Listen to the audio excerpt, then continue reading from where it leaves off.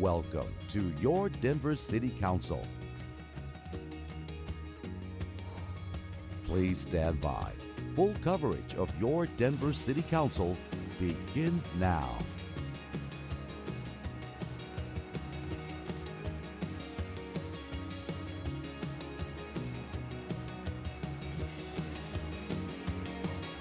Good afternoon, everyone.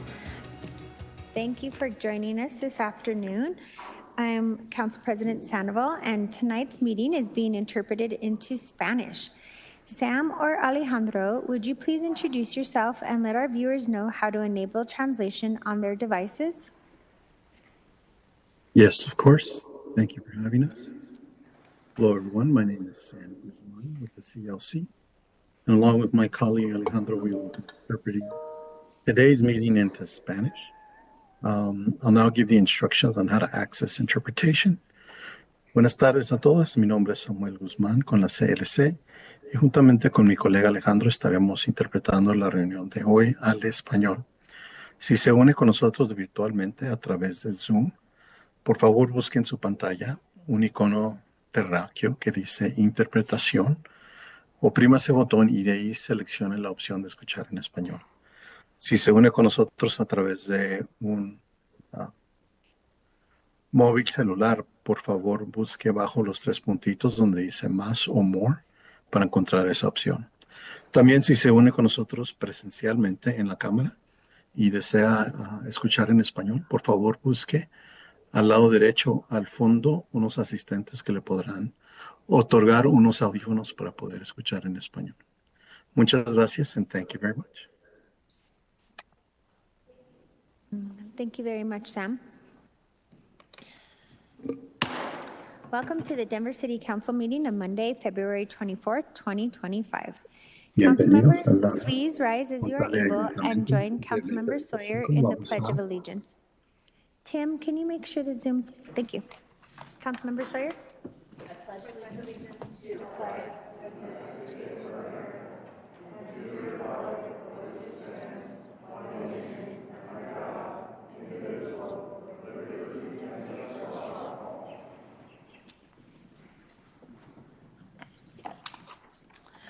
Council members, please join as Councilmember Sawyer as they lead us in the Denver City Council land acknowledgement.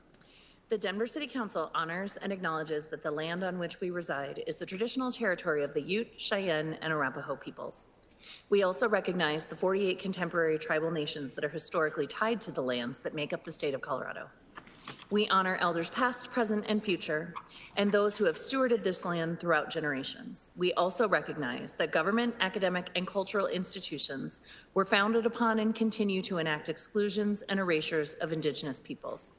May this acknowledgement demonstrate a commitment to working to dismantle ongoing legacies of oppression and inequities and recognize the current and future contributions of Indigenous communities in Denver. Thank you. Madam Secretary, roll call. Alvidrez. Here. Flynn. Here. Gilmore. Here. Gonzalez Gutierrez. Here. Hines. Cashman. Here. Lewis. Present. Parity. Here. Romero Campbell. Here. Sawyer. Here. Torres. Here. Watson. Here. Madam President. Here. 12 members present. There are 12 members present. There are 12 members present. Council has a quorum. Approval of the minutes. Are there corrections to the minutes of February 18th? Seeing none, the minutes stand approved. Council announcements. I'd like to take a moment of personal privilege and welcome the delegates of the Open World program from Poland. They're here with us this afternoon in the back. The Open World program is a 10-day professional exchange built on the foundational values of authentic communication and immersive cultural experiences. The program begins in Washington, D.C., where delegates explore the concepts of American federalism, culture, and leadership. Delegates engage with members of Congress and their staff to discuss common challenges and participate in unfiltered dialogue. Traveling to communities across the United States, delegates meet with their professional counterparts to share expertise and establish lasting partnerships. During the program, delegates stay with host families, giving them an intimate view of the American lifestyle. On behalf of Denver City Council, we would like to welcome you into our council chambers this afternoon. Thank you for being here with us. Councilmember Flynn. Thank you, Madam President. Just a brief note. People might have seen the news over the weekend, but a former Denver police officer, Andrew Duarte, was killed in York, Pennsylvania on Saturday. He trained here, I think he was in the class of 2017 from the Denver Academy, and he served mostly in District 5, Denver Police District 5, and he specialized in DUI enforcement. In fact, Mothers Against Drunk Drivers had recognized his efforts as exemplary during his time here. He chose to go back to Pennsylvania, I believe in 2022, and he joined the small little police force of West York Borough outside the city of York in south central Pennsylvania. And on Saturday, a man went into a hospital there, I believe the University of Pennsylvania Medical Center, and took some hostages in the intensive care unit and shot 3 of the individuals in there, had them tied with zip ties. And when multiple agencies responded, and the suspect opened fire, was holding one of the hostages at gunpoint, and there was an exchange of gunfire, and 3 police officers were also hit, and one of them was Officer Duarte, who passed away then. And I wanted to extend the condolences of the Denver community to his family, thank him for his service here in Denver. And I do know that the Denver Police Department is sending a delegation to his service to represent and honor his service here in the city for a little over 5 years. Thank you, Madam President. Thank you, Councilmember Flynn. Pro Tem Romero Campbell. Thank you, Madam President. I just wanted to invite District 4 residents to come to an open house to discuss Bethesda Park. We're in the final stages of what the park design will look like. We are going to have an open house this Thursday, February 27th, 5:30 to 7 p.m. at Denver Academy in the Johnson Common Room. To give people an idea, it's going to be a walkabout. They're going to be able to do a gallery walk and look at the different designs and speak one-on-one with Denver Parks and Rec as to what they'd like to see within community, and the designs have been created from community feedback so far. So please do come on Thursday, and we'd love to hear your voice. Thank you. Thank you, Madam President. Thank you. Council Member Watson. Thank you, Council President. On February 23rd, 2020, Ahmaud Arbery, at that point, a 25-year-old avid runner, was murdered during a racially motivated hate crime. He was running or jogging in Setelia Shores, a neighborhood in Brunswick in Glenn County, Georgia. And his only crime was running while black. He was followed by 2 individuals in a truck with guns and 1 individual in a car that recorded the entire process. As an avid runner, and I run at minimum 30 miles a month, I know the concern that African Americans have in many spaces within our country that we love. But the idea that a young man running for his health was confronted and killed. I wanted to make sure that, not just because this is Black History Month, but that we remember the communities, the world that we live in, some of the impacts to people of color, especially a black man in this community. And I at least wanted to call out his name here from the dais, that Ahmaud Arbery and black men that run organizations I created throughout the country, and one that I'm a part of here in Denver, that our process and our work continues. Thank you, Madam President. Thank you for saying his name, Councilmember Watson. Seeing no other colleagues in the queue, there are no presentations, there are no communications, and there are 2 proclamations being read this afternoon.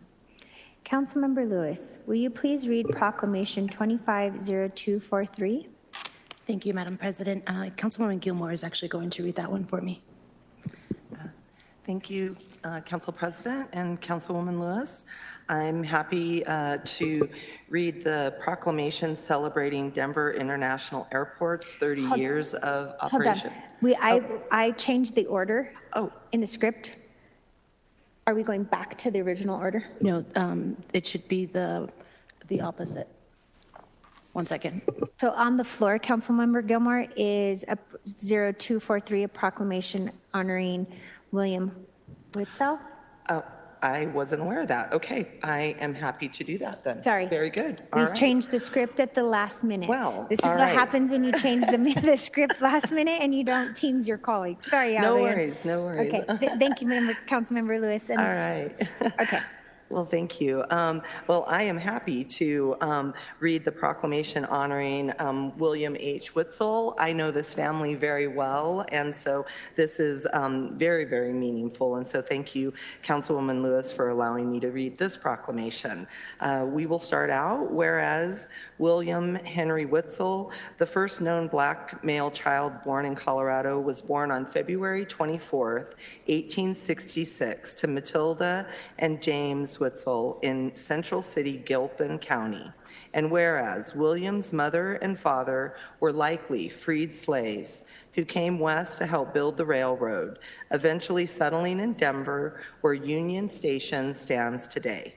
And whereas William grew up in Denver, attended Denver's public schools, and became a brick molder, also known as a brick mason, for the A.J. Baker Company, where he performed an exemplary fashion, assisting in the construction of many buildings in lower downtown Denver. And whereas William was a lifetime member of Campbell's African Methodist Episcopal Church in Denver's City Park West neighborhood, and was known as a God-fearing man of great ethics, high moral character, and great fortitude. And whereas William was a lifetime active member of the Masonic Lodge, the Fraternal Order of Elks, and the Odd Fellows, where he displayed his interest in civic responsibility. Whereas William was husband to Cora Tillman and father to 2 sons and 1 daughter, all of whom became upstanding citizens and have now branched out into 5 living generations that still live in Denver and Colorado to this day. And whereas William H. Witzel Park at 4000 North Kirk Street in Denver's Green Valley Ranch neighborhood was dedicated in his honor on September 9th, 2023, to celebrate the history, impact, and contributions of William, his descendants, and Black people in Denver and the state of Colorado. And whereas William was inducted into the Blacks in Colorado Hall of Fame on February 3rd, 2024, and as part of the 2024 Juanita Gray Community Service Awards and the Blacks in Colorado Hall of Fame ceremony at the Blair Caldwell African American Research Library.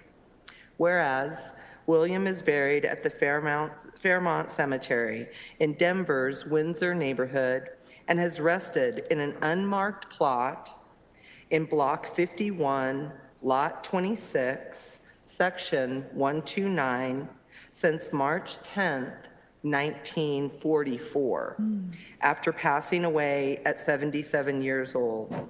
William's legacy and his descendants still live on, and it is time to mark his resting place with a headstone and the honor that he deserves. Now, therefore, be it proclaimed by the Denver City Council, Section 1, that the Denver City Council recognizes William Henry Witzel in the 159th year since his birth for his impact on Denver and Colorado.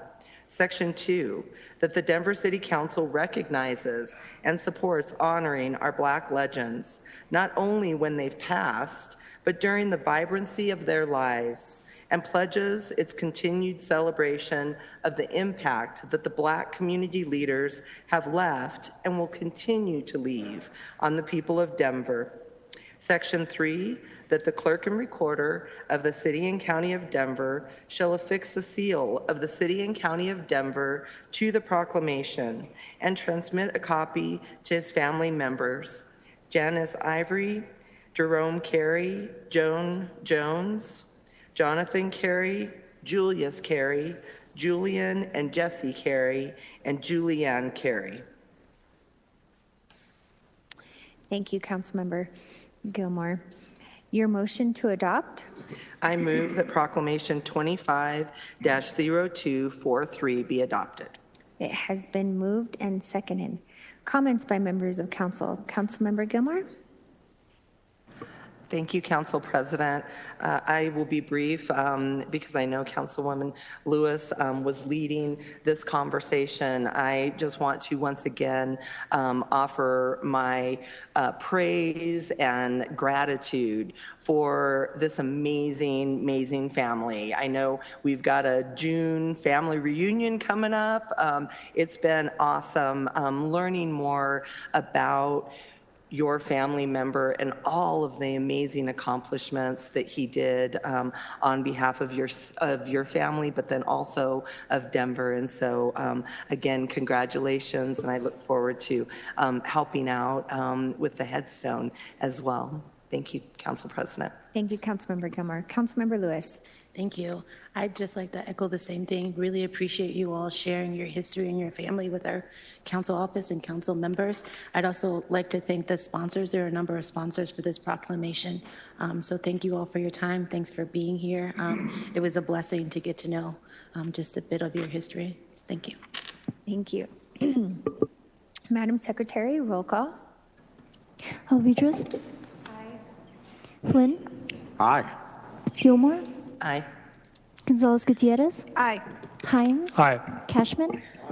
Lewis. Aye. Parity. Aye. Romero Campbell. Aye. Sawyer. Aye. Torres. Aye. Watson. Aye. Madam President. Aye. Madam Secretary, close the voting and announce the results. 13 ayes. 13 ayes. Proclamation 25-0243 has been adopted. Councilmember Lewis, we have time for the proclamation acceptance. Who would you like to call up? I'd like to call the family up to accept the proclamation and maybe say a few words.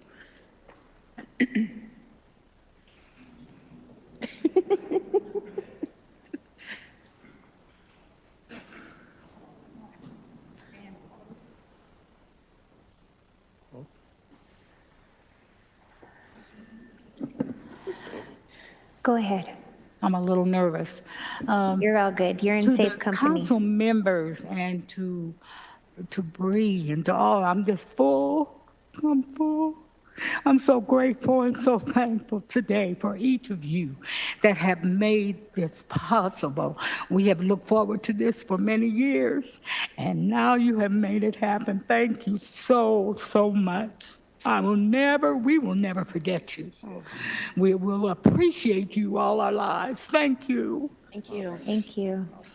Well, just to add to what my mother was saying, I just want to speak about how grateful we are to have such a beautiful city and state to enjoy and be a part of the building and be a part of the makeup of Colorado.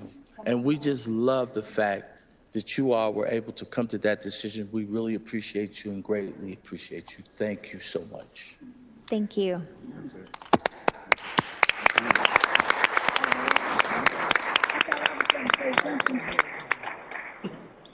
I want to let you know how much I appreciate you taking this under consideration. I'm the oldest living one of those relatives, and he was a great person. But I could really thank you all for doing what you've done. I really appreciate it. It means a lot to us, our family. Thank you. Thank you, ma'am. Thank you. And as we all have said, thank you. But I also want to say that his daughter, who is all of our great-grand, his daughter would have been so proud at this moment just to know that his legacy is honored in the state of Colorado. So we give great pleasure in coming together as a family and just making it happen, because we would like to even see it go further in the Denver Public Schools. I sent an email to the superintendent of the Denver Public Schools. I would like to see so much. This is well needed. We thank you all, and I thank the family for us just sticking together. So God bless each of you all. Thank you.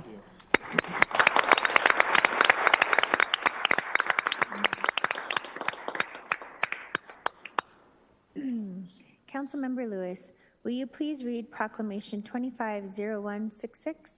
Yes. A proclamation celebrating Denver International Airport 30 years of operation. Whereas Denver International Airport, DEN, opened on February 28, 1995, built upon 53 square miles with the ability to double in size from 6 to 12 runways. And whereas the construction of DEN and the creation of Pena Boulevard to connect DEN and I-70 was first championed by former Mayor Federico Pena, the first Latino mayor of Denver. And DEN was seen to completion by former Mayor Wellington E. Webb, the first Black mayor of Denver. And whereas DEN is currently led by Phil A. Washington, the first Black CEO of Denver International Airport, who has championed the revitalization of the airport. And whereas DEN has served as Colorado's primary commercial service airport and as the region's largest economic engine, employing over 41,000 employees, DEN is preparing staff and facilities to serve a quickly approaching traffic level of 100 million annual passengers. And whereas over its 30 years of operations, DEN has served nearly 1.5 billion passengers and has become North America's third busiest airport in 2024. And it has connected Colorado to the globe, with its partner airlines offering more than 229 nonstop destinations. And whereas throughout its continued growth, DEN has prioritized the passenger experience with a Colorado flair, from featuring local cuisine in its concessions, local art by local artists, volunteer ambassadors with cowboy hats, memorial events, and the world's largest airport therapy animal program. It has become one of Colorado's foremost promoters. And whereas DEN has used its growing global influence to demonstrate sustainable construction and operational practices, including reducing the airport's carbon footprint by plugging all abandoned oil wells and installing more solar panels on the property. And whereas DEN is leading the way in developing a diverse workforce and local business partnerships through its one-of-a-kind Center of Equity and Excellence in aviation that will introduce young people to the aviation industry and create career pathways for thousands of young people. And whereas DEN's iconic tinted terminal with 34 Teflon-coated peaks was designed to be reflective of Colorado's snow-capped mountains and has become an internationally recognized symbol of Denver for the past 30 years. Now, therefore, be it proclaimed by the Denver City Council, Section 1, that the Denver City Council extends sincere commendations to Denver International Airport in recognition of its 30th anniversary. Section 2, that the clerk and recorder of the City and County of Denver shall affix the seal of the City and County of Denver to this proclamation and transmit a copy to CEO of the Denver International Airport, Phil Washington. Almost didn't make it through that one. Thank you, Councilmember Lewis. Your motion to adopt? Thank you. I move that Proclamation 250166 be adopted. It has been moved and seconded. Comments by members of council. Councilmember Lewis? Yeah, I'll keep it brief. I chair the business committee, and it has been a pleasure getting a chance to know the folks who do such lovely work at the International Airport. And I chuckled at the 100 million annual passengers because it's a great goal, and I look forward to continuing to work with you all as you strive in that direction. I've let Phil know that I have a great appreciation for his leadership, his strategic mind, his ability to be able to connect the contracts that we pass in council to the long long-term strategy and vision. And so I just have such a great appreciation for Phil, for Rita, for Kevin, for all of you all that I get a chance to work with within DEN. So thank you. Thank you. Councilmember Gilmore. Thank you, Council President. Want to also convey my congratulations to DEN on this important anniversary, and looking forward to the continued work in the Airtropolis area, and really making sure that while DEN grows, we're also supporting the residents that reside in Montbello and Green Valley Ranch as always, because that is the priority of us and should be of the airport as well. Thank you, Council President. Thank you. Councilmember Cashman. Thank you, Madam President. I just want to offer my congratulations to the team at DEN. I was teasing a couple on the way in. I flew in and out of DEN this weekend, and I share everyone's anxiousness at the completion of the Great Hall project, which is coming up in the not distant future at this point. And I was remembering a number of years ago, I renovated the bathroom and the kitchen at my home, and I moved in with a friend for 3 weeks. If I'd tried to get that work done over the period of a few years, few 100 million people trooping through the house, probably would have been a little bit difficult for everybody. I think the work that I've seen completed thus far is fantastic. It really is going to be as dramatic when completed as DEN, then DIA was when it opened up. And I'm looking forward to that day, but congratulations to the whole team. Thank you, Madam President. Thank you, Councilmember Cashman. Council Pro Tem Romero Campbell. Thank you, Madam President. Again, congratulations, DEN, for 30 years. I think about, 30 years ago, I was a Peace Corps volunteer, and I left out of Stapleton Airport. And when I came back a few years later, I came back through DEN. I came back through, this beautiful, amazing airport, and that awe has never left me. Every time that I arrive or I leave, I know it's ours and it's a special place. And so I really appreciate that.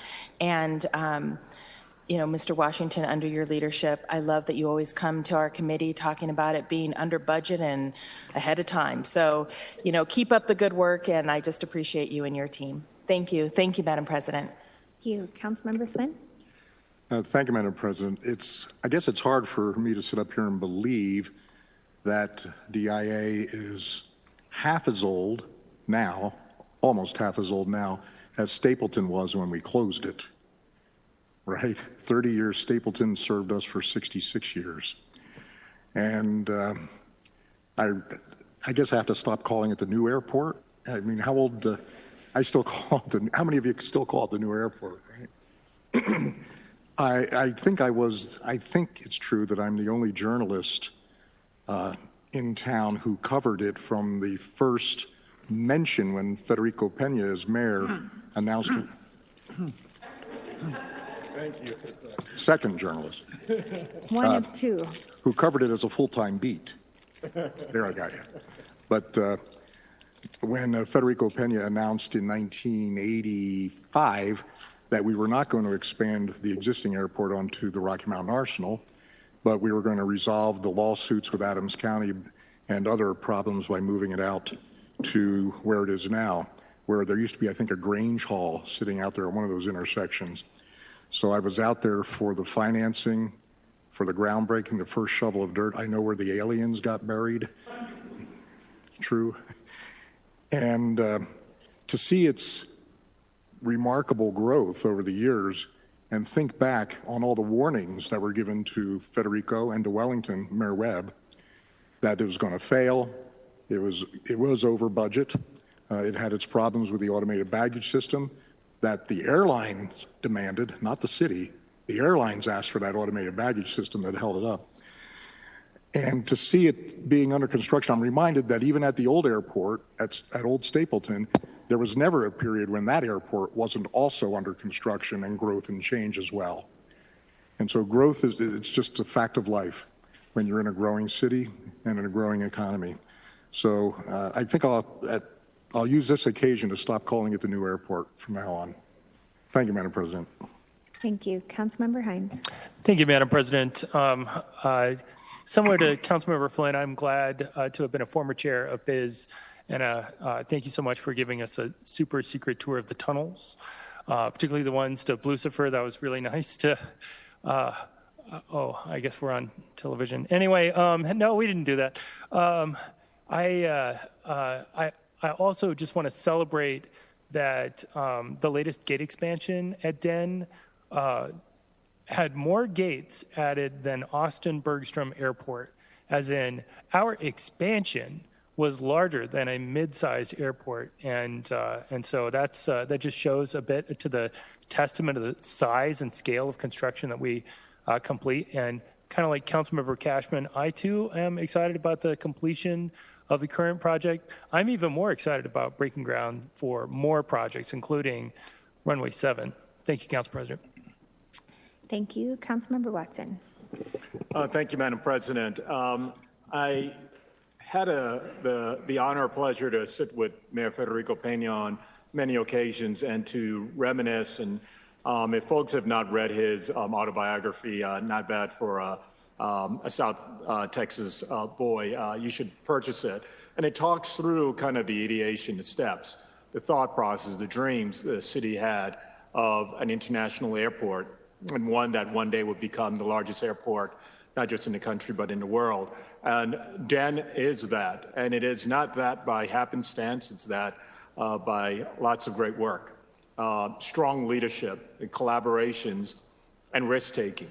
I want to tip my hat to Mr. Washington, sir, for you and your leadership, steadfast leadership through easy and tough times, actually I should say tough and less tough times, as we look at the world of aviation and the moving of people. Seated right behind you is a Polish delegation that had the opportunity to fly directly into Den because of the forethought of all the folks in the aisle with you.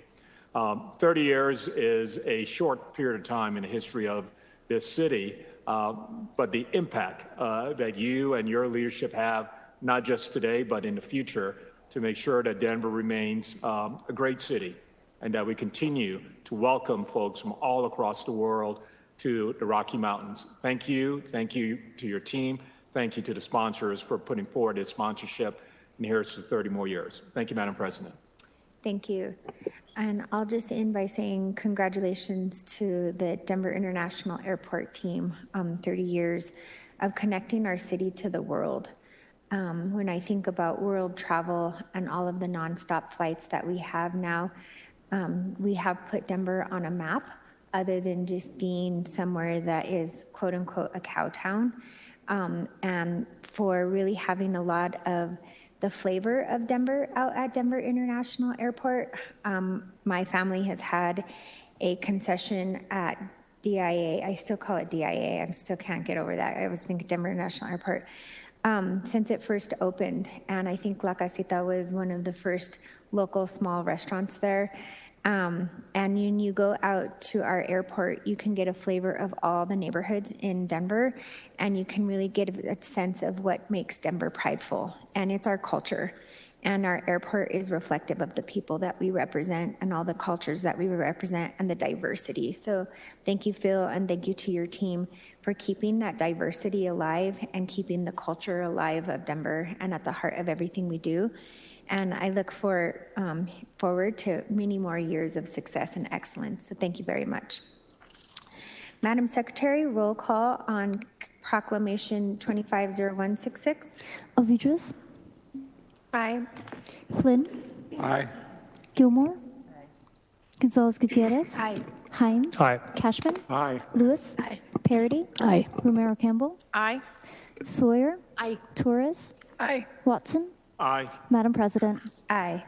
Madam Secretary, close the voting and announce the results. 13 ayes. 13 ayes. Proclamation 250166 has been adopted. Councilmember Lewis, we have 5 minutes for the proclamation acceptance speech. Who would you like to call up? Phil Washington, please.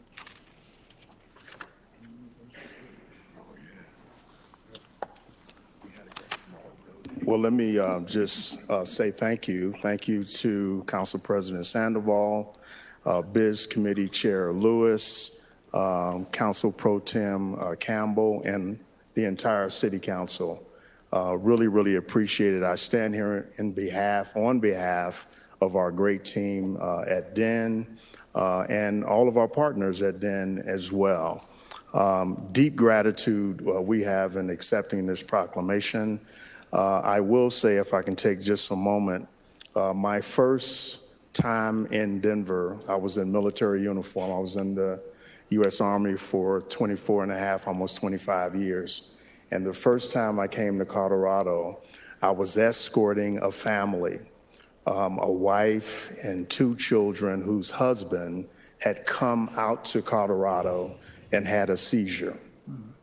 And I escorted that family. I flew into Stapleton, and I said, wow, this is a small airport. It needs to be expanded. And little did I know, as a troop that had been in the military for, at that time, about 12 years or so, that I would be moving to Denver as my last duty station in the late 90s. And so that is why I came. Denver International Airport, I came here, it had just opened, got here I think in 96, and it had just opened, and little did I know that I would have the pleasure to lead a great infrastructure facility. I'll say this, that we are committed to being the preeminent aviation thought leader in the entire world. We are also committed to making sure that young people in this Rocky Mountain region come with us and understand that there are opportunities in the infrastructure space. Through our training center, through our Center of Equity and Excellence in Aviation, we are bringing young people along and making sure that they understand that there is a future, not just in aviation, but a future in all modes of transportation, and all modes of transportation and building infrastructure and maintaining infrastructure all through the infrastructure life cycle. So thank you so much for honoring DEN and our great team. Thank you. Thank you.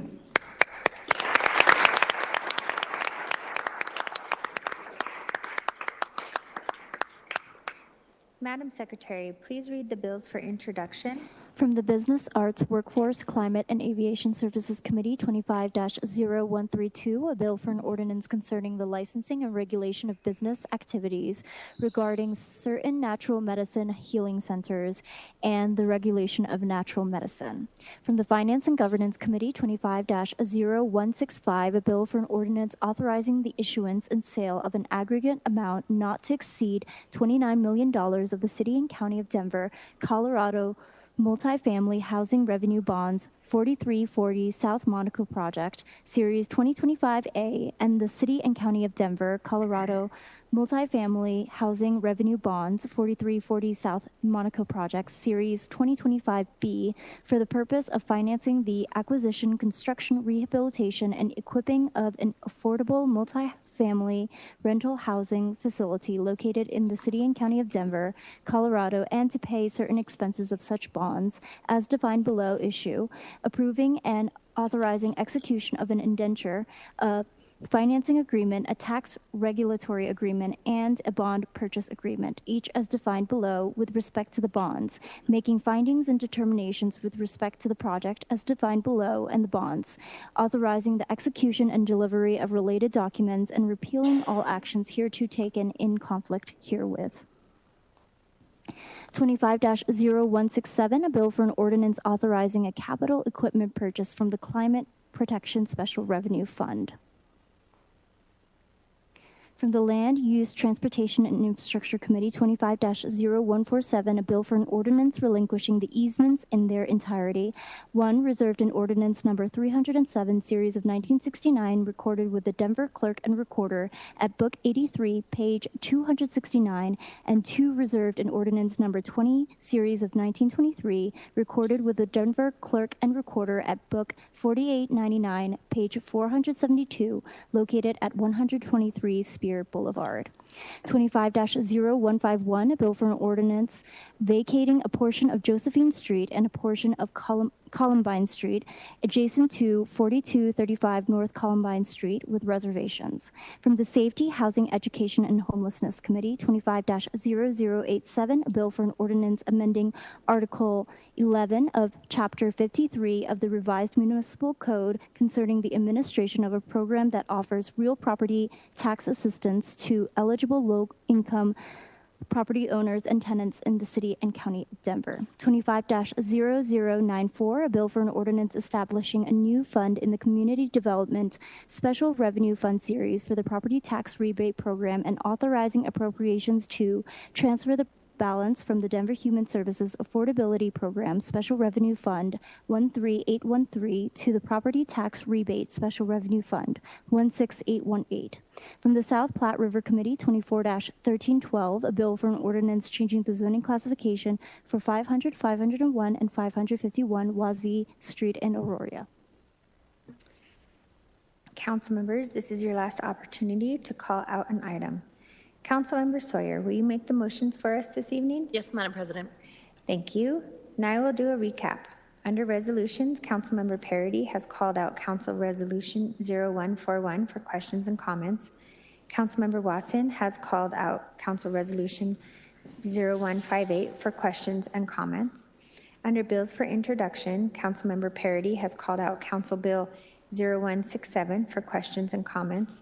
Councilmember Lewis has also called out this bill for a motion to postpone. Councilmember Torres has called out Council Bill 1312 for a motion to postpone.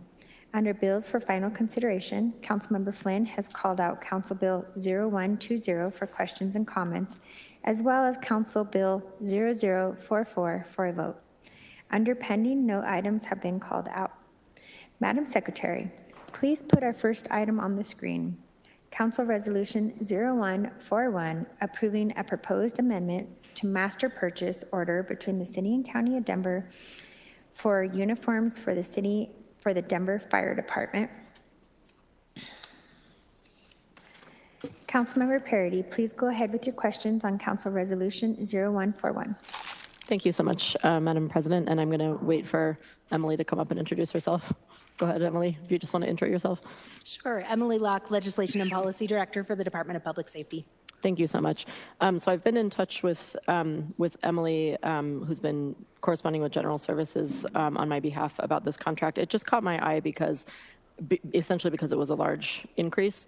And in looking into it a little bit, we learned that the prior set of uniform contracts from 2017 to 2021 was 5 years long.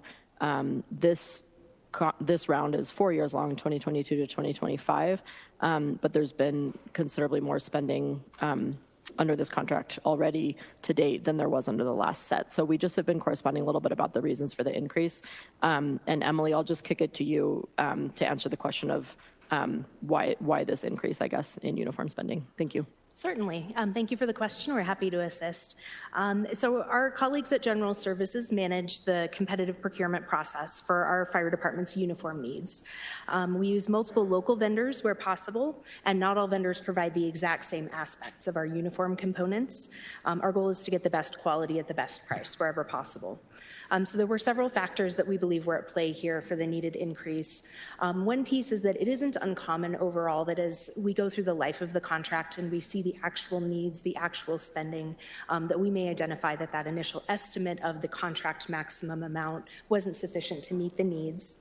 Additionally, we were replenishing a depleted stock of items in our warehouse.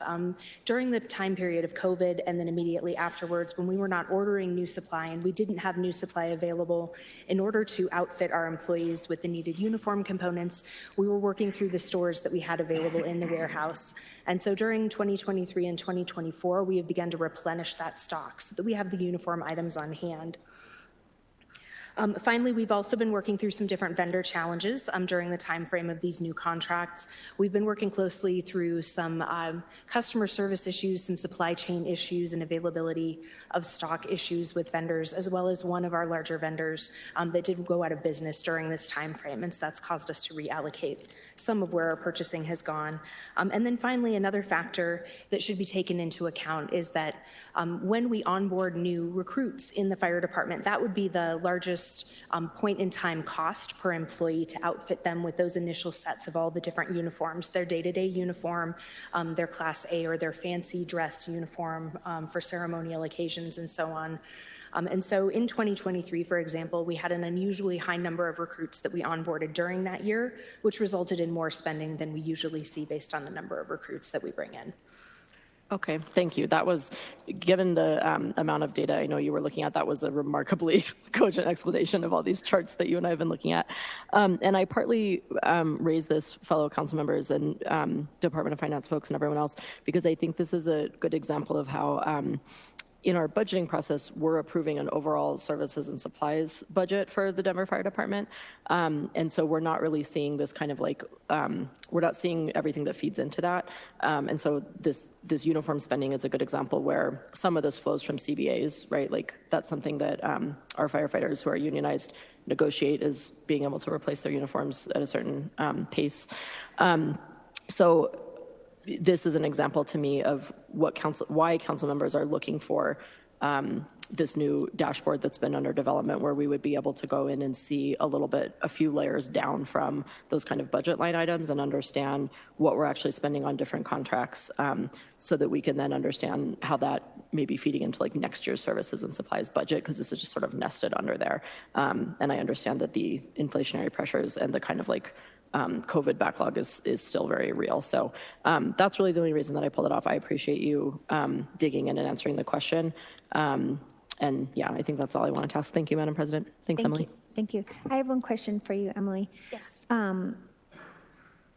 Uniforms with fire throughout the nation have had issues with forever chemical in them, where the firefighters are seeing a high rate of cancer. Are these uniforms free of all of those chemicals? Or do we still have the vendor that we were not? I know that this was one of the vendor issues that we were exploring, was to make sure that we were protecting our fire department. Thank you, Council President, for raising that really important point as well. Our fire department's been very committed to moving the PFAS forever chemicals out of our bunking gear, which is the protective gear, the external uniform, if you will, that the firefighters wear during calls. My understanding is that this particular vendor provides in bulk the blue uniform shirts that we see the firefighters wear, and not that external bunking gear, but I will follow back up and confirm as well, because I know that is a priority. Okay, so this is just for their normal uniform, not their bunking gear. Okay, yes. If you could follow up with that, that'd be great. Absolutely. Thank you. Madam Secretary, please put the next item on our screens. Resolution 0158, proposing a third amendment agreement between the City and County of Denver and the St. Francis Center to provide day shelter and case management services to people experiencing homelessness citywide. Councilmember Watson, please go ahead with your comments on Resolution 0158. Thank you, Madam President. And I'll ask if Christopher Lowell, if you don't mind coming forward, and Nancy Burke with St. Francis Center as well, if you both don't mind coming forward. Christopher, I wanted to ask you, I think, one question concerning the contract. And I think as you see just the listing of the amount, can you provide some clarity on this renewal contract? What was the inception of this contract? Why is it being renewed? And what are the ways in which St. Francis can use the funds within this contract? I'd be happy to. Hello, everyone. Christopher Lowell from the Department of Housing, Stability, Government Affairs. This is a contract for the St. Francis Day Shelter, and it's a contract for their operations in 2025. Host, as you all know, has been around since 2019, and we've contracted for these services with the St. Francis Center every year since our inception. And I'm very aware that the city has also invested in these services far beyond or before when Host was created. So this contract, though, originated in 2021. It's been extended essentially annually since then, and this amendment is another representation of one of those extensions. So it's from January 1st of this year to December 31st of 2025. In terms of what the dollars can be used for, I would point the community and anyone else interested to the scope of work in the contract, and they can find the contract filed in Legistar. And that scope essentially dictates exactly what the eligible costs are for reimbursement. So in this case, it's a day shelter. They're providing supportive services, for housing navigation, employment navigation. A lot of folks get their mail there. There's a high degree of physical and behavioral health services that are offered there, and family reunification benefit enrollment, that kind of thing. So. And Christopher, and I'm looking through the list. I mean, and the list is pretty prescribed. I mean, behavioral health, counseling, crisis intervention services, employment services, on-site, off-site health services, including physician-level care, pharmacy, and referral for tests, X-rays, magnetic resonance imaging, MRIs. Are folks able to use, is St. Francis Center able to use these funds for anything else? For example, the expansion of services, the purchasing of buildings, or anything else, any real estate transactions, or just simply what's explicitly listed within the contract? Exactly. The only eligible uses for these funds are what's listed in the contract, which does not include the purchase of property, for instance. The scope really just identifies exactly what we are and then aren't paying for as well with these dollars. All right. Thank you, Madam President. Thank you, Christopher. Nancy, I've asked you to come forward, but I don't have any questions. Thank you for being here. I think Christopher answered those questions that I had. Thank you. Madam Secretary, please put our next item on our screens. Council Ordinance 0167, authorizing a capital equipment purchase from the Climate Protection Special Revenue Fund. Councilmember Sawyer, will you please put Council Bill 250167 on the floor for publication? I move that Council Bill 25-0167 be ordered published. It has been moved and seconded. Councilmember Parity, please go ahead with your questions on Council Bill 250167. I actually, considering that I believe Councilmember Lewis is considering using her postponement authority, if that's the case, I can save my questions. Is that right, Councilmember Lewis? Yeah, correct. Okay, you go first then. Councilmember Lewis? Sure.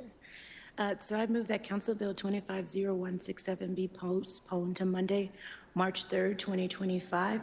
And I support the goal of electrifying DPD's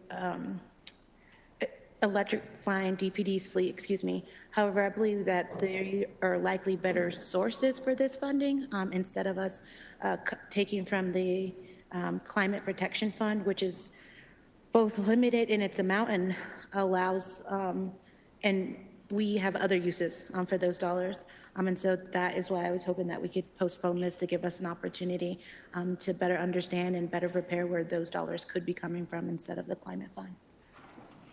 Okay. Is there someone from the mayor's office who could answer part of a question on where these funds are coming from?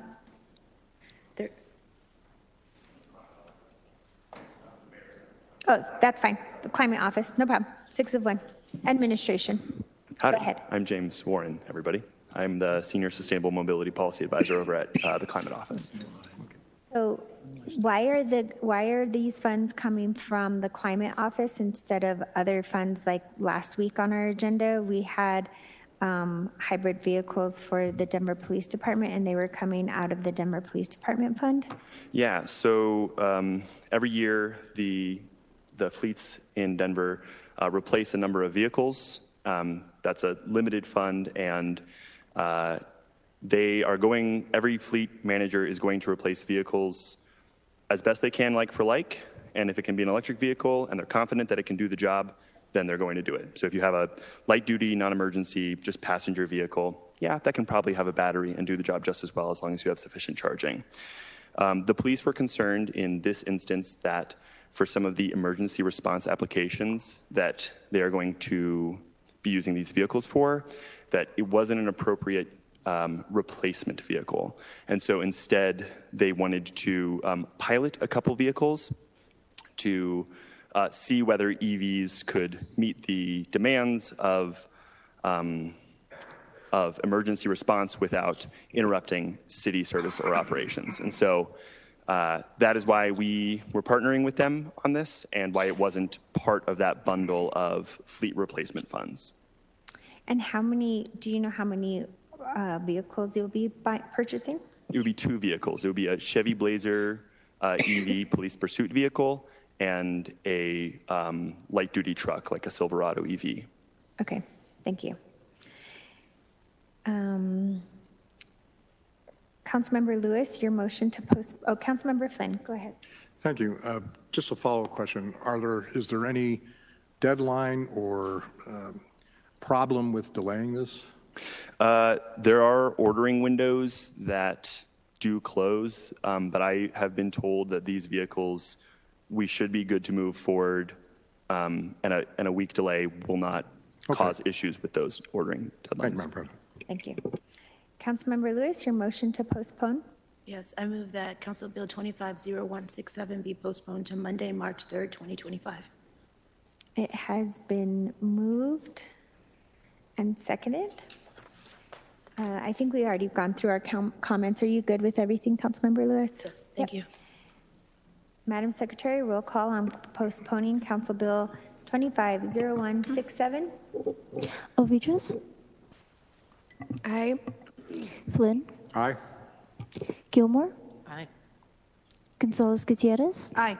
Hines? Aye. Cashman? Aye. Lewis? Aye. Parity? Aye. Romero Campbell? Aye. Sawyer? Aye. Torres? Aye. Watson? Aye. Madam President? Aye. Madam Secretary, close the voting and announce the results. 13 ayes.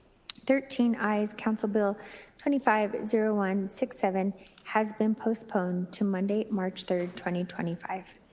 Madam Secretary, please put the next item on our screens. Council Bill 241312, an ordinance changing the zoning classification for 500, 501, and 551 Wazee in Auraria. Councilmember Sawyer, will you please put Council Bill 241312 on the floor for publication? I move that Council Bill 24-1312 be ordered published. It has been moved and seconded. Councilmember Torres, your motion to postpone. Thank you, Madam President. I move that Council Bill 24-1312 be postponed to Monday, March 17th, 2025. It has been moved and seconded. Comments by members of council on postponing Council Bill 241312. Councilmember Torres? Thank you, Madam President. I'm postponing due to the request from the applicant who needs a longer time run. Thank you. Madam Secretary, roll call on postponing Council Bill 241312 to Monday, March 17th, 2025. Ovidris? Aye. Flynn? Aye. Gilmore? Aye. Gonzalez Gutierrez? Aye.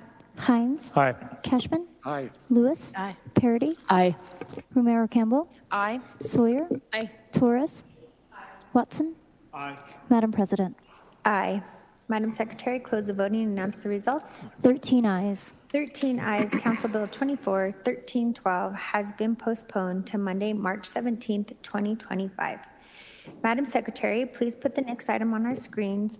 Ordinance 0120, amending sections 39-121 of the revised municipal code of the City and County of Denver regarding the schedule for use of facilities, specifically the Denver Golf Enterprise Fund. Councilmember Flynn, please go ahead with your questions on Council Bill 250120. Thank you, Madam President. I had a constituent email me just yesterday about this, so it wasn't on my radar, and we didn't have time to do a phone briefing on it with all the meetings today. So Jesus or Scott can address the question I had. And as you're coming up, there's a 77-year-old constituent of mine who has enjoyed the use of the annual pass since she bought it. And she told me in 2009, but I'm told you haven't done one since 2008. And there are only, I looked at the presentation on Sunday, and there are only 14 annual passes. We haven't done any new ones since 2008, and these 14 folks have been just renewing them.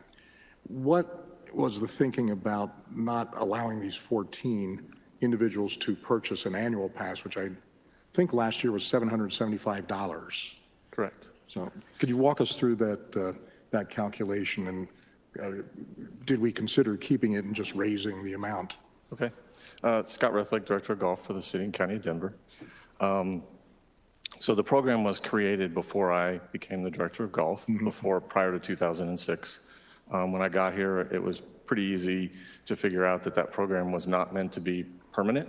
It was a temporary program as a promotional tool to fill times that were not as busy as they could be. When you do the calculations, there's a severe discount because you pay a flat fee and then you pay a nominal fee each time you play. So basically the discount that the user gets is based on how often they play. They control their discount in essence. Right. So it's not sustainable. That's why it was meant to be temporary. So when I went to council in 2008, I proposed that we go ahead and eliminate selling any new ones. We had over 800 people at the time, and that we go ahead and grandfather it for a while. That we would come back when we felt like it was time to get rid of it. And that time is now. With us down to 14 people, it just doesn't make any sense efficiency-wise to keep it. We are still running at a loss. Those folks play quite a bit, as you can imagine. If they don't play enough, then they don't get it the next year. So it's dwindled down to 14. I would imagine that probably only about 6 to 8 of those are actually going to try and renew. And of those that do renew, they get around a 60% discount. Okay. What would be the break-even point at the current rate? How many rounds would a pass holder have to play to? It really depends on the individual, because if an individual is a senior and they pay the lower senior rate, which our senior rate is the lowest rate, there's only two courses in the metropolitan area that are lower than us. So it's a very low rate and a very good deal. But it would depend on that individual. If you pay a senior rate, it's probably somewhere around 30, 35 rounds to break even. I think that's what she put in her email that I forwarded to you. Yep. Yeah. If you're an adult paying the full fee, it's probably something more like 20 to 25. Okay. Thank you. And I apologize for using up some of the time here during the Monday meeting for this, but I did want to get back to her and explain why we were doing away with that, and I appreciate that explanation. Of course. Thank you. Thank you, Madam President. Thank you, Councilmember Flynn. Madam Secretary, please put the next item on our screens. Council Ordinance 0044, a bill for an ordinance concerning the regulation of noise. Councilmember Sawyer, will you please put Council Bill 25044 on the floor for final consideration? I move that Council Bill 25-0044 be placed upon final consideration and do pass. It has been moved and seconded. Comments by members of council. Councilmember Flynn. Thank you again, Madam President. As I said last week, I do not support moving back the start time for commercial trash collection to 6 a.m. from 7 a.m. I've heard from constituents over the years complaining about being awakened when the 7 a.m. Start time was being violated as early as 6. And I don't think that the solution to that is to just move the start time back to 6 so it's no longer a violation. So I just called this out so I could vote no. Thank you. Thank you. Councilmember Hines. Thank you, Madam President. I'd like to ask two different groups just for comment. First, I'd like to reach out to DDPHE. Ms. Caldwell, will you come up to the microphone? While she's doing that, we had a meeting late Friday afternoon with Parks and our noise enforcement team, and then we had basically there were multiple registered neighborhood organizations around Cheeseman Park that had concerns about the noise level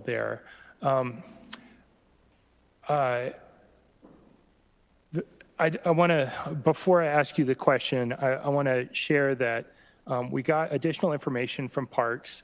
11 permits were issued in 2024 for Cheeseman Park.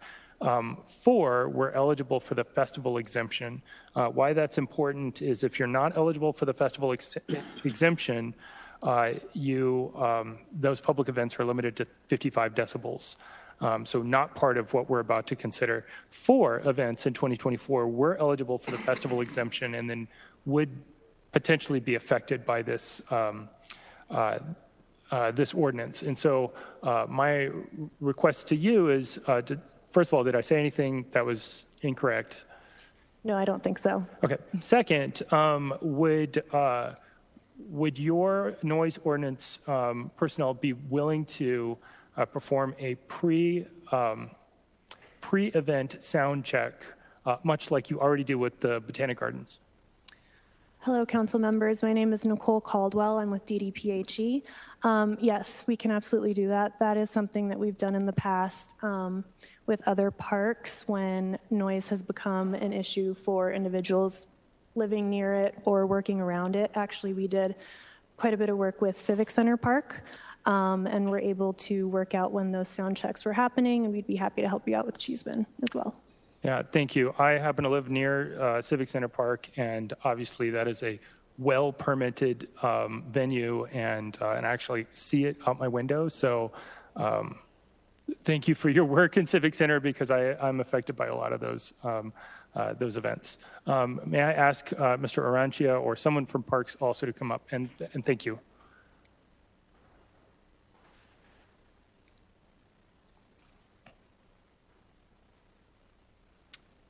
So the follow-up question that I'd like to ask Parks is, it turns out that there are 4 events that are permitted in 2024 that are eligible for the potential noise level that's in this ordinance.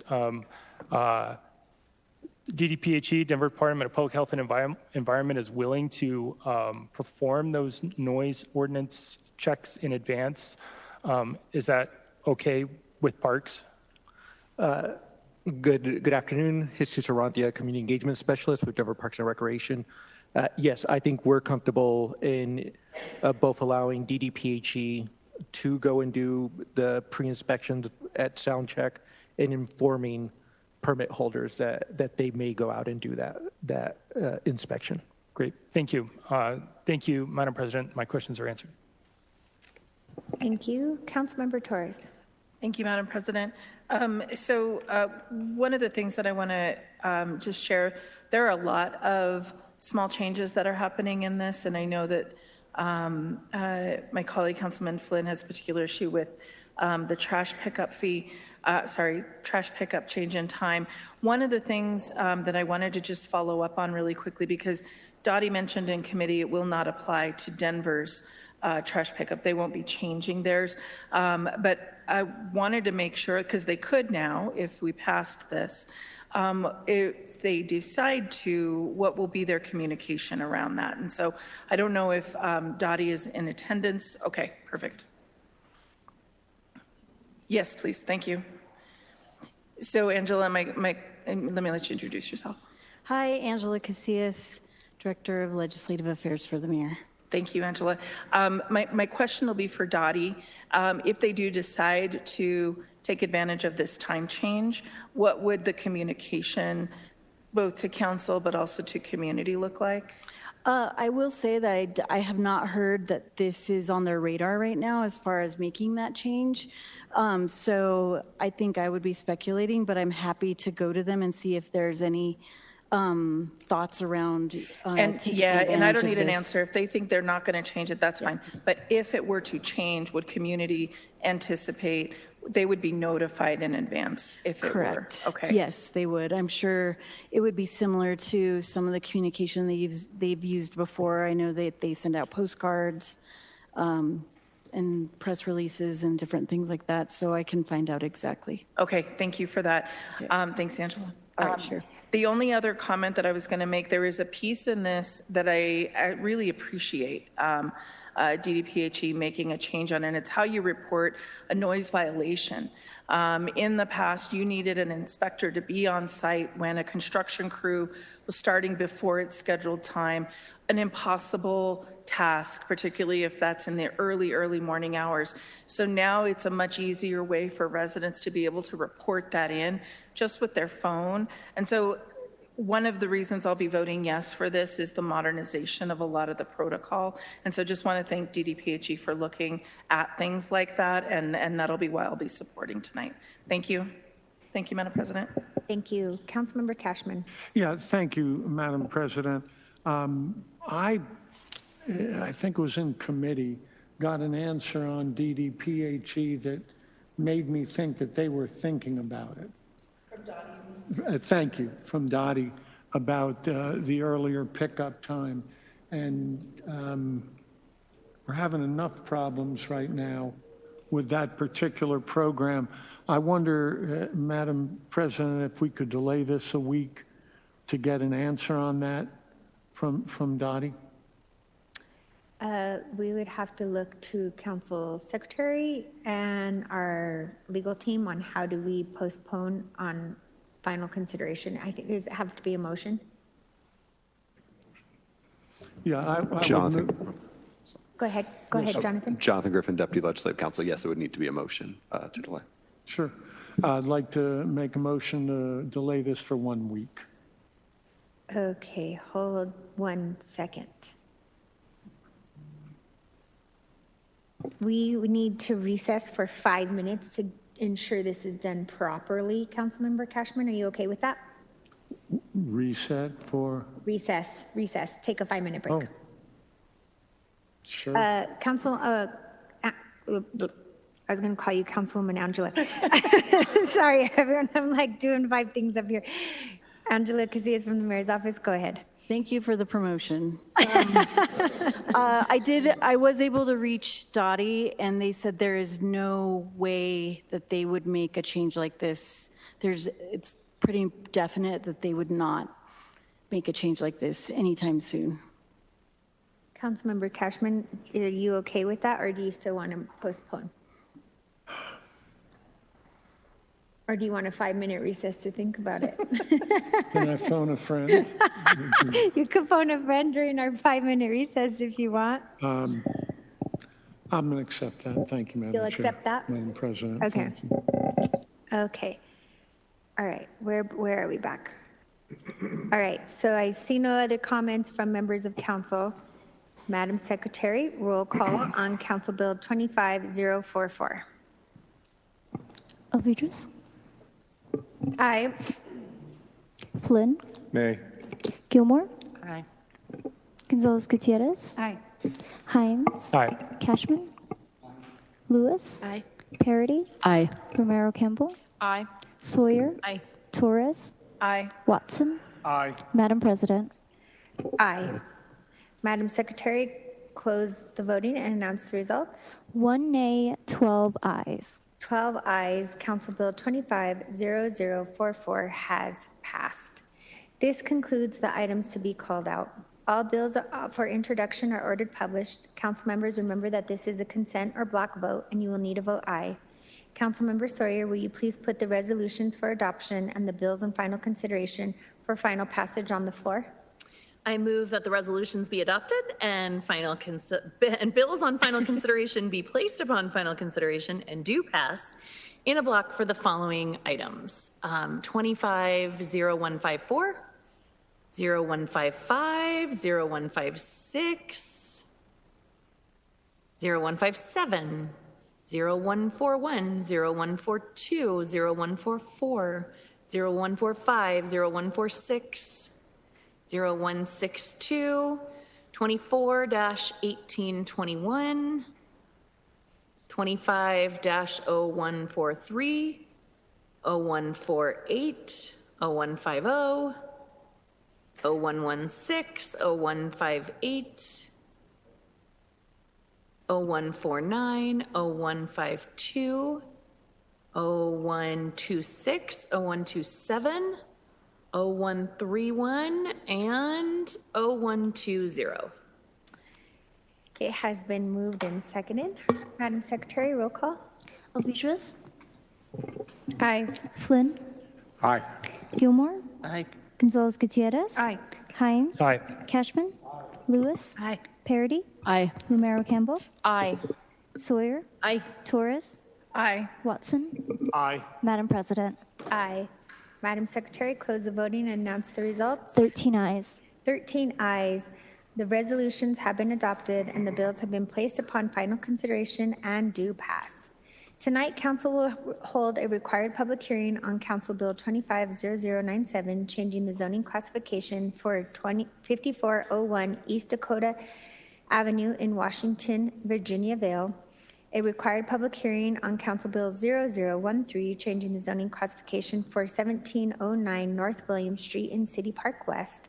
And a required public hearing on Council Bill 0030, changing the zoning classification for 1628 and 1630 South Ogden Street in Platt Park. If there are no objections from members of council, we will recess until 5:30 p.m.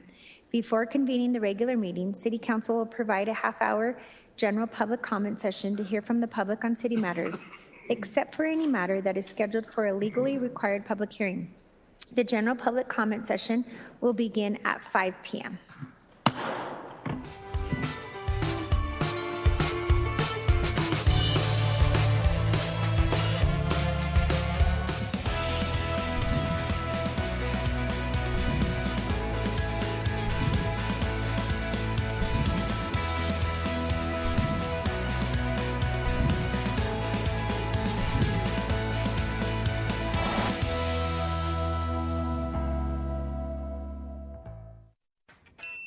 It's not a sunny day for this fallen street sign, but how do I report this? And what else can I report? How about graffiti? Potholes too? What about issues with snow removal? Wow, Sunny makes it so easy to report issues in my neighborhood. I wonder what else Sunny can help with. Reach new heights with Elevating Denver, the monthly program dedicated to the people, events, and services in the Mile High City. In February on Elevating Denver. Consumer input creates Denver's inclusive guide. Envision yourself just living your best life. Denver Sheriff Department has a word of warning. There have been very sophisticated scammers, and unfortunately there have been victims that have fallen for this. The Owl Club provides a vibrant community experience.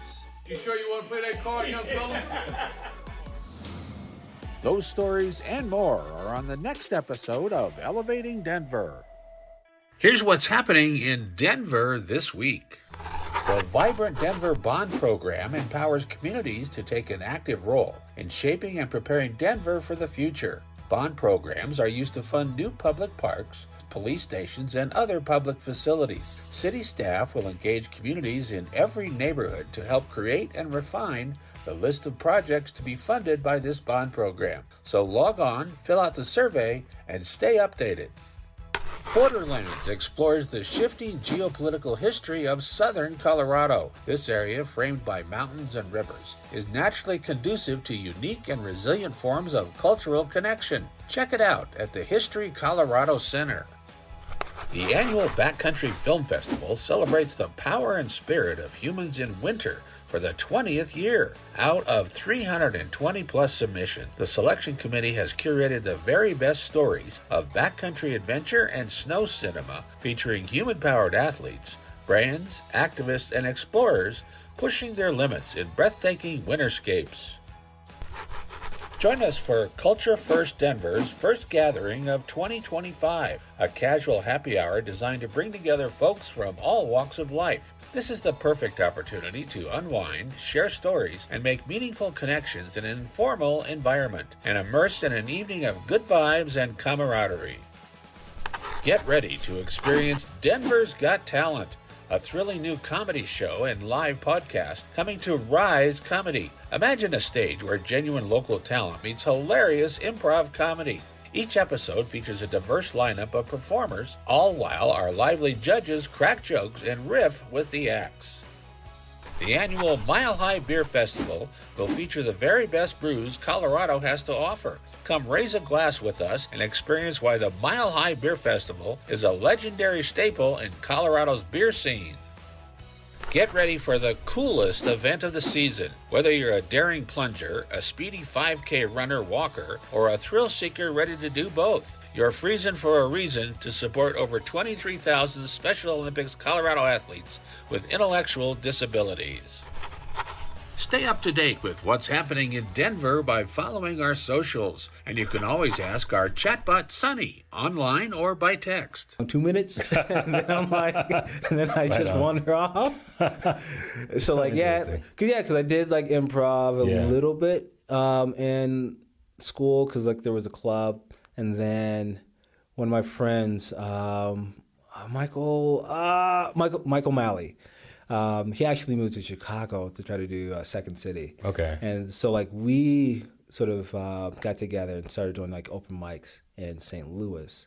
So we did like open mics down at the river and then St. Charles and a couple other places. And then moved here, and I was still into like going to school, breakdancing, organizing stuff. And then the first year was like doing a little bit of stand up. So like the Squire Lounge. Yeah. And then I did the Comedy Works and improv. The Comedy Works had the New Talent Nights, or the Shining New Talents Night. So like I would get past the first round, and then the second round would be when I had finals. So I was just like do the first round and then had to do finals. 'Cause I was like really all about my schoolwork too. But then it's kind of like you go on stage and you do a set, and then you go to the next club. And you can't do that same set, or you kind of do the set, but like you get the same people. You can't really do it again, because sometimes people go from place to place. And this was like really heavy when Last Comic Standing and Josh Blue like won. Right. It was really big, and Denver's like a hot spot for comedy too. So, but it's like you got to be dedicated to that thing. That's so interesting. Because then I was good at writing initially, and then I drifted off, and I did not try to write or like jot down jokes I remember, or like even work on it as much as I should have.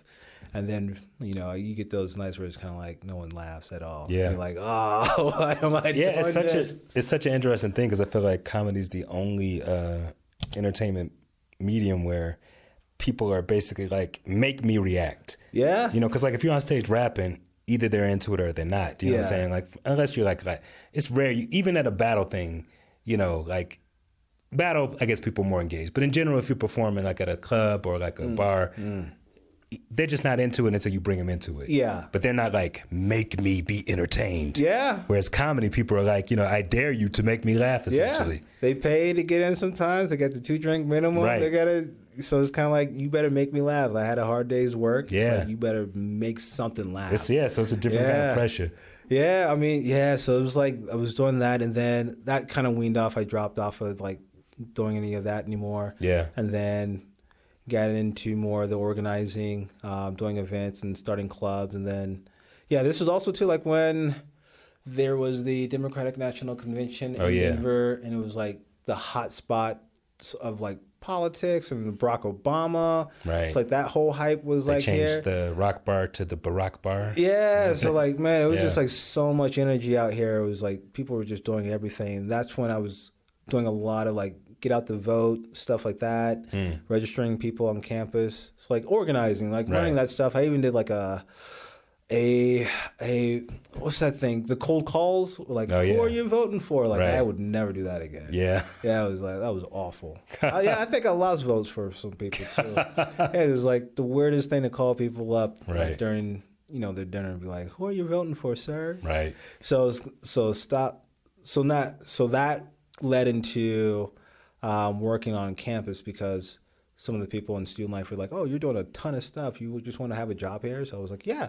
So then it was like I was in student life working for a good 3.5, 4 years over there, which was really good because I got to use all the school resources and then learn about how like a school works. And then like if I want to bring people on campus in terms of just like for student activities, I learned how to like make a budget, to figure out contracts with some of the people, because they would give me a budget to like bring people on campus. So did that that was like my first official job.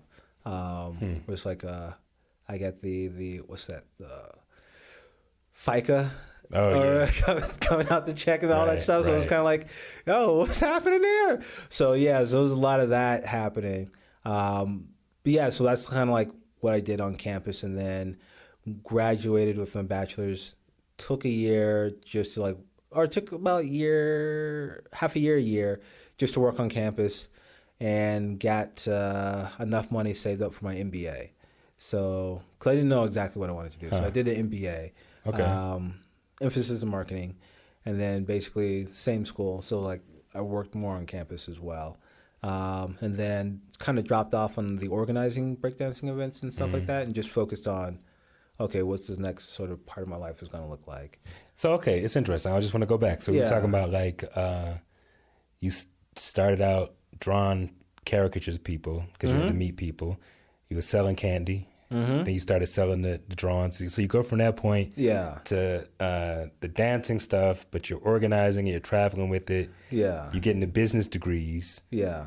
So there's this and then you worked in a business office at the college. You started doing contracts and stuff like that, right? Well, it was like a student life office, but it was kind of like more what was it called? Like extracurricular activities. Okay. So like anything outside of the classroom. Yeah. We kind of like we're organizing. Okay, so like, and you were dealing with contracts there, and and then you went to get the MBA for marketing. So there's this whole path of like art is in your life. Yeah, but you're learning all the business stuff in a strong way. Yeah. So I'm really interested about like the point for you where the art became like visual art became the main business. I mean, it was always like I guess equal parts to everything, because during that time I was also doing canvas work. I moved from T-shirts to canvas. Okay. Doing canvases that I made myself, because then I could glue like broken vinyl records to the canvas, because I was DJing, so I had a bunch of old vinyl that I was like collecting. And then at the Wax Tracks, the record store, they would have a pile. They still have a pile that they keep where people donate records that they, someone passed away and like they clean out the closet, and like, they would just donate the records, but it's scratched, they can't sell it, so it ends up in a pile, and it's like slated to be thrown into the garbage, like every other week type of thing. So I started learning about that, and so I would grab those records and use that in my artwork.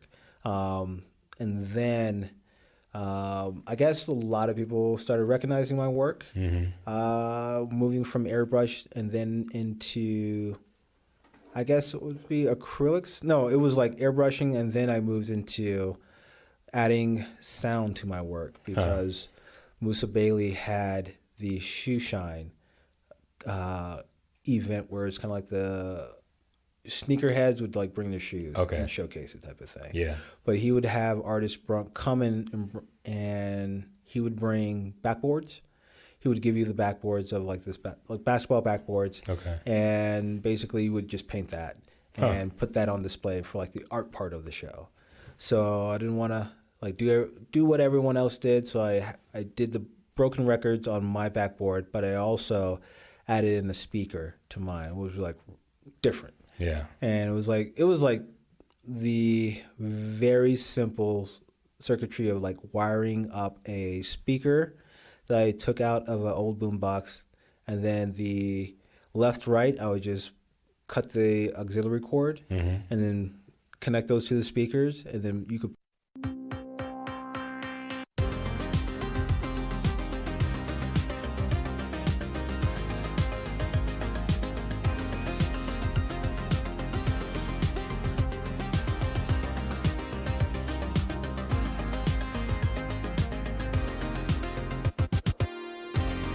Thank you for joining us for the general public comment session of February 24, 2025. Tonight's session is being interpreted into Spanish. Alejandro, can you please? That concludes our general public comment session. If we did not get to you today, please join us next week or submit your comments in writing. The next session will be held on Monday, March 3rd, 2025. Sign-up begins at 5 p.m. on Thursday, February 27th. We look forward to hearing from you again, and thank you for attending. Please stay as we reconvene the Denver City Council meeting. Council will now reconvene from our earlier session. There is no unfinished business. There are 2 proclamations being read this evening. Councilmember Parody, Watson, and Lewis, will you please read Proclamation 0244? All right. This is Proclamation 250244, a proclamation honoring Omar Blair, Elvin Caldwell, Pauline Short Robinson, Dr. Justina Ford, Bob Ragland, and their namesakes, Denver's African American libraries. Proclamation number 250244, whereas Omar Blair was born in Texas in 1918. He spent most of his childhood in Denver, Colorado, Albuquerque, New Mexico, and Phoenix, Arizona. During World War II, he worked as an armorer, served as a Tuskegee Airman, and was an original member of the 332nd Fighter Group, known as the famous Red Tails. In 1970, he became the Opportunity Officer at the Air Force Finance and Account Center at Lowry Air Force Base. From 1968 to 1978, he was a member of the Denver Urban Renewal Authority and helped initiate the building of the 16th Street Mall. In 1973, during the time of court-ordered integration of Denver Public Schools, he was elected to the Denver Board of Education and served as the first African-American board president from 1977 to 1981. And whereas Elvin Caldwell was born in 1919 in Denver, Colorado, grew up in the Five Points neighborhood, and attended both the University of Colorado and University of Denver. During World War II, he worked as the chief statistician and the assistant superintendent for production at the Remington Arms Company. From 1950 to 1955, he was elected and served in the Colorado House of Representatives and was a delegate to the Democratic National Convention in 1952.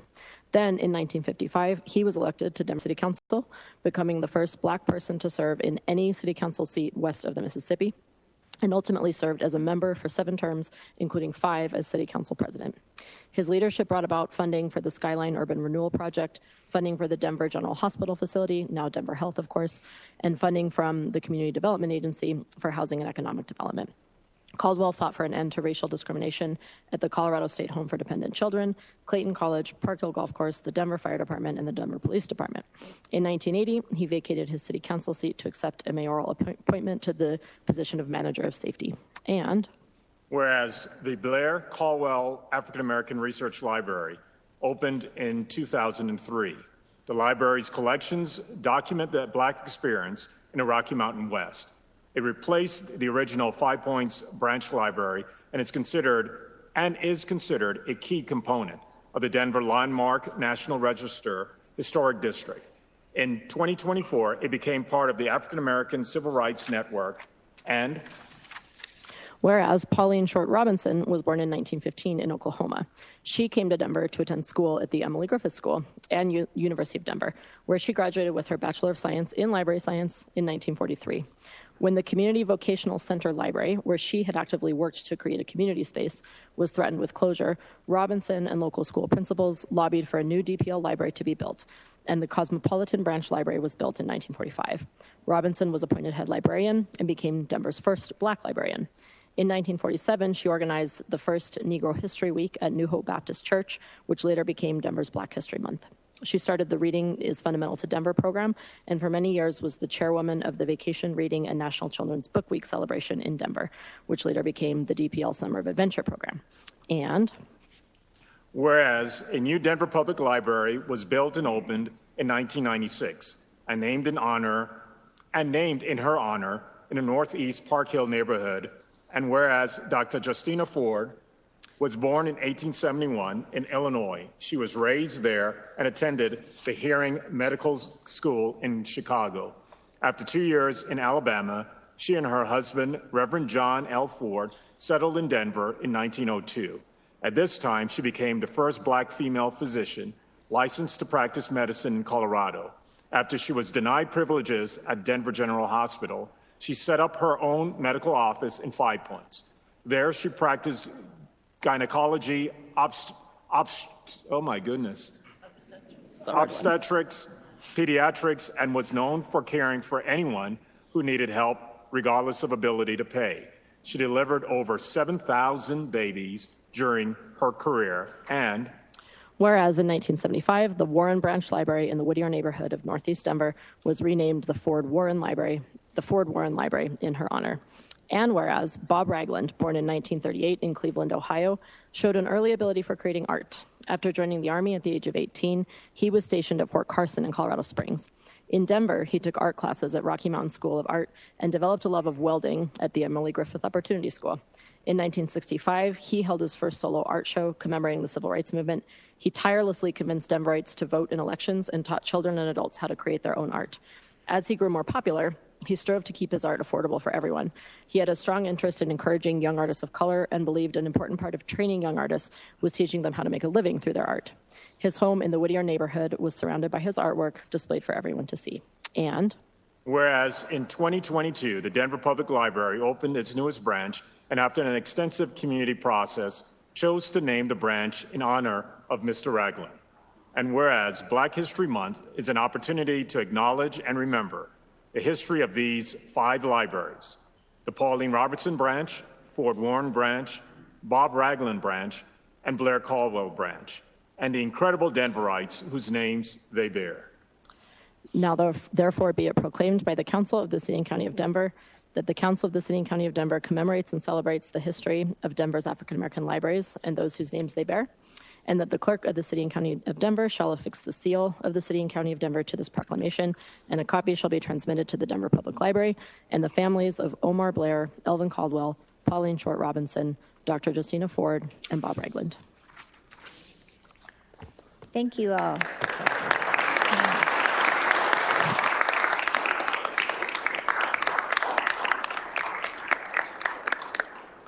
What a beautiful proclamation. Councilmember Parody, your motion to adopt? So moved. You have to, I move that proclamation. Sorry, I move the proclamation. I'm going rogue here. I move the proclamation 250244 be adopted. That's what I'm here for. Better. Yeah, thank you. It has been moved and seconded. Comments by members of council. Councilmember Parody? Yeah, I'm really honored to be sponsoring this proclamation, and I want to thank the Denver Public Library, of course, and Chantal Hayward from my staff, who worked hard on it. One of the things I love about Denver is that we're like this small, big city, and the more you learn about our history, the more you find your own little connection points to it. And so, you know, the Ford Warren Library is where I've always gone with my kids. When I was home on maternity leave, we went and spent a huge amount of time there. And my daughter has seen the mural of Dr. Justina Ford and asked me about it. And so I had the chance to tell her about this incredible person who made a choice to, you know, not use her medical degree in the most profitable kind of way, but instead to go ahead and deliver 7,000 babies, which is a really big deal. And my daughter and I also got to know Bob Ragland before he passed, because we live in Whittier, and particularly during the pandemic, for those who had toddlers during that time, I just found myself like roaming the streets because nothing was open, the playgrounds were closed, and so we just walked and walked and walked, and we would walk past his house, and we'd always seen his sculptures outside and really loved them. But during the pandemic, he would usually sit out on his porch. He always kept free postcards of his art available outside. My daughter still has one of those on her little bulletin board in her room. And he would just chat with us. And that rings so true to the way he's described in this proclamation, and what we all heard about when we were going through the process of naming the library branch after him, which is that focus on education, connecting with people, on kids. So I just wanted everyone to sort of hear that he was like a personal bright spot for me and my kiddo during that time when we were all feeling really disconnected. So yeah, I'm super honored to be co-sponsoring this proclamation. And it's a beautiful reflection, too, of how the library keeps the thread of all of our history going at all of these branches. And I would love to hear from my co-sponsors, Daryl, and also Councilmember Watson, and also Councilmember Lewis, if she has enough voice, which she may not. I'll go to Councilmember Watson next, and then Councilmember Lewis. Give you a minute. Councilmember Watson. Thank you, Madam President. Thank you, Councilmember Parity. Thank you, Councilmember Lewis, for sponsoring this proclamation. And when we consider District 9 home to the Blair Caldwell Research and History Library, home to the Justina Ford home that is now the African American Western History Museum, home to the Bob Ragland Library, and home to Ford Warren Library. It was and has been and continues to be the place and space rooted in our African American experience here in Denver. Our libraries are one of the unifying spaces in our communities where we are not only celebrated, but our histories are taught generation to generation. And that's why I'm so honored to be one of the co-sponsors of this proclamation. And it's not simply for this month where we set aside days across the country to honor African Americans and our heritage. Our libraries every day of every month, of every week, I should say, of every month of every year, through generations, continues to teach our young people, our old people, and us who we are, where we came from, and upon whose shoulders this city has been built, and upon whose shoulders that we are honored to serve here on this dais. And so I'm so honored by my co-sponsors.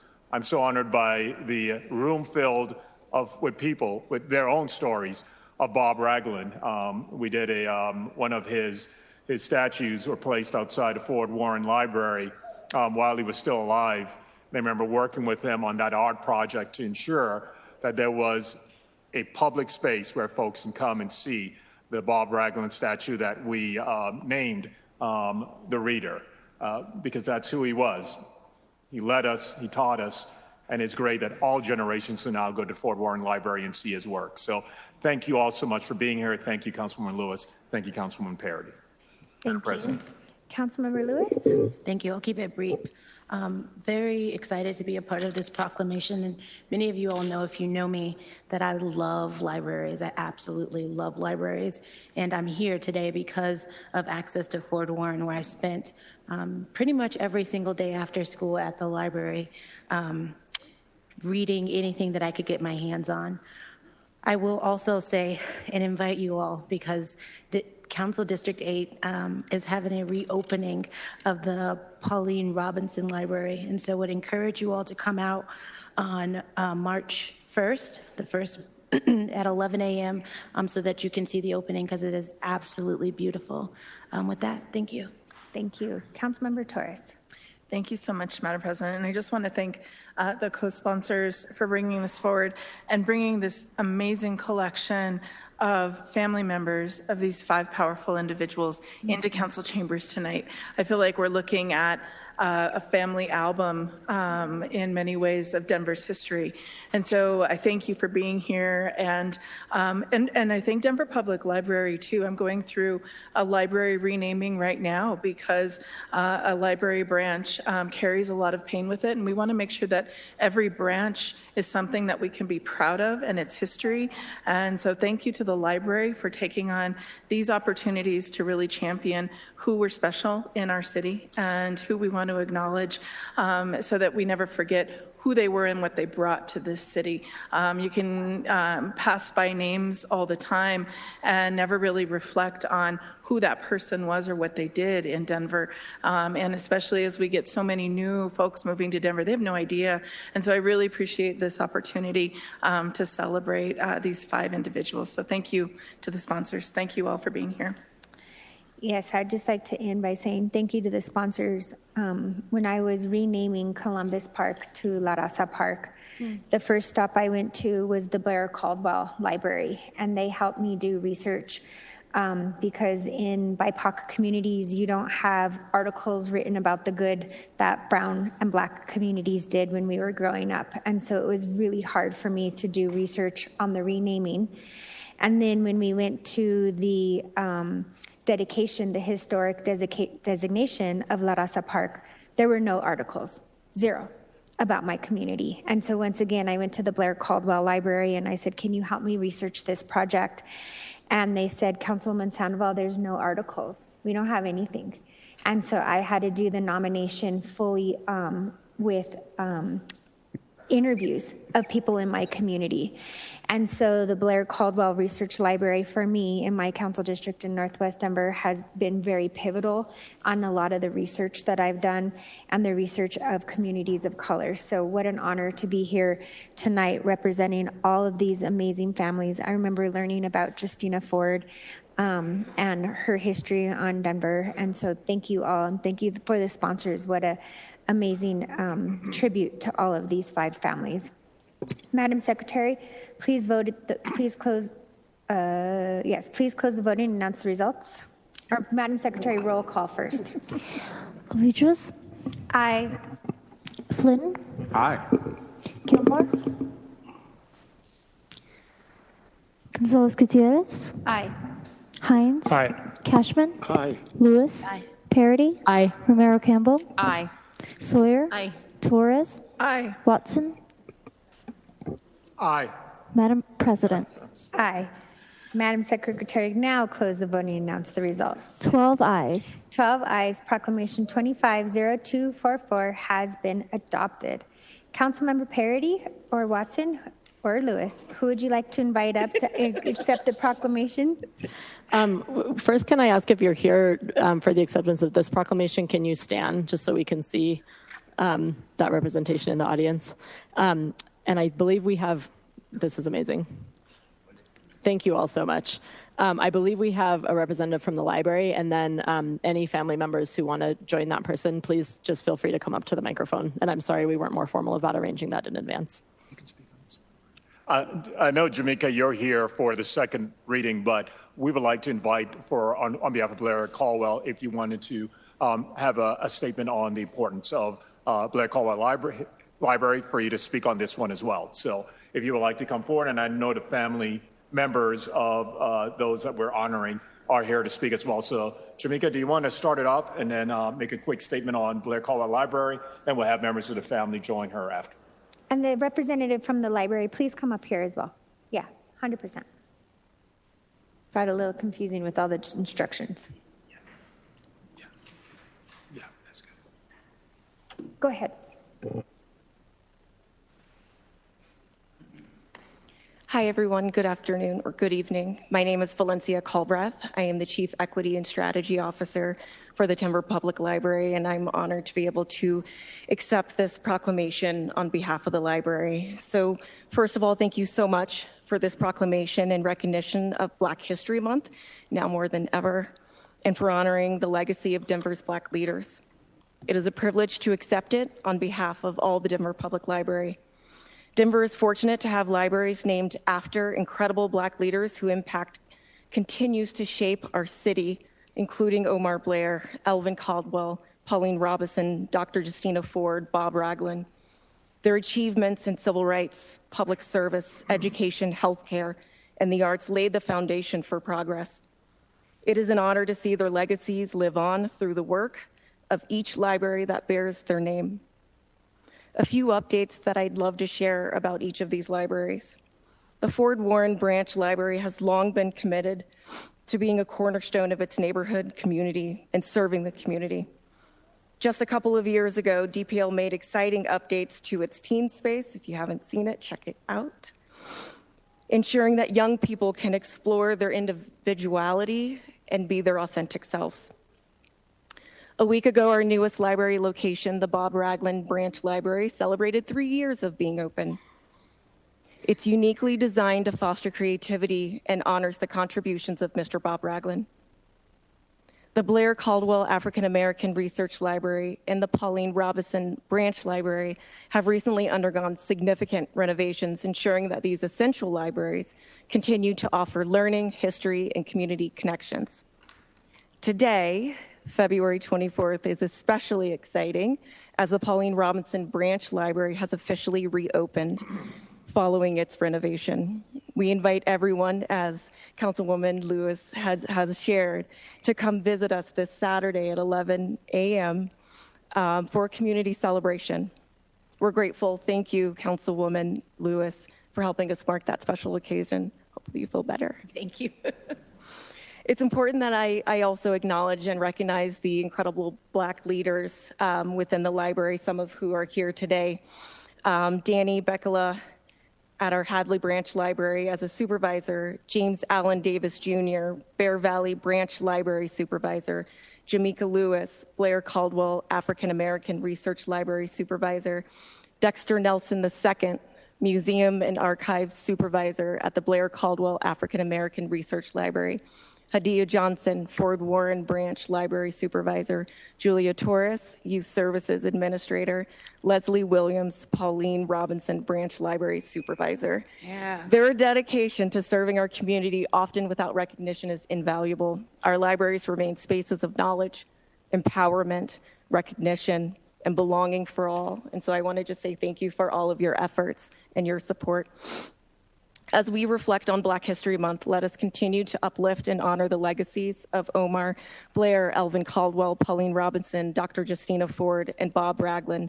Their contributions to our city have been profound, and their impact lives on through the work we do every day at the Denver Public Library. A heartfelt thank you to the families of these remarkable individuals for their continued support and partnership through the years. It is an honor to echo their legacies through our mission of providing welcoming spaces where all are free to explore and connect. Thank you. Thank you. And anyone from the family who would like to come up? Madam President, I just wanted to add something that I forgot to say while these folks are coming up, because we really want to hear from them.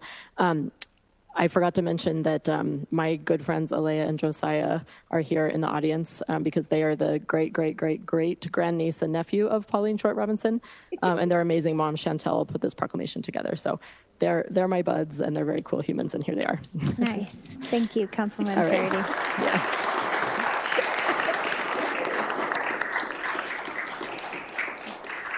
Thank you. And with that, passing the mic on. Hello, I'm Cameron Caldwell. I'm Elvin's grandson. Just want to say thank you guys, right, for this proclamation. And I think we know how important it is to have these types of landmarks in the city, right, in an ever-changing landscape of Denver, to maintain the history that tends to get written over. I know personally for us, it's pretty incredible to have a library that has all of my family history in it, right? So. And on top of, everything else that goes with it. But I want to especially thank Jamaica because she's done such a great job, right, with the reopening and, just maintaining it. So seriously, from the bottom of my heart and my family, we really appreciate everything you've done. And thank you guys. Thank you.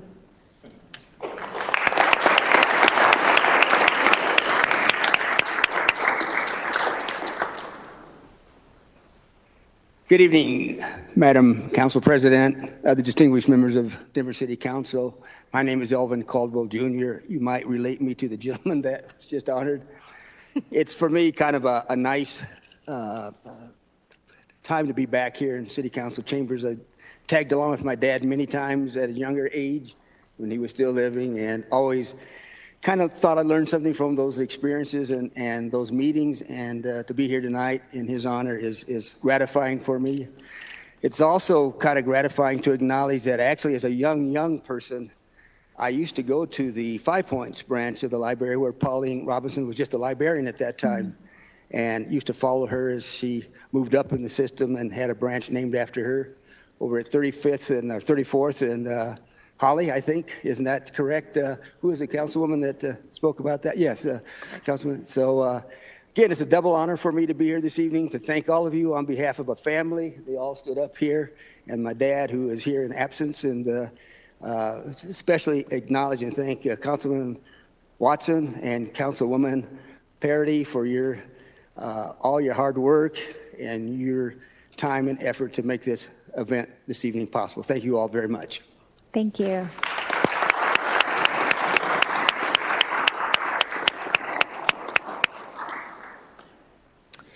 Councilmember Lewis and Watson, will you please read Proclamation 250246?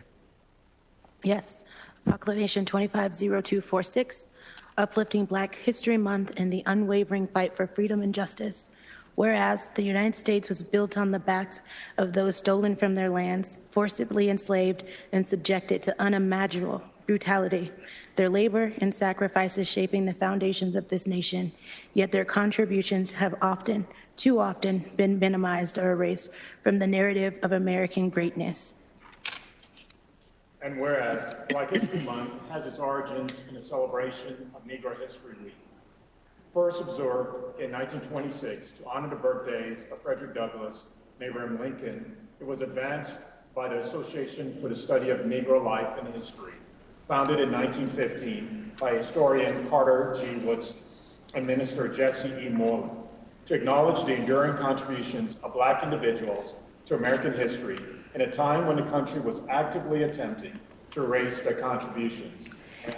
Whereas, over time, the observance of Negro History Week evolved in Black History Month, initially celebrated as a week-long event by mayors across the nation that honored the enduring legacy of Black history, and later expanded in the late 1960s amid the rising momentum of the Civil Rights Movement and increasing awareness of Black identity into a full month-long observation officially designated by President Ford in 1976 and embraced by every subsequent administration, while recognizing that true Black history is not confined to a single month, but is a daily legacy woven into the fabric of this nation and integral to understanding its present and future. And I'll say every president and every administration except. Well. And whereas Black Americans have made unparalleled contributions to every field, from pioneering advancements in science and medicine by figures such as George Washington Carver and Dr. Mae Jemison, to shaping music, literature, and art through works of artists like Langston Hughes, Nina Simone, and John Coltrane, who have defined cultural movements and inspired the world. And whereas Black American leaders, from Harriet Tubman to Frederick Douglass, from Malcolm X to Angela Davis, have relentlessly fought for freedom, justice, and equality, laying the groundwork for the future generations to continue the battle for civil rights and human dignity. And whereas Black History Month serves as a reminder of the ongoing struggle for racial justice and equality, a call to action against the erasure of the history, culture, and contributions of Black Americans, and a steadfast demand for a world where all people, regardless of race, have the freedom, opportunity, and respect they deserve. And whereas at the federal level, there is this disturbing movement to erase the acknowledgement of Black history as a month worthy of recognition, further seeking to undermine the collective understanding of our nation's legacy, struggles, and progress towards justice. And whereas uplifting Black History Month is not only about celebrating the past, but about creating a future that acknowledges the pain and the triumphs of Black Americans, one that recognizes that the fight for justice is far from over and must continue in the face of continued efforts to dismantle DEI, and I'll spell it out, diversity, equity, and inclusion, systems in our schools, workplaces, and communities. And whereas the history of Black people in Denver, Colorado stands as a testament to resilience, ingenuity, and civil leadership, as they have from the city's earliest days to its modern era, overcome systemic adversity and discrimination to build vibrant, economically robust, and culturally rich communities that have laid the foundation for Denver's diverse identity. And whereas this enduring legacy is exemplified by pioneering figures whose remarkable contributions have profoundly shaped the community, Barney L. Ford, whose entrepreneurial spirit and civil rights advocacy earned him the title Black Baron of Colorado. Dr. Justina Ford, Colorado's first licensed Black woman doctor, who surmounted racial and gender barriers to deliver thousands of babies and provide critical health care to marginalized populations. Ruth Denny, a dedicated educator and civil rights activist who championed equitable policies in education and employment, and Elvin R. Caldwell Sr., the first Black person elected to Denver City Council, whose leadership in economic justice, housing reform, and desegregation has left an indelible mark on the city, each of whom and many others continues to inspire future generations through their steadfast commitment to progress and justice. And whereas the City and County of Denver recognizes the enduring legacy of systemic racism, discrimination, and marginalization, and the exploitation of Black culture and labor, as well as the harmful influence of the Ku Klux Klan in shaping discriminatory policies that continue to affect the city today. And whereas the City and County of Denver proudly honors the vibrant history and resilience of its Black communities, exemplified by historic neighborhoods like Five Points, often called the Harlem of the West, where in the face of segregation and redlining, Black residents forged self-sustaining communities of businesses, churches, and cultural institutions, and where institutions like the Blair Caldwell African American Research Library preserve this enduring legacy, and whereas the City of Denver, as a progressive and diverse community, stands in resistance to any efforts to erase Black history and is committed to amplifying the voices, achievements, and contributions of Black Americans today and every day, while fostering an environment that supports unity, justice, and the ongoing fight for racial equity. Sister, you want me to read the rest of this? Yeah.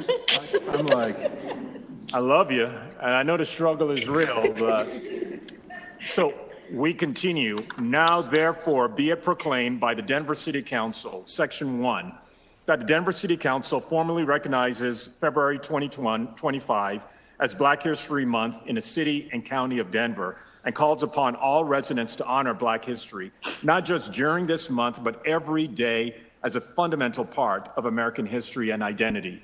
We encourage all to stand in solidarity with the fight for racial justice, to resist the erasure of Black history, and to support initiatives that promote diversity, equity, and inclusion for all.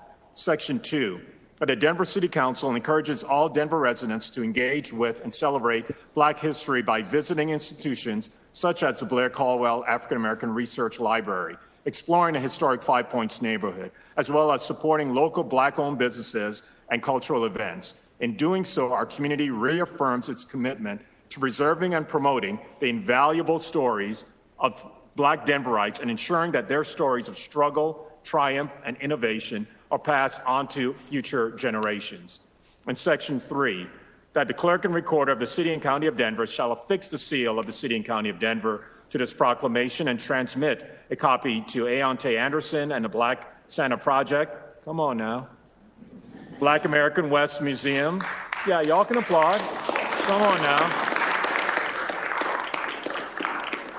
The Black American West Museum and Heritage Center, the Black Business Initiative, the Black Cannabis Equity Initiative, the Black Economic Opportunities Council, Blair Caldwell African American Research Library, Blazing Chicken Shack 2. Now y'all can't get your chicken anywhere else but Blazing Chicken Shack 2. Brother Jeff and the Brother Jeff Cultural Center for African American Health, Collaborative Healing Initiative within communities, Colorado Black Arts Festival, Colorado Black Chamber of Commerce, Colorado Black Roundtable, Colorado Black Women for Political Action, Colorado Center for Change, Curls on the Block, Denver African American Commission, Dr. Martin Luther King Jr., Colorado Holiday Commission, Dr.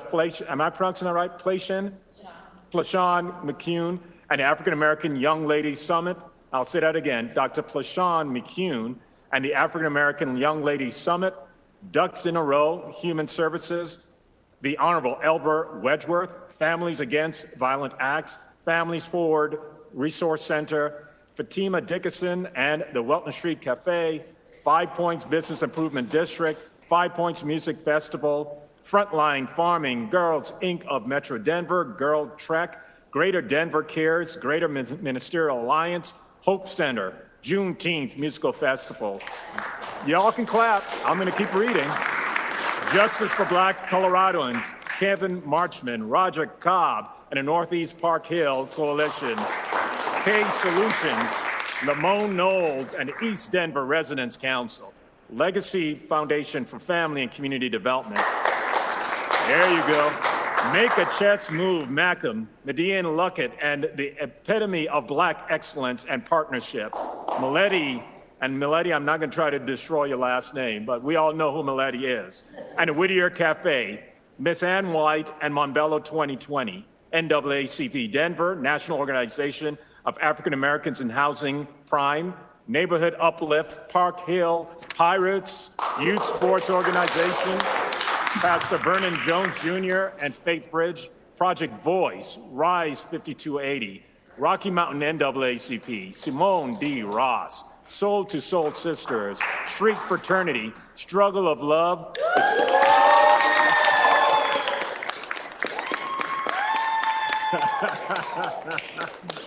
the Center for Trauma and Resilience, Urban League Leadership Foundation of Colorado, Youth Unseen. Stand y'all up. Come on. Everybody stand on up.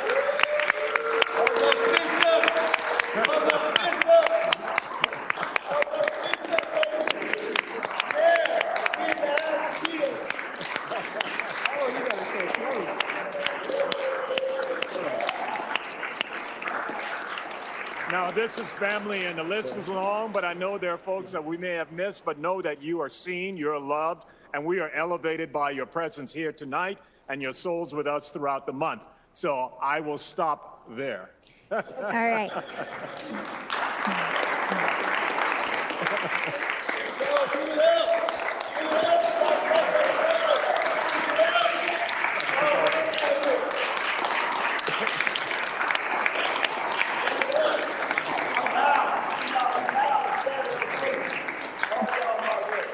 Thank you, Councilmember Watson. Your motion to adopt? I move that Proclamation 250246 be adopted. It has been moved and seconded. Comments by members of council. Councilmember Watson? I'll yield to Councilwoman Lewis. All right. Councilmember Lewis? I'm gonna struggle through it, but I'm gonna get through it. Thank you all so much for being here. I really appreciate it. So I have something prepared that I would like to say. So first, I love being Black. 365 days out of the year. I celebrate this skin that I live in. Black History Month is only a month, and we should celebrate our community every single month, every single minute, because our existence is joy. My existence is joy. And while I love life, Black History Month does offer the opportunity to reflect on and remember the struggles while celebrating the triumphs of Black Americans. Only a few generations removed from racial segregation being the law of our land, there continues to be a long path ahead in pursuit of a more just society. I find comfort in the thought of an equitable world, though I'm curious of the intentional effort it will take to reach.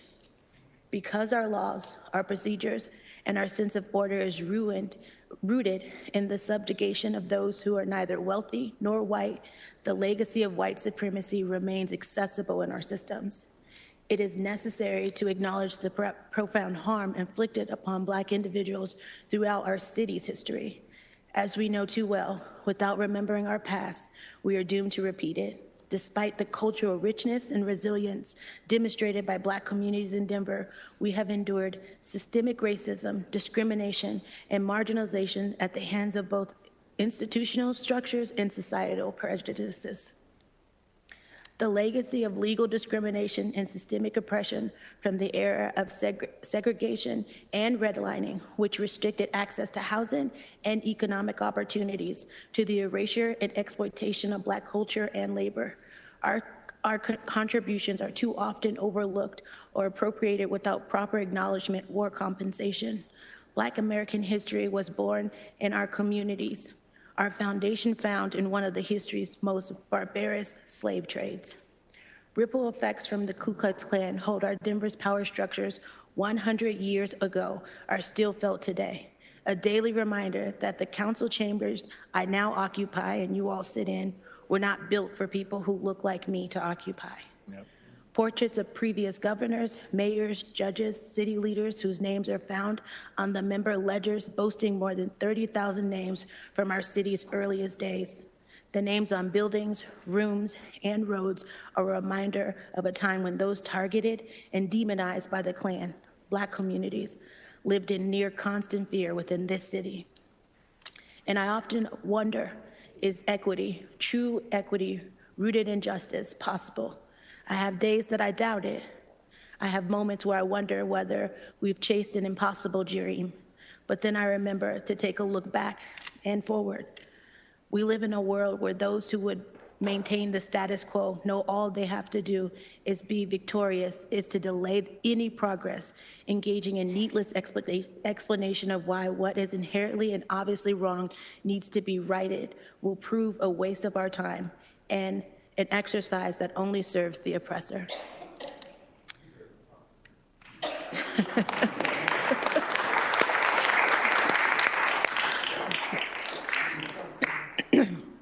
The greatest sin of our time is not the few who have destroyed, but the vast majority who sat idly by.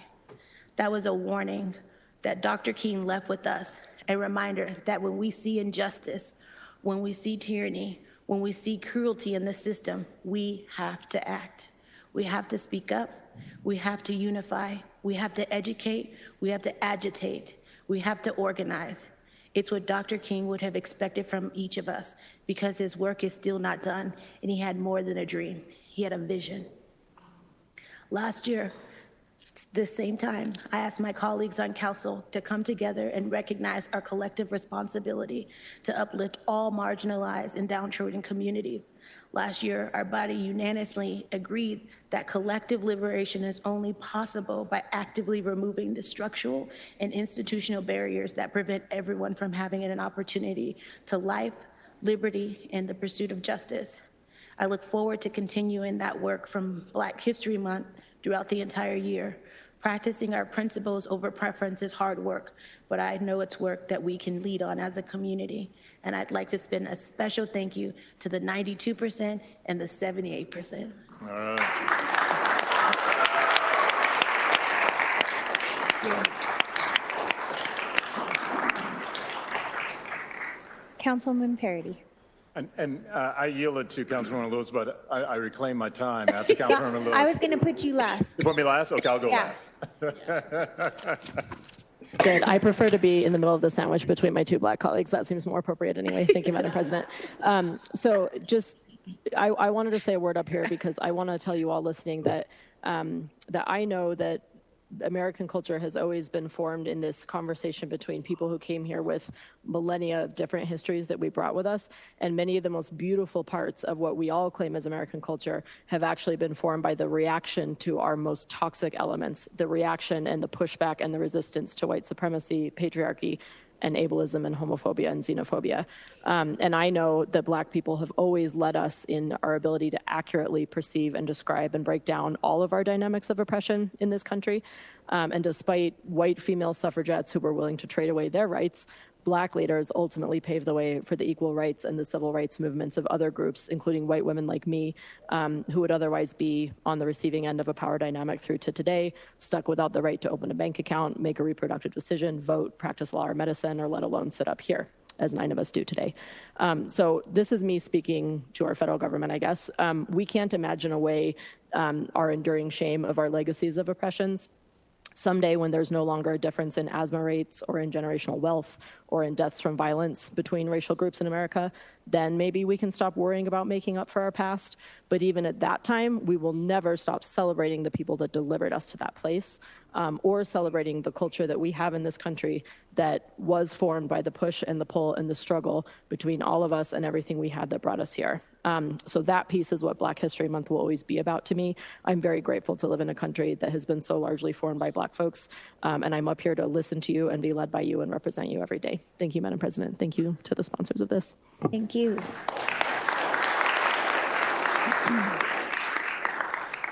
Councilmember Watson.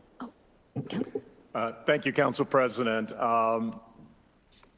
During our Black History Month event that we held at Green Spaces, I read a quote, and I want to repeat that quote, and then keep my remarks brief because I think we said it all in the proclamation. And Councilmember Lewis laid down the sermon already.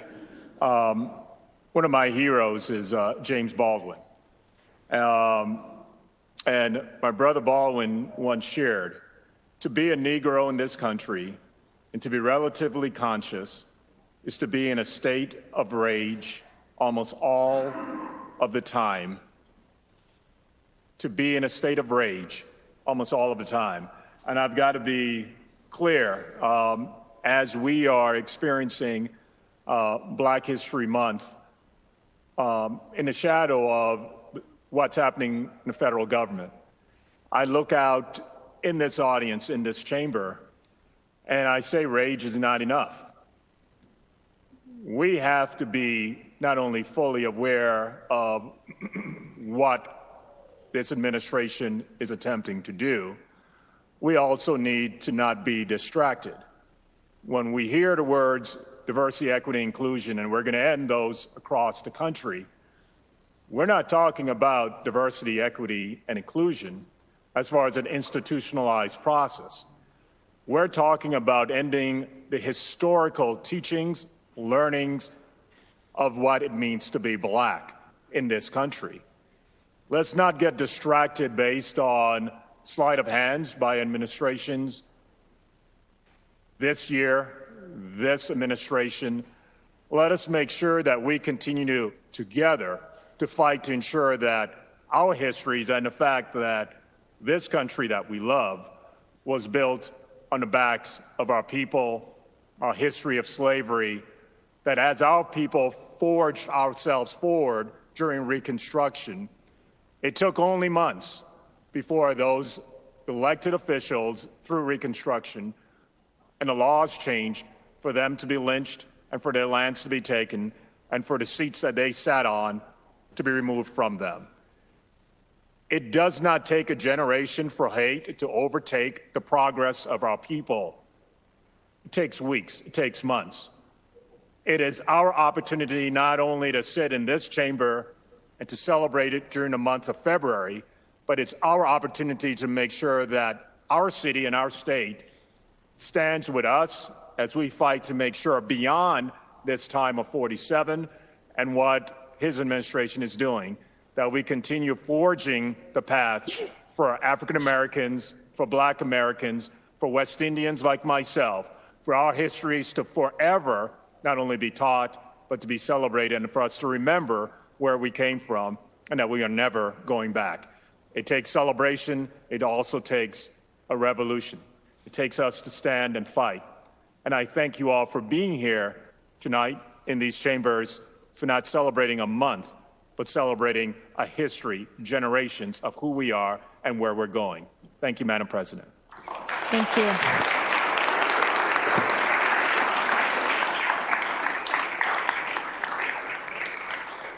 Councilwoman Gonzalez Gutierrez. Thank you, Madam President. I want to thank my colleagues for this very beautiful way to celebrate Black history, not only history, but present and the future in our city. I want to call attention to the sentence in this proclamation. There is a disturbing movement to erase the acknowledgement of Black history as a month worthy of recognition, further seeking to undermine the collective understanding of our nation's legacy, struggles, and progress towards justice. This should be a call to action. This should be a call to action to hold our leaders. And if they won't listen at the federal level, then we need to make sure that they listen here, locally, and at our state level, to ensure that we are upholding our values. And so I stand here before you to tell you that I will stand firm in these values.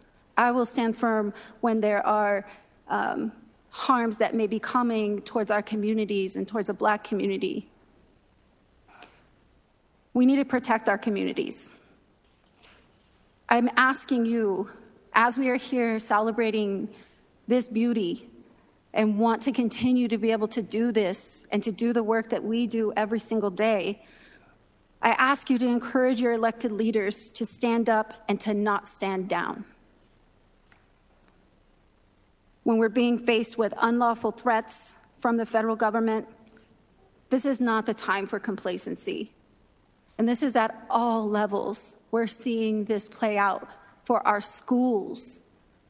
We're seeing that play out for our cities. This is not the time to stand down. And so we, as elected leaders, as your local elected leaders, as your state elected leaders, even all the way up to the governor, we need our communities to show up, to not only give them courage, to have a backbone, to make sure that we don't roll things back.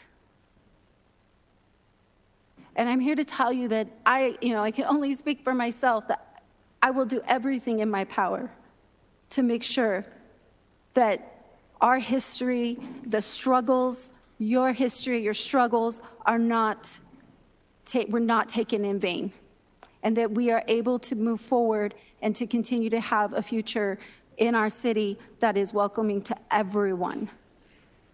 So thank you, colleagues, for this beautiful proclamation, and it couldn't have been more timely. Thank you so much, Madam President. Thank you.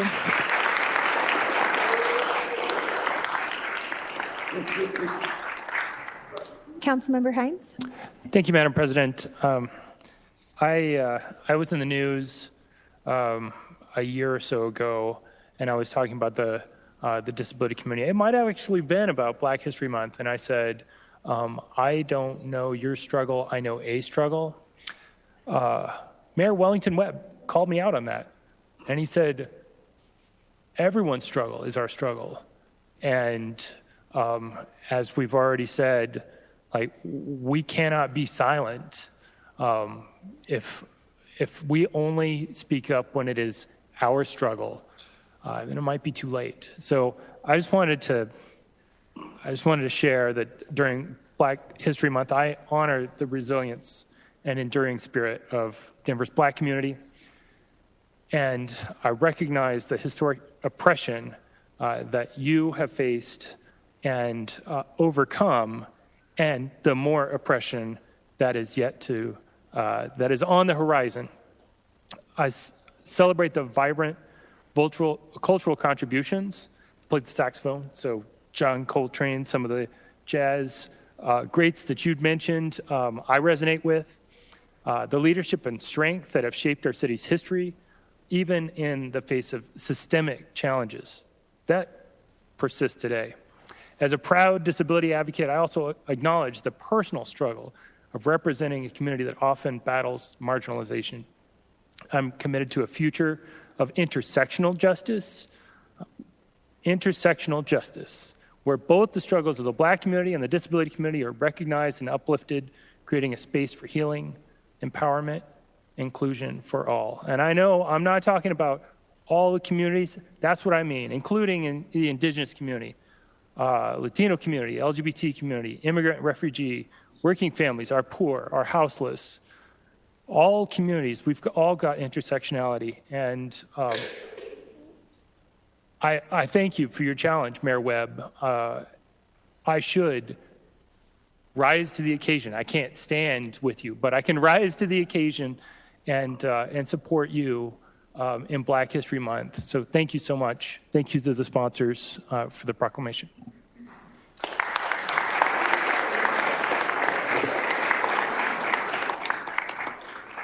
Councilmember Lewis. I just wanted to conclude with, there are a lot of folks here, and there are some folks that are in the overflow room, and so I just wanted to thank you all for being here. Very rarely do we get to see this level of diversity in our council chambers. Usually it's just me and Watson. And my boy here, my bad, I got you. My bad. I was wrong for that, I owe you. So I just wanted to thank the folks who are in the overflow room as well. And then if you all are a part of the organizations that we missed, we'd love to have a photo with you all at the end of this.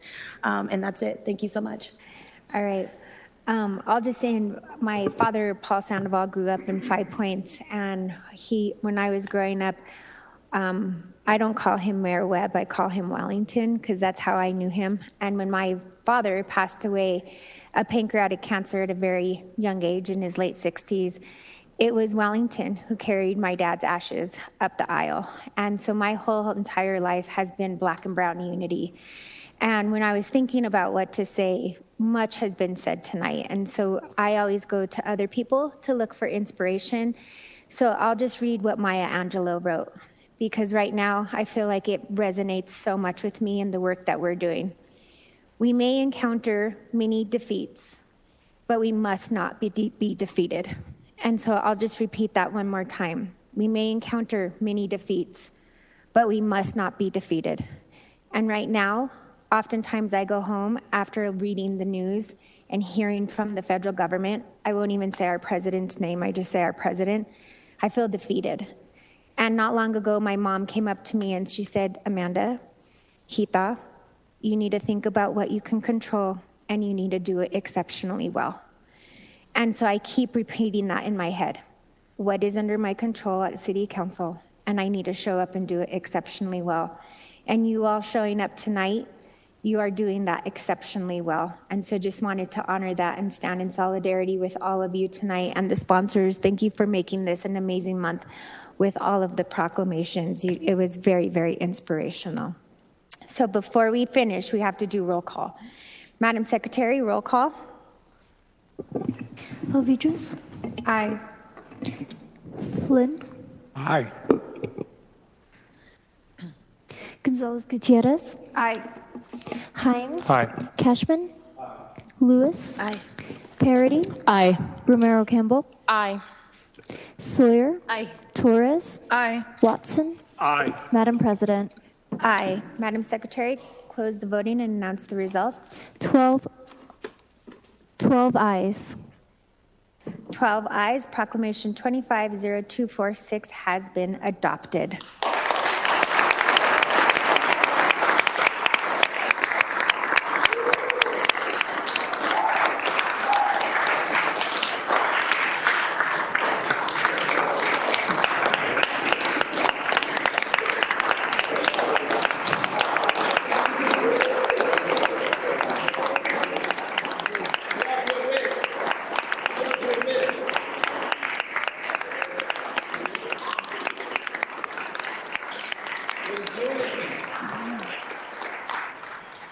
Councilmember Watson, would you like to call anyone up to accept the proclamation?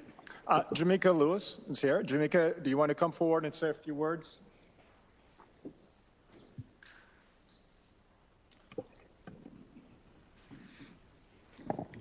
Good evening, Council Chair, Council members, thank you. On behalf of everyone here, first, I feel I feel unworthy to stand on behalf of our community, but I'm excited. I was so honored that Councilman Watson's office and Councilwoman Lewis' office invited me to accept this proclamation. I stand before you as the branch supervisor of the world-renowned, award-winning Blair Caldwell African American Research Library.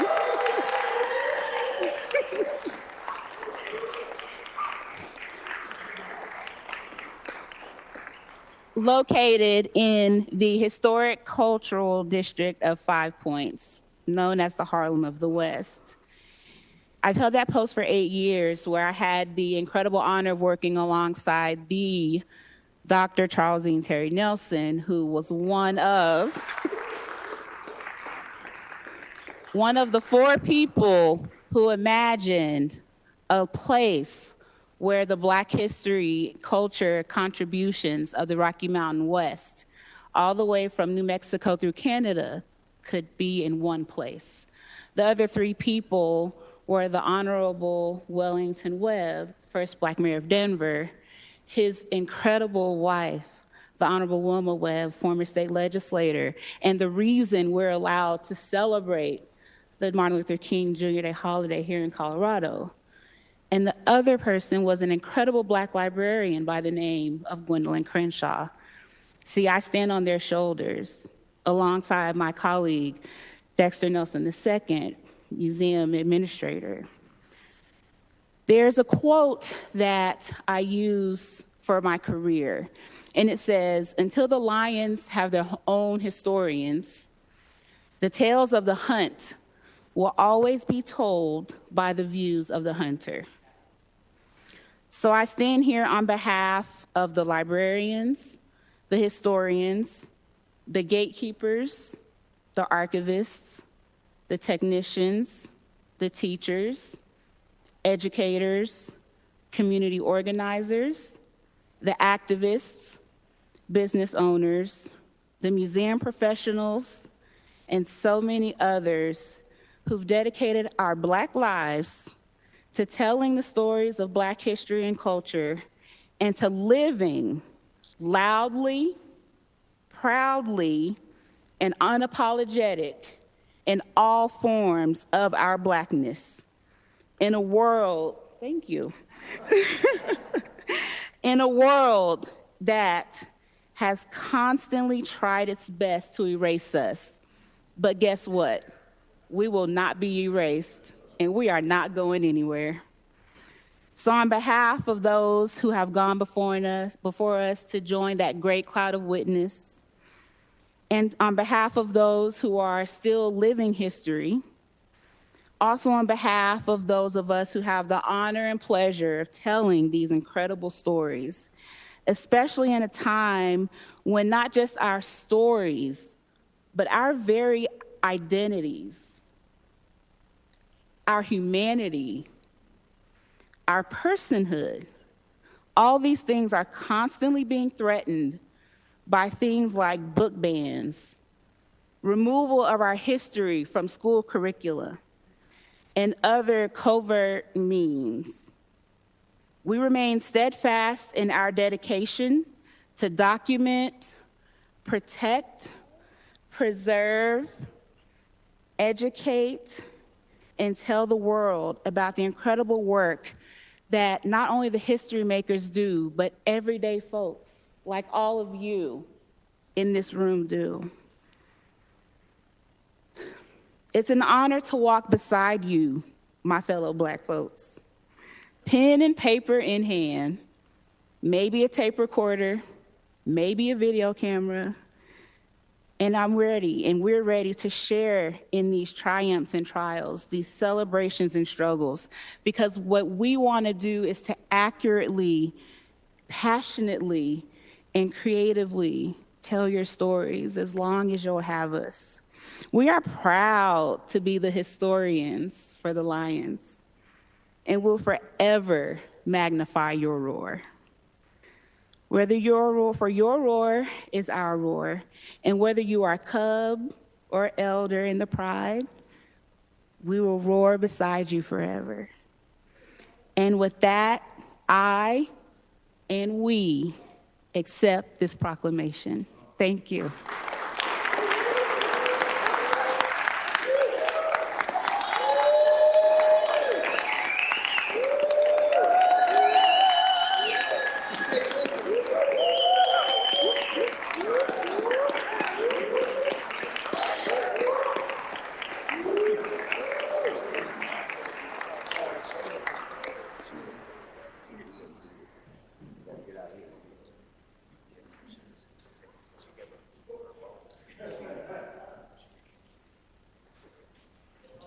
If anyone who was here for the proclamation, if you want to go out to the hallway, I think they're taking a photo.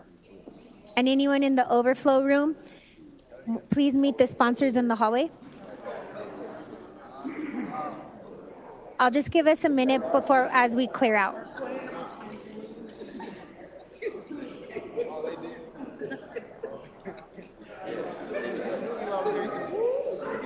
Make sure ain't nothing on that floor over there. Coming back in. No, we're not coming back.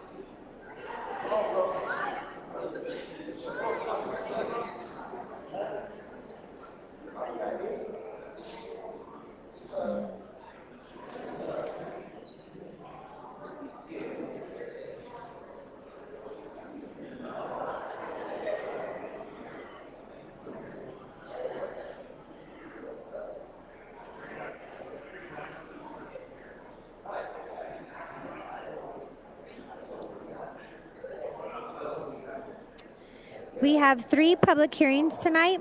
For those who are participating in person, when called upon, please use the podium.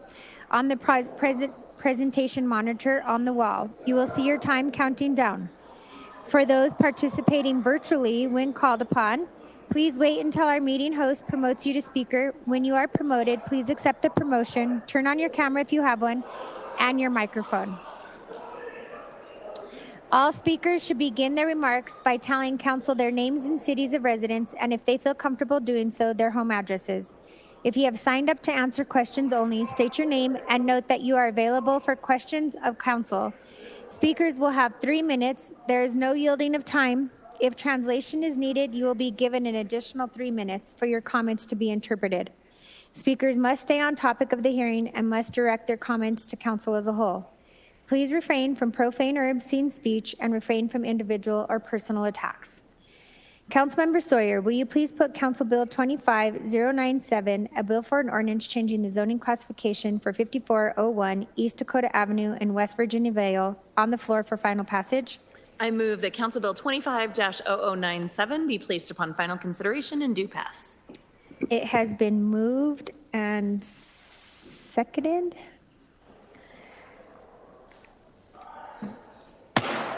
The required public hearing for Council Bill 25097 is open. May we please have the staff report?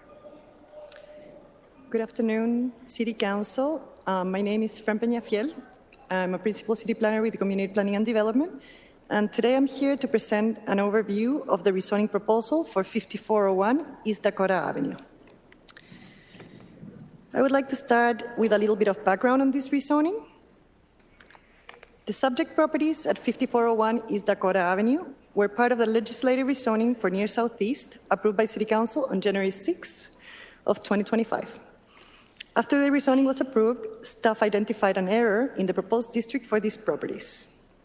The area was mistakenly proposed to be rezoned from R1 to SSUDX. Funny enough, SSUDX is not a district in the Denver zoning code.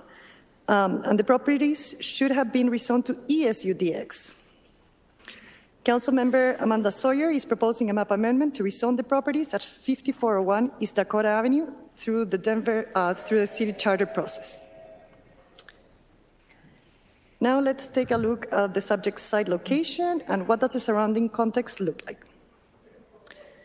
So the subject properties are in Council District 5, which is Councilmember Sawyer's district, in the Washington, Virginia Vale neighborhood. The properties are currently zoned R1, so don't worry, they did not get rezoned to SSU. They stayed in R1, which is a single unit residential former Chapter 59 zone district. There is also a planned building group, what we normally call the PBG, that was approved in 1979 and restricts development on the subject properties to what exists on site today. The R1 zoning with the approved PBG allows for 22 two-story dwelling units with a maximum building height of 28 feet. The properties are surrounded by other single-unit residential homes up to 2 stories. The current land use of the site is single-unit residential, and they're completely surrounded by other single-unit uses. But there are some multi-unit residential uses in the vicinity, as well as some commercial retail uses to the south of the site along Leedsdale Drive. This slide shows us the subject sites and gives us an idea of what the character of the neighborhood is, and you can see that it's a very residential neighborhood. Now let's take a quick look at the process. Councilmember Amanda Sawyer is moving this proposal forward under the council powers provided, provisions outlined in the Denver Revised Municipal Code for the charter process. Informational notice of receipt of the proposal action was sent on January 1st, 2024 to all registered neighborhood organizations within 200 feet of the subject properties. The proposal was on the consent agenda for the Land Use Transportation Infrastructure Committee on the week of January 28th, and we're here today for the official City Council public hearing. Now moving on to the review criteria. For a rezoning to be approved by City Council, it must be found that the requested map amendment is consistent with 5 review criteria found on the Denver Zoning Code.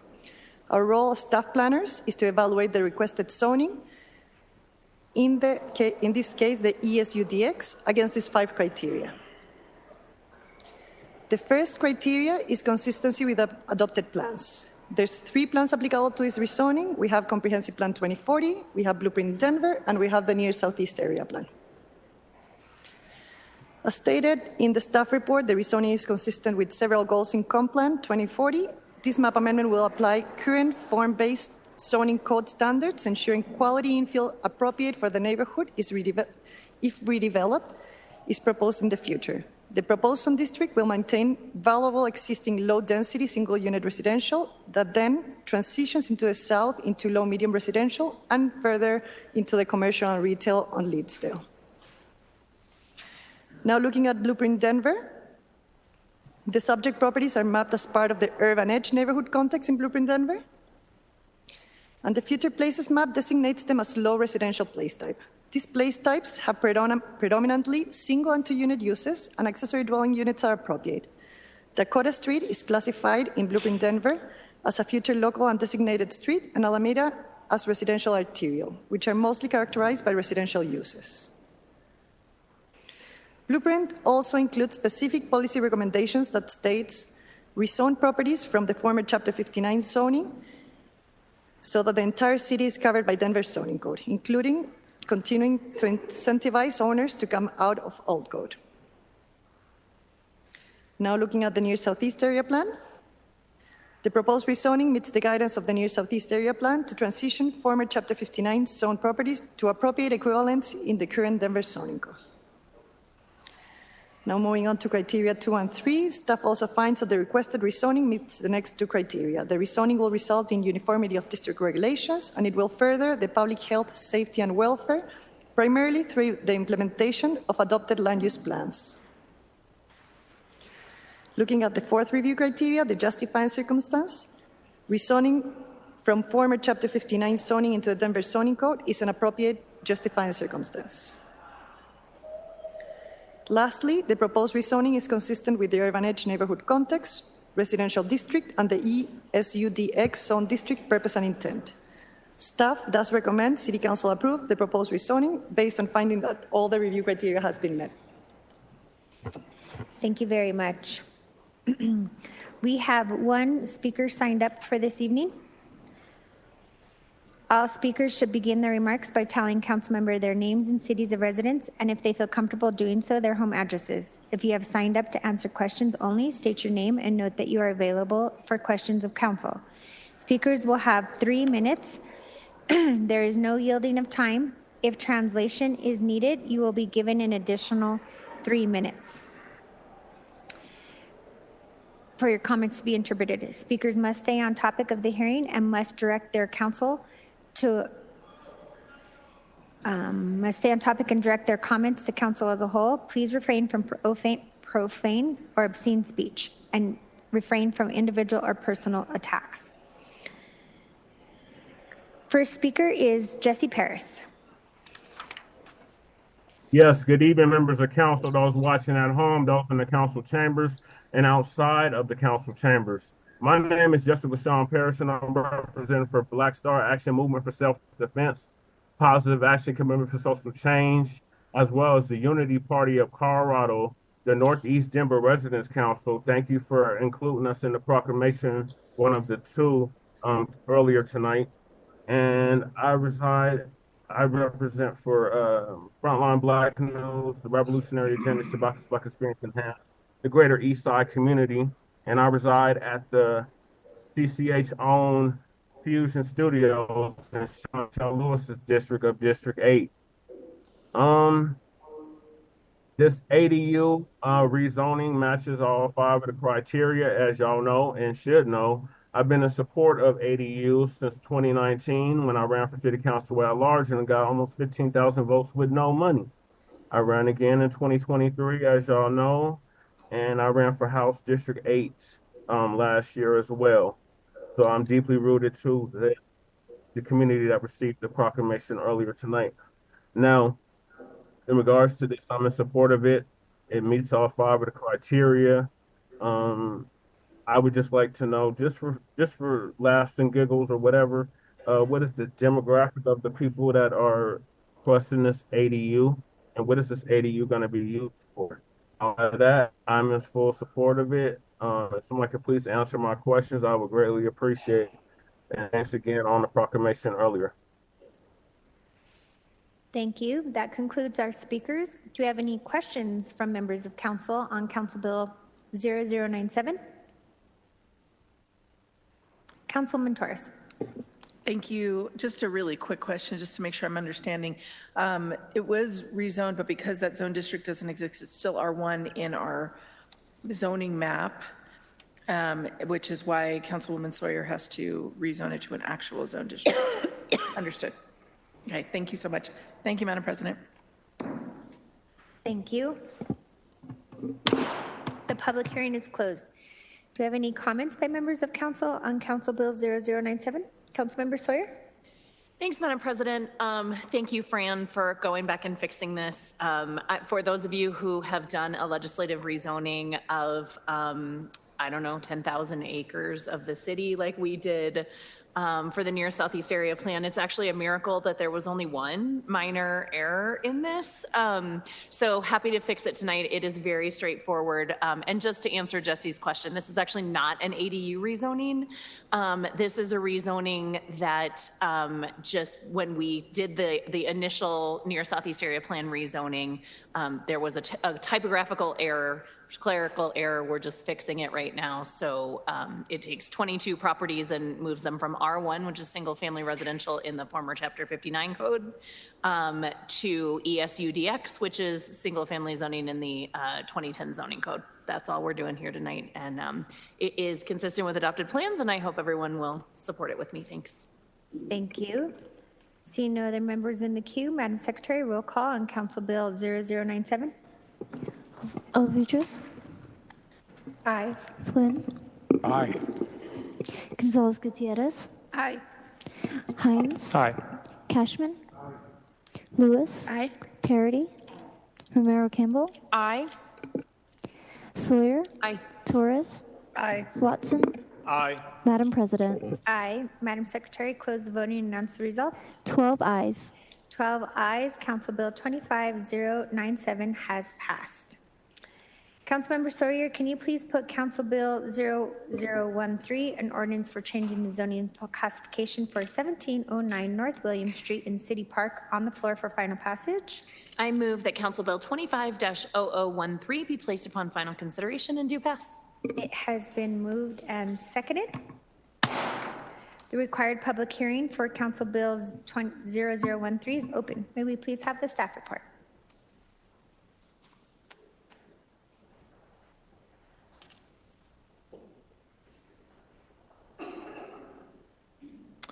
Thank you, Council President, Council members. My name is Fritz Clausen with Community Planning Development, here to present the rezoning case for 1709 North William Street. We'll go through the request, the location and context, the process, review criteria, and finally staff's recommendation. The request in this case is to rezone from the current former Chapter 59 B2 with waivers zone district to GMS3, that's General Urban Main Street 3. The property in question, 1709 North Williams, is a 9,380 square foot property currently containing a 2-story commercial building. Applicant is requesting this rezoning to redevelop the property in alignment with the surrounding zoning. Next, location context. We are in Council District 10, represented by Councilmember Chris Hines, and in the City Park West statistical neighborhood. Again, the current zoning is former Chapter 59 B2 with waivers. We see along the 17th Avenue corridor, this property is bordered on both the east and west by properties that are currently zoned GMS3, GR05 to the north, GR03 to the south, and a variety of other zonings as you go further out. The existing context, the current land use is office. It's adjacent to a variety of things, single unit residential, multi-unit residential, industrial, and commercial properties. There we see the current building, the picture on the top there, it's seen from the corner of 17th and Williams looking northwest. That's the 2-story commercial building that's currently there. This lower picture is from 17th Avenue looking north to the 2 adjacent buildings immediately to the west on East 17th Avenue. Next, process. The informational notice for this application went out on August 6th, followed by the planning board notice on October 22nd, followed by the planning board hearing, which took place on December 18th of last year. It was originally scheduled for November 6th, 2024. It was continued at the applicant's request to allow time for a mediation process to play out. That mediation resulted in a memorandum of understanding between the applicant, the neighbor immediately to the west, Ms. Lindsay Dalton, the owner of the Weather Vane Cafe at 1725 East 17th Avenue, and with the involvement of the City Park West registered neighborhood organization. Our usual mediator, Steve Charbonneau, was requested to mediate between the parties, met with them separately to review and discuss both the agreement and a short letter summarizing the mediation process are included in the staff packet. After Steve met with the applicant and Ms. Dalton, City Park West RNO held a meeting to review and discuss. They also sent a comment letter, not taking position, just making comments, which is in the packet as well. After that City Park West RNO meeting, the process moved to direct mediation and reached an agreement in discussions with the applicant, Ms. Dalton, and the City Park West RNO. Okay. Following that was the Ludi Committee meeting on January 14th, and here we are tonight, February 24th. Public comments, yes. In the packet is a comment letter from the City Park West Registered Neighborhood Organization, as well as the memorandum of understanding between the applicant, Ms. Dalton, the adjacent property owner, and the City Park West RNO, agreed to on November 25th. We received 8 comments in support and 22 comments in opposition from neighbors and other stakeholders. Comments in support expressed anticipation for new residential opportunities in this neighborhood, and comments in opposition expressed concern regarding demolition of a unique structure and commercial space, as well as potential impacts on area businesses. Next, we'll look at the review criteria. Denver Zoning Code specifies, until tomorrow, 5 criteria for reviewing rezoning cases. First, consistency with adopted plans. In this case, there are 3 applicable plans: Comp Plan 2040, Blueprint Denver, and the East Central Area Plan. Comp Plan 2040 lays out a number of goals, including promoting infill development, where infrastructure and services are already in place, encouraging mixed-use communities, encouraging quality infill development consistent with the surrounding neighborhoods, and building a network of well-connected, vibrant mixed-use centers and corridors, East 17th Avenue being a key corridor in that network. Blueprint Denver, the implementation plan for Comp Plan 2040, sees this as part of the general urban future neighborhood context, consisting predominantly of multi-unit structures with some 1- and 2-unit residential and low-scale mixed use embedded within those multi-unit areas, generally regular block patterns, alley access, buildings of medium scale close to the street. The future place type, Blueprint sees here, is a local corridor. Local corridors provide options for dining, entertainment, and shopping. They may include some residential and employment uses. Buildings typically have a linear orientation along the street with shallow setbacks, resulting in an intimate scale that's very pedestrian friendly. Public realm is typically defined by buildings with active frontages and uses. This is part of the all other areas of the city growth strategy bucket in Blueprint Denver. East Central Area Plan follows on the Blueprint Denver recommendations, sees it as a local corridor place type, and again says that local corridors primarily provide options for dining, entertainment, and shopping, can also include residential and employment uses with buildings that have a linear orientation and shallow setbacks. It gives specific height guidance stating the building should be up to 3 stories, and specifically calls on us to continue improving out-of-date zoning regulations, which specifically includes rezoning former Chapter 59 properties into today's Denver Zoning Code. Okay, second, uniformity of district regulations, as this is going to a standard Denver Zoning Code zone district. We see it as meeting the uniformity of district regulations criteria. For furthering public health, safety, and welfare, we see this as potentially providing additional housing units, providing additional commercial space, amenities to the neighborhood, and in that way furthering public health, safety, and welfare. As far as a justifying circumstance, this has two. Both the city adopted plans and that the property maintained former Chapter 59 zoning after the adoption of the Denver zoning code. Finally, consistency with neighborhood context, zone district purpose, and intent in the Denver zoning code. Big wall of text here. All that is to say that a Main Street zoning is consistent with what we see on the ground currently along East 17th Avenue. And the use as it is proposed to be applied here is consistent with the neighborhood context, purpose, and intent statements in the Denver zoning code.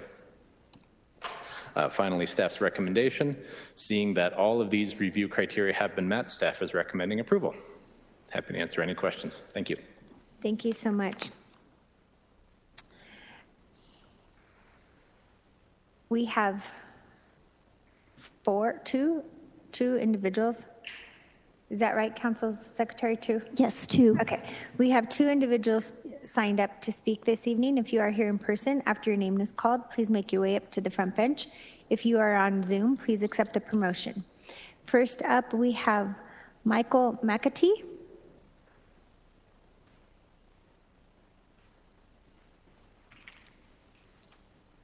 Hi, Mike McAtee. I'm just here. I'm the property owner, and I'm here to answer any questions. Great, thank you. Next up, we have Jesse Paris virtually. Yes, good evening, members of council, those watching at home, those in the council chambers. My name is Jesse LaShawn Paris, and I'm representing for Black Star Action Movement for Self-Defense, Positive Action Commitment for Social Change, as well as the Unity Party of Colorado, the Northeast Denver Residents Council, Frontline Black News, Shabaka's Black Experience Enhanced, the Revolutionary Agenda, and I reside at the CCH-owned Fusion Studios in Chantel Lewis's district of District 8. I am still against this rezoning change. I still don't even know what's going to be built here. I share the concerns of the people that said in the letters of opposition, where they were like, why are you bulldozing this building, and what are going to be the impacts of the demolition of this building. We don't need any more unintended consequences from this rezonings. We've seen, at least I've seen for the past decade, unintended consequences from a lot of these rezonings, such as the one that we have here tonight. And I would hate to see any more of those. So I would like to know what is going to be built here. If there is going to be housing built here, what is going to be the AMI level for the housing? What is going to be the, has there been a community neighborhood agreement signed? Has there been, if there's any affordability, what will the affordability be for said property? Because I didn't get that clear from the presentation of what exactly was going to be put here if this is demolished to the ground tonight, after tonight. So if somebody could please answer those questions. Also, has there been a traffic study done? If someone could please answer those questions, I would greatly appreciate it. Sorry, my internet is lagging.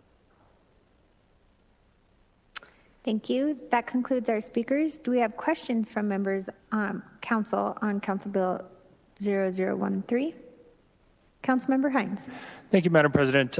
Question for CPD. Could you talk a little bit about the order of operations here? Where so there were 22 comments in opposition. There was also a mediation process and a memorandum of understanding with the comments in opposition before the mediation process and the MOU. Yeah, the order that those came in is pretty much that there were the comments and the opposition that you mentioned. Then there was the mediation process. The mediation process, I would say, was successful. And then we received no further comments, essentially. Yeah, okay. And is it also fair to say, just I was reading through the comments, but a lot of the comments were about Googie architecture or about a particular use type that someone did not prefer. Is that like condos or luxury condos? Am I digesting the letters in opposition correctly? Yeah, and I think as mentioned, there was also concern about potential impact to neighboring business, especially to the adjacent Weather Vane Cafe. I think the memorandum of understanding addressed that really specifically in a lot of ways. The concern about the building, I understand that it's an older building. It's not historic per our definition. It has a certificate of demolition eligibility, so it was essentially found to be non-historic and able to be demolished. As far as this or that use being objectionable, I don't particularly remember that, but the district allows a variety of uses. We see in the plans and in the intent from the zoning code that's intended to allow a variety of uses to keep these corridors active and vibrant. And it's also fair to say that the 5 criteria until tomorrow, as you point out, is none of them allows us to consider the use type, as in what's actually going to be built there. We have to, the 5 criteria doesn't say we can say no to luxury condos or any particular use type. Right. No, not in that way. If there was a mismatch maybe between the zone district purpose and intent, let's say, that might be something. But as far as picking, we think it's going to be this, so not for it. That I don't really see that in the criteria as being something to decide on. Yeah, totally fair. Okay, and I've had the pleasure of understanding a little bit more about Googie architecture because right after I got elected, Tom's Diner became a conversation and was an owner-opposed historic designation, one of a few that have happened in my time on council. So that's part of the reason why I'm able to remember Googie as readily as I could. Thank you. I don't have any other questions. Thank you, Madam President. Thank you. Councilmember Lewis. Hi, I just have one question about the MOU and where it says dust control. Sorry, let me find where I was talking about. No, construction losses. My apologies. Reasons for closure. If the construction at 1709 causes the Weather Vane to be closed for business, that they will negotiate compensation for closure. What does that look like? Well, essentially that is between the parties who entered into the agreement. This was facilitated by a mediator, but it is a direct agreement between parties. The city is not involved in the actual drafting of that agreement or in the enforcement, really. As far as to how that is interpreted between the two parties, I think you might have to ask them. I'm sorry. Okay. Would you like to answer it? I mean, I think it's, again, like he was saying, it's if our construction causes closure to their business, then we are agreeing to come to a compensation that is agreeable between the both of us. Is it like a formula? I guess that's. There isn't a formula. I mean, it's, again, it's just me saying that, yeah, I'll help if we cause their business to be closed. And in protection to us, it was, she can't just close it for anything, right? Like it has to be kind of mutual. That's why it's kind of open-ended. Understood. Okay. Thank you. That's it. Thank you. Thank you. Seeing no other comments or questions from members in the queue, the public hearing is closed. Comments by members of council on Council Bill 0013. Councilmember Hines, this is your district. Would you like to make a comment? Yes, ma'am. Thank you, Madam President. Thank you, CPD, for the analysis and the detailed presentation as well. Thank you to the applicant for being here. Also, thank you for being willing to enter into the mediation process. Also, thanks to CPD for relaying that having that information commemorating the result of the mediation process, I think was very useful for me. When I see 22 comments in opposition, it makes me want to dig in a little bit more, but understanding the order of operations that there were comments in opposition that led to a mediation process that I would agree, had a successful outcome, and we did not have continued outpouring of concern from constituents. I'm inclined to say that this, and also, while there might be reference to Googie architecture, it is not identified as historic, and again, we cannot consider the use type. So there were comments in opposition, again, before the mediation process, but what you choose to put there is your prerogative so long as it meets the zoning. I believe this meets the 5 criteria. I'm glad that the applicant was willing to go into a mediation process, and that really helps me feel more comfortable. And I intend to vote yes, and I hope that my colleagues do too. Thank you. Councilmember Watson? Thank you, Council President, and thank you, Councilmember Hines, for asking for the order of operation. And I appreciate if there is a process where we begin a rezone, there is disputes or concerns by neighbors, and they go into mediation. Actually knowing that line is very helpful, because I was concerned when I saw the 22, and it felt like those came after the mediation. And so I appreciate that. Weathervane is one of my favorite spots to go. I ride my bike there on a regular. I appreciate the willingness of the property owner adjacent and the development to go into mediation and have that dialogue. And I appreciate that process with the Registered Neighborhood Organization, which is the right steps that you all took. And so thank you so much, Madam President. Thank you. Seeing no other comments by members of council, Madam Secretary, roll call on Council Bill 250013. Ovidris? Aye. Flynn? Aye. Gonzalez Gutierrez? Aye. Hines? Aye. Cashman? Aye. Lewis? Aye. Parity? Aye. Romero Campbell? Aye. Sawyer? Aye. Torres? Aye. Watson? Aye. Madam President? Aye. Madam Secretary, close the voting and announce the results. 12 ayes. 12 ayes. Council Bill 250013 has passed. Councilmember Sawyer, will you please put Council Bill 250030, a bill for an ordinance changing the zoning classification for 1628 and 1630 South Ogden Street in Platt Park, on the floor for final passage?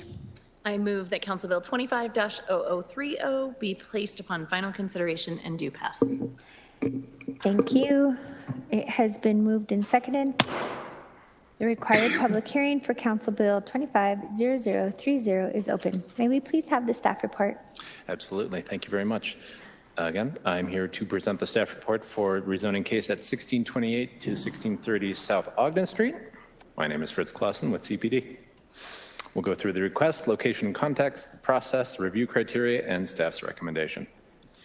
The request is for this property, 1628 to 1630 South Ogden Street, to rezone from the current USUC to UTUC. The property is 6,240 square feet. Currently contains 2 separate units on the same parcel. That's why it has the 2 address numbers, 1628 and 1630. Applicants are requesting rezoning to allow the 2-unit use and demo and build a new duplex on the property. Location and context. This is in Council District 7, represented by Councilmember Flor Alvidrez, and in the Platt Park Statistical Neighborhood. The existing zoning is USUC. It's in a predominantly USUC area bordered by a USUB area. And you can see as we go further afield, you start to get some other more commercial land uses as you get to the old South Pearl Street area. It's located within the Washington Park view plane as well. The current land use is single unit. The surrounding uses on the block and predominantly on the adjacent block are single unit residential. There are other uses in the area, that public, quasi-public, that big purple square at the corner of Ogden and Iowa is a DFD fire station. Going further afield, there are some 2-unit residential and multi-unit residential uses on the surrounding blocks. Examples of the building form and scale. The picture in the top left is the 2 units on the property. There's one in front and one behind it, sort of peeking out. It's a little bit hard to see.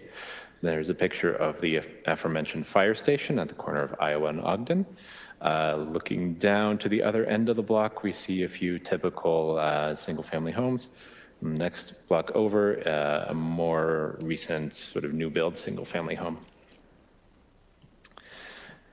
A few notes on the existing conditions. Before the rezoning started, the applicants obtained a zoning compliance letter from Development Services and CPD. Our records indicate that the primary use on the property contains 2 legal conforming single unit dwellings. So the use by 2 dwellings is legal conforming. The primary structures, there are 2 primary structures. Those structures are legal non-conforming. These structures can be rebuilt to their current configuration in the event of involuntary damage or destruction. If they are voluntarily demolished, they can only be reconstructed in compliance with current zoning standards. Any reconstruction would be, of course, subject to current review procedures. They have not been assigned a building form under the current Denver zoning code. They can be renovated, but not demolished without losing the ability to rebuild as they are currently. A quick few notes on the proposed zoning as well.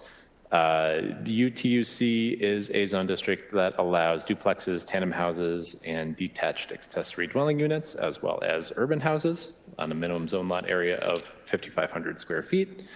The design standards are fairly similar between the 2 districts. There is generally a maximum height of 2.5 stories or 30 feet. There is a step down height limitation in the rear of 17 feet for the primary structure. Both would allow detached accessory dwelling units. A detached accessory dwelling unit could be, I believe, up to 24 feet, but a detached garage could be up to 17 feet. Looking at the process here, informational notice for this case went out initially on August 6th of 2024, followed by the planning board notice on October 22nd. Planning board hearing was held on November 6th, 2024. Planning board voted 5-1 in favor of recommending approval. There is a document of deliberation in the staff packet that goes into some detail on this. It's notable because CPD at the time of the planning board hearing recommended denial. So planning board voted 5-1 to recommend the council approve the application. They cited a number of rationales for this recommendation, including need to allow areas to meet their blueprint growth strategy recommendations. In this case, this is in that all other areas of the city bucket that is supposed to absorb 20% of new households by 2040. They discussed comp plan guidance that encourages a mix of housing types and quality infill. They identified what they saw as a potentially problematic approach in blueprint recommendations of looking at a zoning pattern rather than a pattern of buildings. If that needs more explanation, I will get to it in just a few slides. And they stated that blueprint and comp plan call for a citywide approach to investigating additional housing forms that could be built in currently predominantly single-family areas. That approach hasn't taken place yet, but an approach that will be taking place in the near future. Okay, that's the planning board recommendation. Following that, the applicants elected to delay their LUDI committee hearing from the originally scheduled date in order to pursue mediation. Again, with Steve Charbonneau, Steve facilitated a mediation process. However, it did not result in an agreement. So LUDI took place on January 14th, 2025. We are here tonight, February 24th, 2025, council hearing. Public comments. So this case has attracted a lot of interest. We have received comments in support from 46 people in the form of 41 letters and comments in opposition from 48 people in the form of 43 letters. Comments in opposition expressed concerns about traffic, the provision of street parking, especially considering that there is restricted parking near that fire station. Difficulty or disruption of alley access by neighboring property owners, and overall the potential for a change in the neighborhood character. Comments in support advocated for approval of the application as a low impact means of adding housing options to the neighborhood. They supported 2-unit uses as compatible with the surrounding area and expressed personal support for the applicants and the application. Okay, here we are again. Following the planning board hearing on November 6th, the applicants elected to delay their LUDI committee to pursue mediation. Mediation meetings were held, did not result in an agreement. A protest petition was received on the 14th of February. Protest met the 20% threshold, and it was signed by owners representing 45% of the land area within 200 feet. Okay, next to the review criteria. So, for one night only, Denver zoning code specifies 5 rezoning criteria. We'll begin with consistency with adopted plans. In this case, there are 2 applicable plans, Comp Plan 2040 and Blueprint Denver.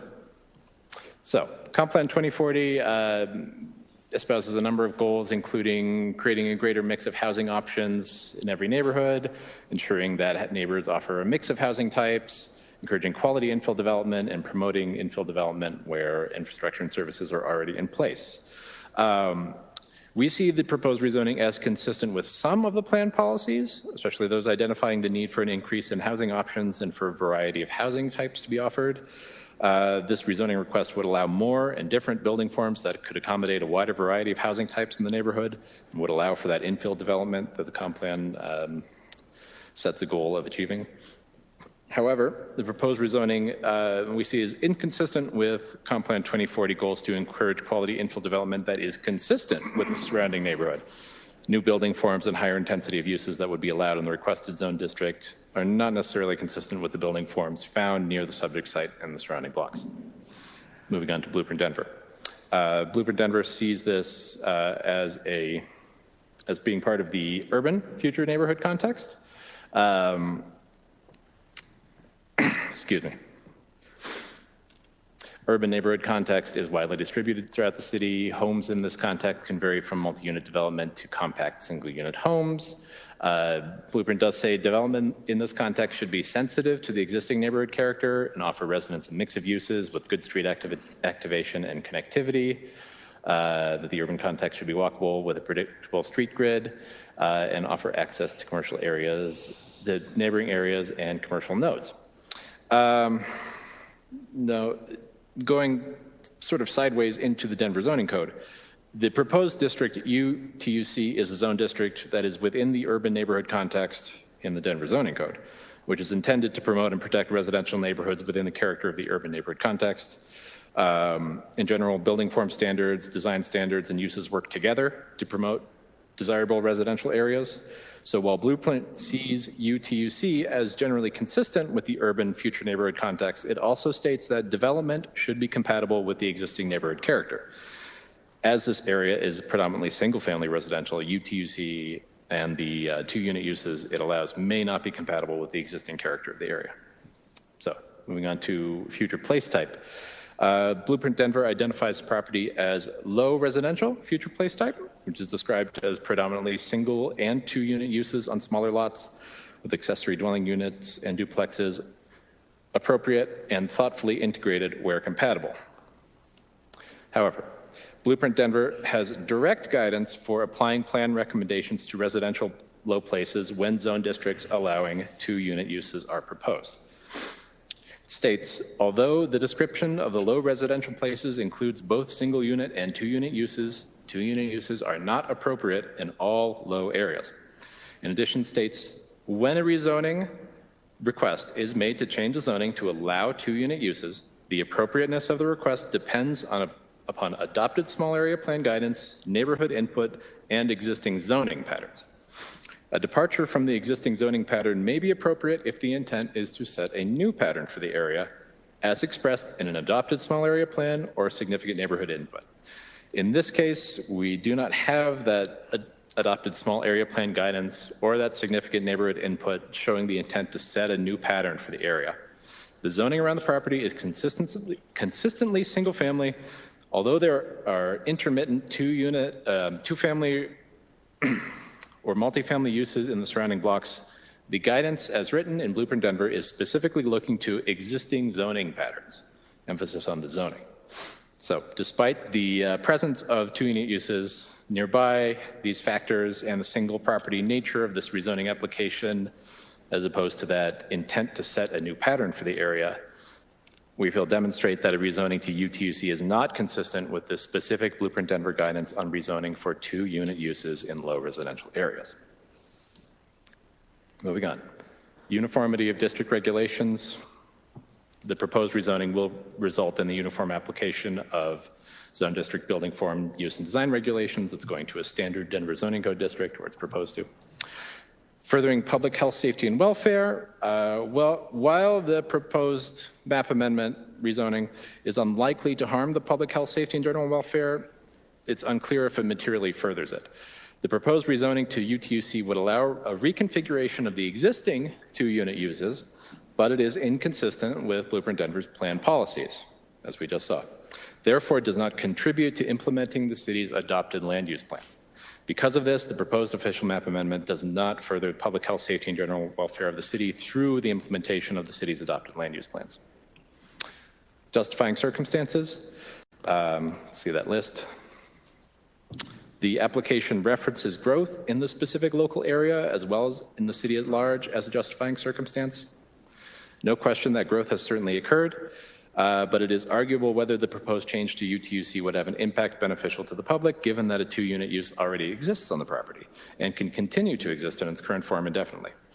The application also identifies city-adopted plans as an additional justifying circumstance. However, as discussed before, Blueprint Denver specifies clear criteria for a proposed two-unit zoning in a residential low area, which unfortunately the application does not meet. Since there is a lack of a new neighborhood plan direction consistent with the requested zone district, we do not see the rezoning request of UTUC as being justified in the public interest, as is called for in this criteria. Finally, consistency with neighborhood context, zone district purpose, and intent statements in the Denver zoning code for UTUC. The requested UTUC zone district is in the urban neighborhood context of the Denver zoning code, which is seen as primarily single unit, two-unit residential uses with single unit residential structures, typically taking urban house forms. So in that sense, the proposed rezoning is consistent with the neighborhood context description. As far as the general purpose of the residential zone districts, it's to promote and protect residential neighborhoods within the character of the urban neighborhood context. Still quoting from the Denver zoning code here. The standards of the single unit districts accommodate the pattern of 1 to 2.5 story urban house forms where the narrow part of the building orients to the street. It's accessed from alley loaded garages. Lot sizes are consistent with an area. Lot coverage is typically medium to high, accommodating consistent front and side yard. There are single unit districts that allow detached accessory dwelling units in the rear yard, maintaining the single unit character of the street. The standards of the two-unit and row house districts promote existing and future patterns of lower scale multi-unit building forms that address the street in the same manner as an urban house. So, while the subject property contains an established two-unit use, the surrounding context is predominantly single unit, which is reflected in the current USUC zoning of the area. The proposed zoning to the UTUC zone district reflects the character of the specific property, but it might underscore the distinction between it and the surrounding neighborhood context. As far as the specific intent, finally, UTUC allows up to 2 units on a minimum zone lot area of 5,500 square feet, with urban houses allowed on smaller zone lots.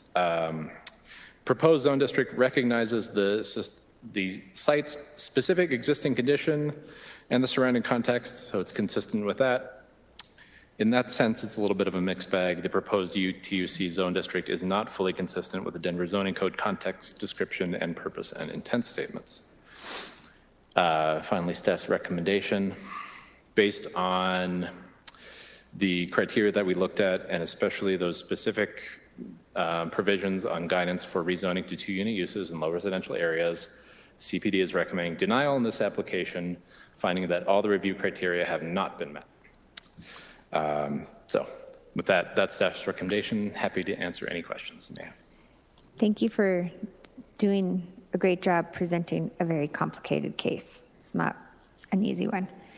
We have 18 individuals signed up to speak this evening. If you are here in person after your name is called, please make your way up to the front bench. If you are on Zoom, please accept the promotion when called upon. First up, we have Matthew Nilsson.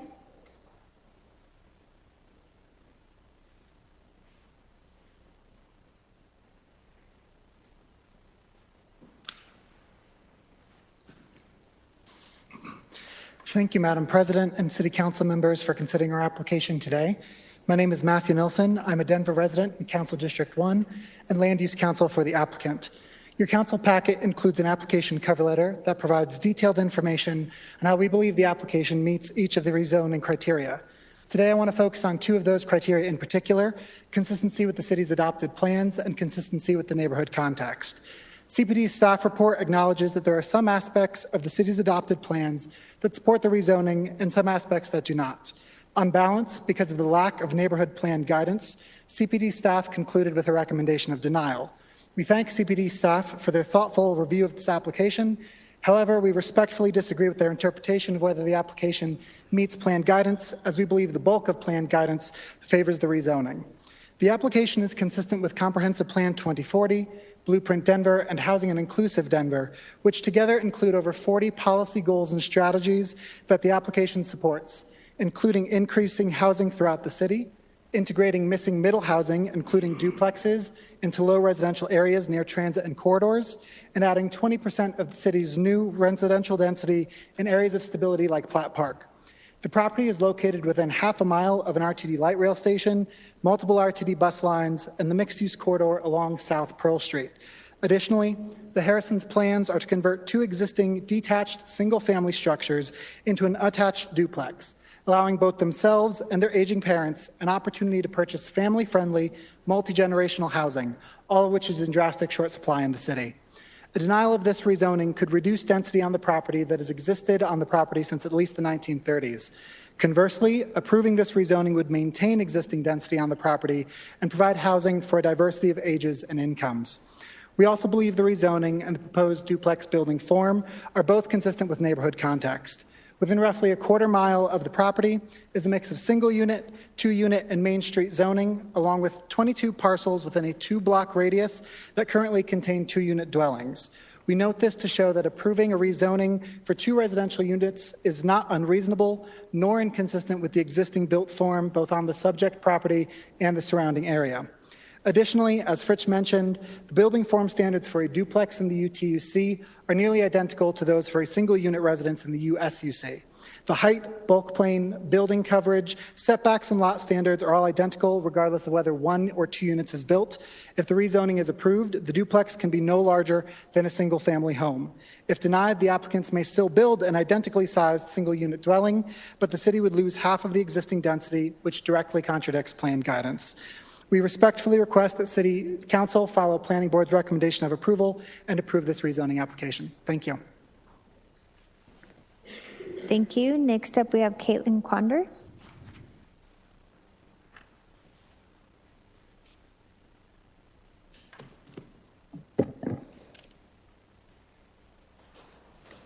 Thank you, Madam President and City Council members, for considering our application today. My name is Caitlin Quander. I am a Denver resident in Council District 5 and Land Use Council for the applicant. While I serve on the Denver Planning Board, I want to be clear that because of my involvement in this rezoning, when this rezoning came before Planning Board, I recused myself from voting and did not participate in the presentation. That's consistent with Denver's ethics rules. Along with Planning Board's recommendation of approval, it provided a documentation of deliberation, which Mr. Clausen mentioned. This is found in your packet, item 11. We hope you read this to understand why Planning Board did find plan consistency and recommended approval. and suggests that this could provide the rationale for City Council to approve this application. We believe this application is consistent with the rezoning criteria and that the overwhelming majority of plan guidance supports approval. I want to touch on small area plans and the neighborhood planning initiative. If this neighborhood had a completed neighborhood plan, there would likely be support sufficient for planning staff to recommend approval. Every neighborhood plan recently approved has supported increasing missing middle housing throughout the city. Making the Harrisons wait just because their neighborhood doesn't yet have a neighborhood plan and isn't even on the future schedule yet is not equitable and does not help the city achieve its housing goals. While we acknowledge that a protest petition was submitted, I want to stress the overwhelming amount of support the Harrisons have received and the significant outreach they've done.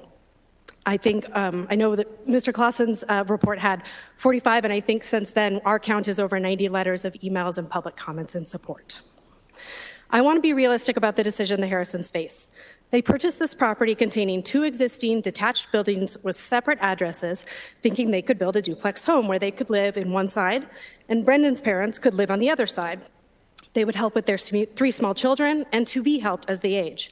Unfortunately, they learned after the fact that despite 2 units existing on the lot, the zoning is single unit. And if they were to redevelop, the city says they can only build 1 single family home. They are stuck in the bureaucracy of our city's zoning code. Construction will happen on this property regardless of whether the rezoning is approved tonight. You get to decide whether that construction maintains much needed historic density or reduces density in an already expensive neighborhood. You get to decide whether a duplex is built to serve the needs of 3 generations of family members, or if the Harrisons are not able to proceed, if it gets redeveloped as a new single family home, likely matching the almost $3 million home that was built next door 2 years ago, owned by one of the opponent petitioners. You are elected to make tough decisions. You are asked to weigh the concerns of a few direct neighbors against the broader policy goals of the city, goals to increase missing middle housing, increase density near transit corridors, and support intergenerational living and aging in place. The city needs additional housing density, and the overwhelming... Next up, we have Katie Harrison. Thank you.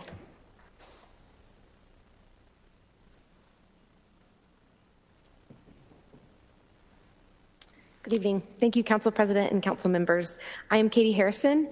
My husband Brendan and I own 1628 and 1630 South Ogden Street, and we are the applicants. We currently live at 911 South Gaylord Street in Denver. We are hoping to rezone 1628 and 1630 from a single unit to a 2-unit zone. Our hope is to be able to build an attached 2-unit home so that Brendan's parents can live in one side while we and our 3 children, ages 8, 6, and 4, can live in the other side. Brendan is both an Air Force Reserve pilot and a Southwest Airlines pilot. So I end up single parenting quite a bit of the time. And having a side-by-side home would allow the grandparents to help us with our 3 young kiddos in this crazy phase of our life. And then eventually we would be able to repay the favor as Brendan's parents aged in home next to us. We believe our situation is very unique in that we currently have 2 legal dwelling units on our lots. Per CPD's letter, in October 1960, each home was identified as having a separate address and separate utilities. When Brendan and I first purchased the property 2 years ago, we were under the impression that we would be able to build a new 2-unit home for our family. Unfortunately, we were informed by CPD that although we did indeed have 2 units, it was not actually a 2-unit. As a result, if we chose to build anew, we would only be able to build 1 home, thus losing one of the homes that we purchased. In the end, the city informed us that our only option for keeping 2 homes while building anew would be to go through this rezoning process. So here we are. We felt pretty overwhelmed with the idea, so we decided to enlist some help from Caitlin and Matt along the way. We began this process a little over a year ago as we wanted to take the time to chat with as many neighbors as possible in order to field their questions and their concerns. We spent many days knocking on doors and left many flyers and letters regarding our rezoning request. Everyone had both of our phone numbers and our email addresses. It has been a lengthy process, but we are pleased to report that we initially received letters of support from 46 different neighbors and business owners in Platt Park. Those are included in your packet today. We are aware that you've also received 49 emails of support from additional residents over the past several days, totaling 95 supporters in all. And our family has been very encouraged by the outpouring of support. As I mentioned, Brendan is away many nights for his flying jobs. This rezoning would enable his parents to live in one side and to help us with the kids, or help me with the kids while he is away.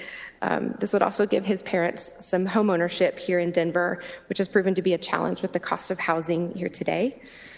In summary, we are not asking to rezone all of Platt Park or even an entire block. We believe that we have a very unique situation with 2 existing units.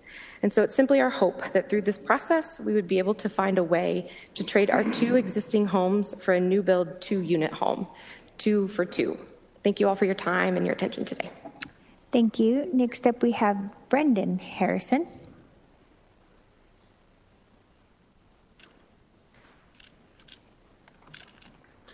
Good evening. Thank you, Madam President and council members, for taking the time to hear us and consider our proposal tonight. I'm Brendan Harrison. We currently live at 911 South Gaylord Street in Denver. My wife Katie and I own, as you heard, 1628 and 1630 South Ogden Street, and we are the applicants. As Katie mentioned, I'm an Air Force Reserve pilot and Southwest Airlines pilot. As a result, I'm away from home a lot of the time. As you can imagine, it's very challenging for Katie. We believe we are bringing an extremely rare case before you today. We currently own, as you heard, 2 legal dwellings. They've been designated as 2 separate residences with 2 separate addresses by the city of Denver for 65 years. The 2 100-year-old homes are detached, as you heard, and so due to technicality in the code, we're not allowed to build a new, more traditional 2-unit home. We believe that this is an unfortunate technicality, especially considering the housing challenges currently faced in our city. If our rezone were to be approved, it would enable 3 things. Number 1, homeownership for 2 families, my family and my parents. Number 2, it would enable intergenerational living, where grandparents can live next door to help with our young children, and then we can repay the favor as they age in place. Number 3, access to light rail for more people. I could walk 3 blocks to the Louisiana Pearl Station and take that to the airport every week for work. My parents are nearing the 80s, and as they age, public transportation will take the place of driving. If our rezone were to be approved, what this would not do, number 1, if approved, it will not change the character of the neighborhood. Everyone who is familiar with Platt Park knows the context of the neighborhood. There are countless duplexes woven into every single street. We can see 2 duplexes from our home on Ogden Street right across the street. On page 72 and 73 of your packet, you'll notice pictures that we put together on PowerPoint. There are 22 duplexes within 2.5 blocks of our home. That is truly what is on the ground of the surrounding blocks. Number 2, we do not desire to set a new precedent. If approved, we believe we have extremely rare conditions. We have 2 legal homes. We're not asking to go from 1 home and somehow increase to 2 homes. We believe that because of these unique conditions, that this is a reasonable request. Thankfully, we do not feel alone in this, as we've now received letters of support from over 90 residents. Lastly, regarding our motivation, the reason we have pressed forward with this application for 2 years now is because we're doing this for our family. I'm doing this for my wife, Katie. We're doing this for our kids, Wyatt and Bennett and Ellie. And we're doing this for the grandparents. All we wanted to do is have a chance to stand in front of you guys, the decision makers, because we believe that we have a very unique situation. We're respectfully requesting you approve this application so that we may keep our 2 homes and be allowed to build a 2-unit home for our family, 2 for 2. Thank you for your time. Thank you. Next up, we have Christy Leach.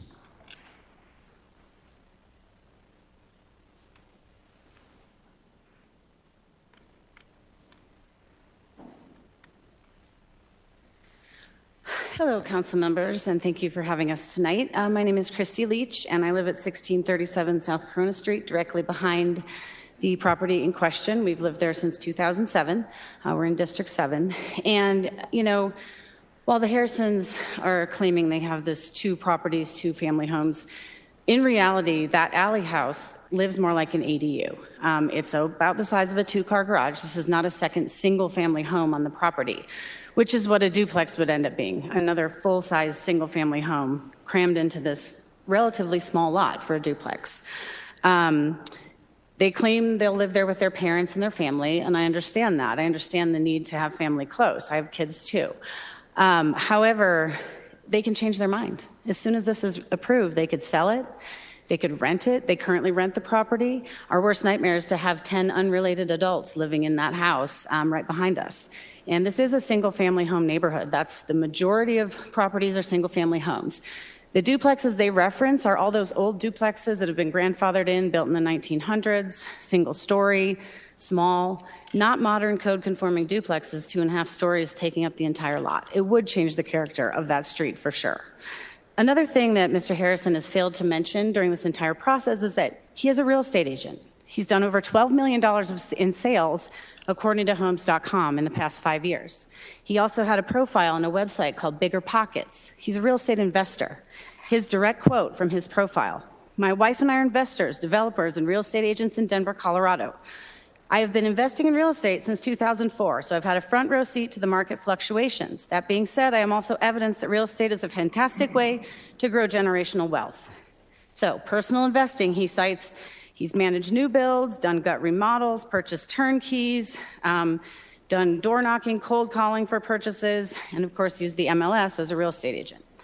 On the management side, they say they currently manage several long-term rentals, Airbnbs, VRBO. They've owned and operated short-term furnished crash pads for pilots, several rental properties in Colorado, Washington, Texas, Florida, and they're looking to expand their rental portfolio in the Denver area. So when he says they will live there, I must take him at his word. However, with his investment profile and his history, we are worried that that duplex could turn into the equivalent of a small apartment building behind our house. So, interestingly enough, that profile was deleted after he sent me a personal email trying to convince me he is not a real estate investor. Most of the neighbors in the surrounding blocks also deny this and are against this. Voting yes and allowing a duplex to be built, which goes against your own city zoning code, would set a dangerous precedent that says it's okay to ignore community voices and allow investors who want to change the zoning laws to benefit their profits or satisfy their personal needs, that they're more important than community voices. Next up, we have James Toll calling in. Go ahead, James.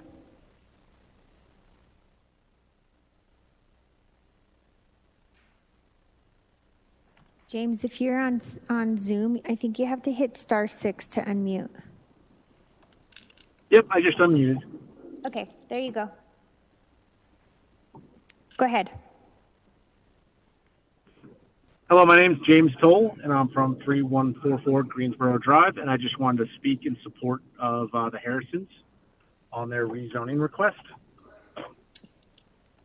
So thank you, Madam President. Thank you, council members. They already have 2 units on the property, and I just wanted to say that, they want their grandparents to live next door with their grandkids, and I very much understand this as I have young kids myself and aging grandparents. And I think with all the other surrounding duplexes in the area, even though they are grandfathered in, as the last speaker said, obviously they're going to maintain the character of the neighborhood, and that's what they want to do. And, I spend a lot of time in the neighborhood for my business, and there's a large mixture of those housing types within the immediate area. And I just wanted to speak in support. Thank you for your time. Thank you. Next up, we have Nancy Rice in the council chambers.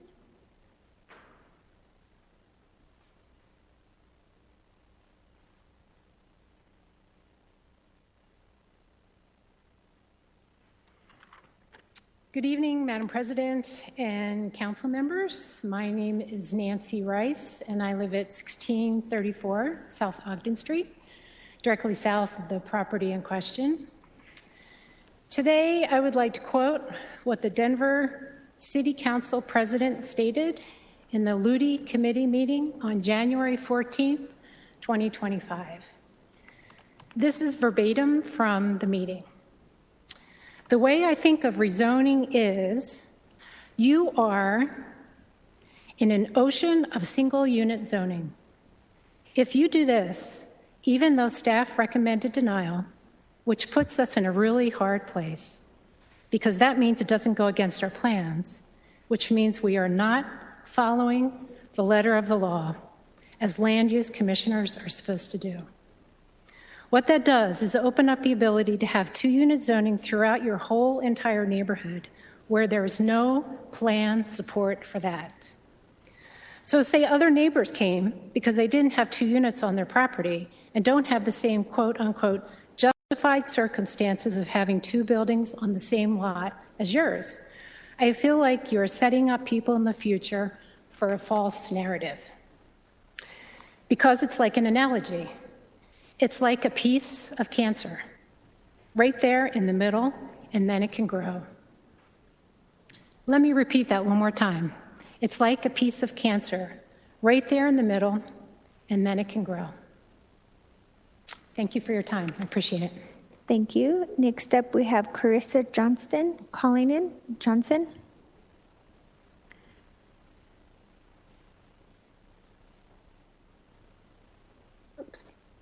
Go ahead, Carissa. We can hear you. Okay, great. Good evening, and thank you for allowing me to speak on behalf of the Harrison family. I just want you to know that I am full support of rezoning this property, and they're dear friends of mine, and their desire to build a unit with 2 duplexes to support their family. Being a busy mom, a working mom, I've always had a strong desire to have my parents nearby to help care for my young kids. And I've never had that opportunity. That's always been a dream of mine. And to hear that they wish to do this, I fully support that. And I also want to speak on behalf of living in a duplex and living beside a duplex. When I first moved to Denver, I wanted to live in the Wash Park, Platt Park area. And the only way I could do that, because it's financially hard to get into the neighborhood, was to get in through a duplex. So I was able to live in a duplex, and my neighbors beside me were also duplex. There was never congestion in the alleyway or in the front of the street. My neighbors are very friendly and very accepting of it too. So I am a realtor, and a lot of my clients are looking to get into this highly desired neighborhood as well as Wash Park. And one of the first things I always suggest to them, the best way to get into a neighborhood like this is to purchase a duplex.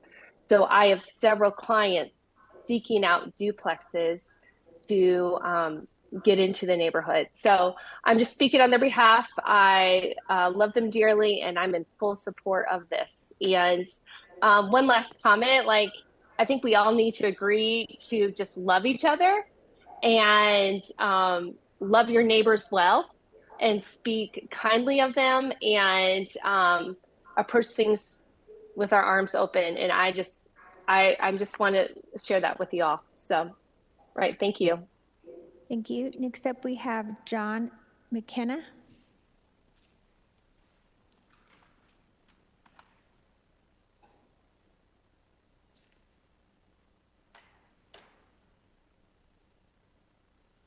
Hello, my name is John McKenna, and I live just south of the applicant's property. And I wanted to thank the City Council for giving us the opportunity to speak to you directly. The question that the City Council should be asking themselves is, how did this rezoning application make it this far? Why or how did the internal staff reach a conclusion to deny the application based on all the city's own guidance, only to have the Denver Planning Board ignore the recommendation? The Denver Planning Board took it upon themselves to advance the rezoning request, disregarding the internal staff's recommendation. It does seem strange. And as the CBS Channel 4 investigating reporter Brian Moss revealed in his news piece regarding this rezoning, of all the 60 such similar rezoning applications submitted in 2024, this particular application is the only one where the Denver Planning Board didn't agree with the conclusion of the internal staff evaluation. It does seem strange. Well, maybe not so strange when one considers the following.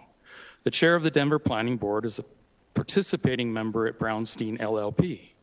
The applicants hired the law firm Brownstein, Hyatt, Faber, Schreck LLP to assist with the fulfillment of the application. The chair of the Denver Planning Board assisted in writing the residential applications submitted to the city of Denver. The chair of the Denver Planning Board wrote a cover letter stating that they felt the applicant had met all the requirements for a zoning change that was submitted as part of the application and read by all the Denver Planning Board members.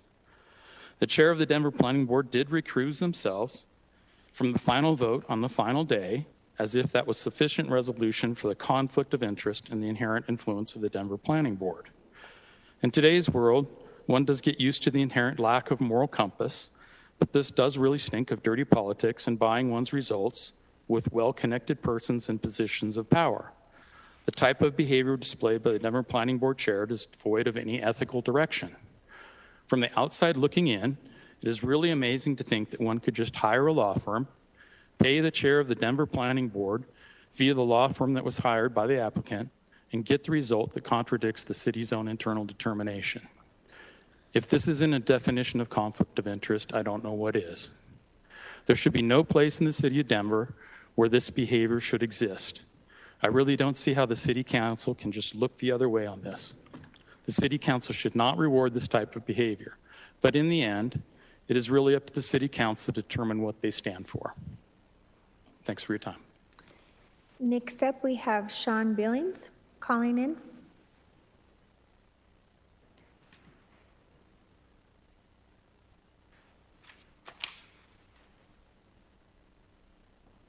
Yes, hello. Good evening, council members.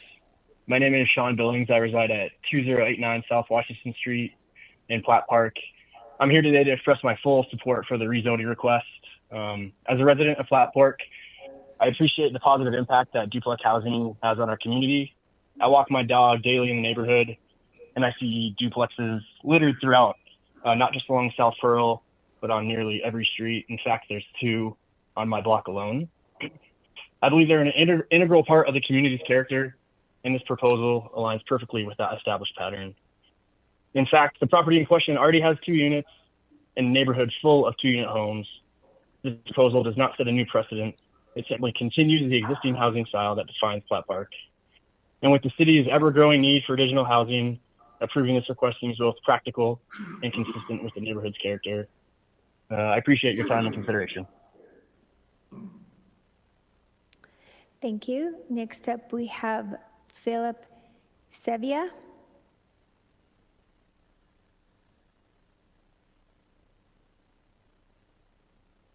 Philip. We have Michael Kane on Zoom. Michael.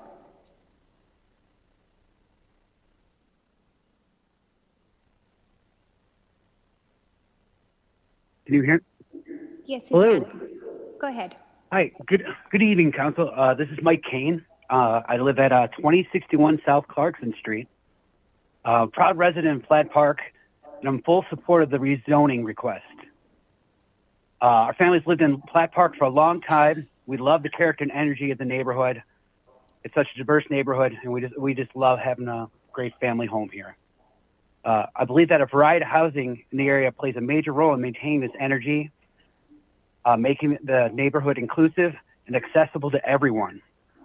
Given the many 2-unit buildings on the surrounding streets, including the 2 new dual units and 2 quads on my block, as well as the dual units already on South Ogden, I see no reason why request to maintain 2 units and simply rebuild as a new duplex would not be approved.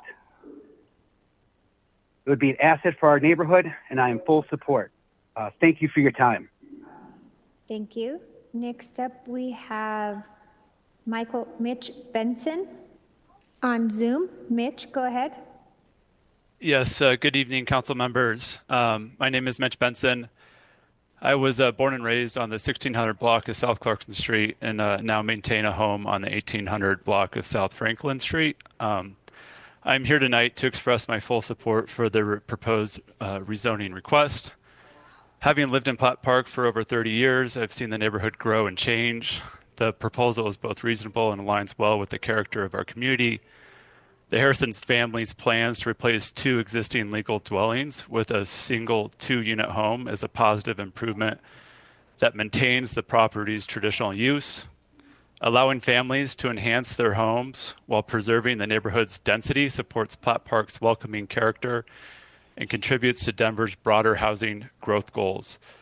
I respectfully encourage you to approve this rezoning request. Thank you for your time and consideration. Thank you. Next up, we have Jesse Paris. Yes, good evening, members of council. Excuse me. Good evening, members of council, those watching at home, those in the council chambers. My name is Jesse LaShawn Paris, and I'm representing for Black Star Action Movement for Self-Defense, Positive Action Commitment for Social Change, as well as the Unity Party of Colorado the Northeast Denver Residents Council, Frontline Black News, Shabaka's Black Experience Enhanced, and I reside at the CCH-owned Fusion Studios in Chantel Lewis's district of District 8. Yeah, I am in support of this, even though it doesn't meet all 5 of the criteria per presentation. I just had a few questions. Were these units for these duplexes, are they going to be well, you already explained what it was. I'm sorry, that's before I got the presentation from the occupant. What is has there been a traffic study done, a parking study, anywhere else, or AMI level? They already explained that this is for their Asian parents, so none of those questions are even applicable. My apologies. I have nothing else to say. It's already been answered, so thank you. Thanks, Jesse. Next up, we have Gregory Smith on Zoom. Good evening, Madam President, City Council members. My name is Gregory Smith, and I reside at 2977 East Geddes Avenue. I'm speaking tonight to give my support for the Harrison family's request for rezoning. The variety of housing options in Platt Park, from 2-unit homes to single-family residents, is one attribute that makes this neighborhood so welcoming and accessible within the city. The term soft density gets used often in consideration of housing options, and this project seems to fit the bill, especially given the unique nature of this parcel already having 2 independently metered homes with independent addresses.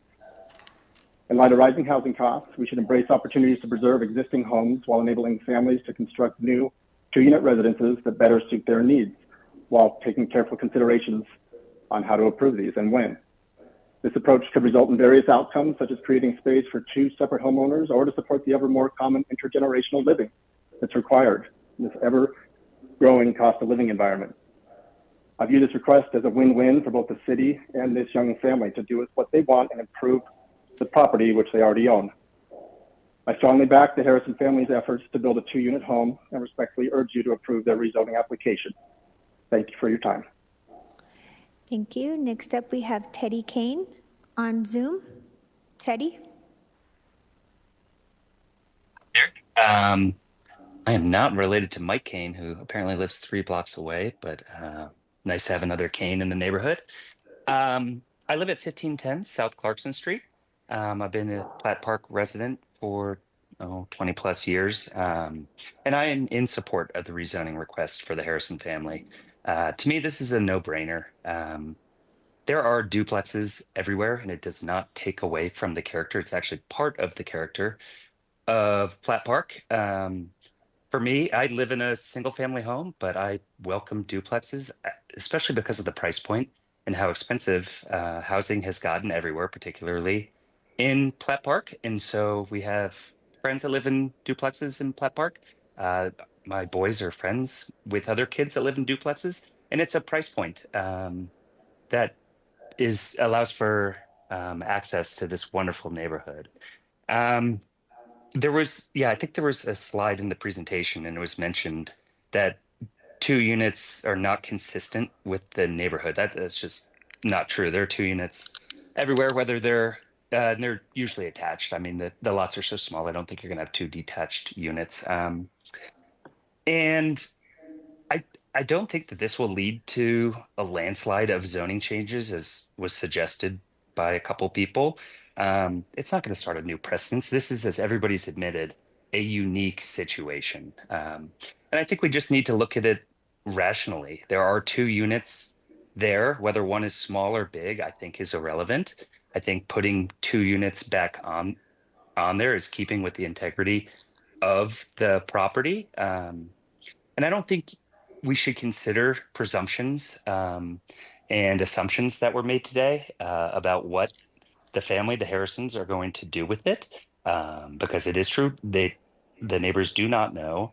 And I do not think that we should be fear-mongering anybody by saying 10 renters in a neighborhood is not wanted. And everybody knows the price of this neighborhood. It's very hard to even afford to rent here. So I'm pretty sure if duplexes are rented out, that it would be to people that would be consistent with the expectations of a quiet neighborhood. Parking is never an issue unless it's farmer's market here. So I think finally, I remember there was a resolution passed years ago about limiting duplex developments, basically saying if there wasn't an existing duplex on there, you couldn't develop a new duplex. And I agree with that. But I don't think this fits that case. I think this is unique in that there are 2 units on it, and there are going to be 2 units on it. So that's all I have to say. Thank you very much. Thank you. Next up, we have Michael Hartzell.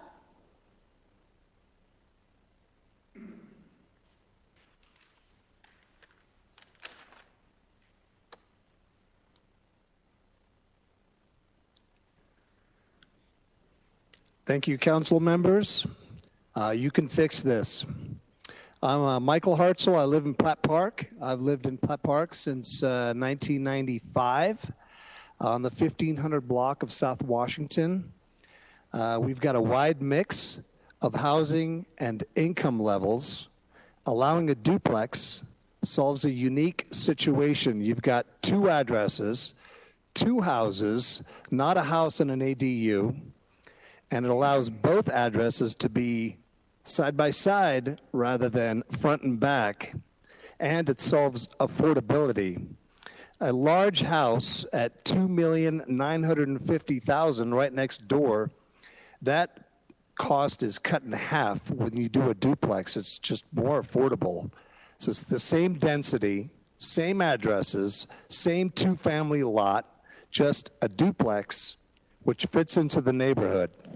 So thank you for your consideration. Thank you. And our last speaker for the evening is Brent Murphy on Zoom.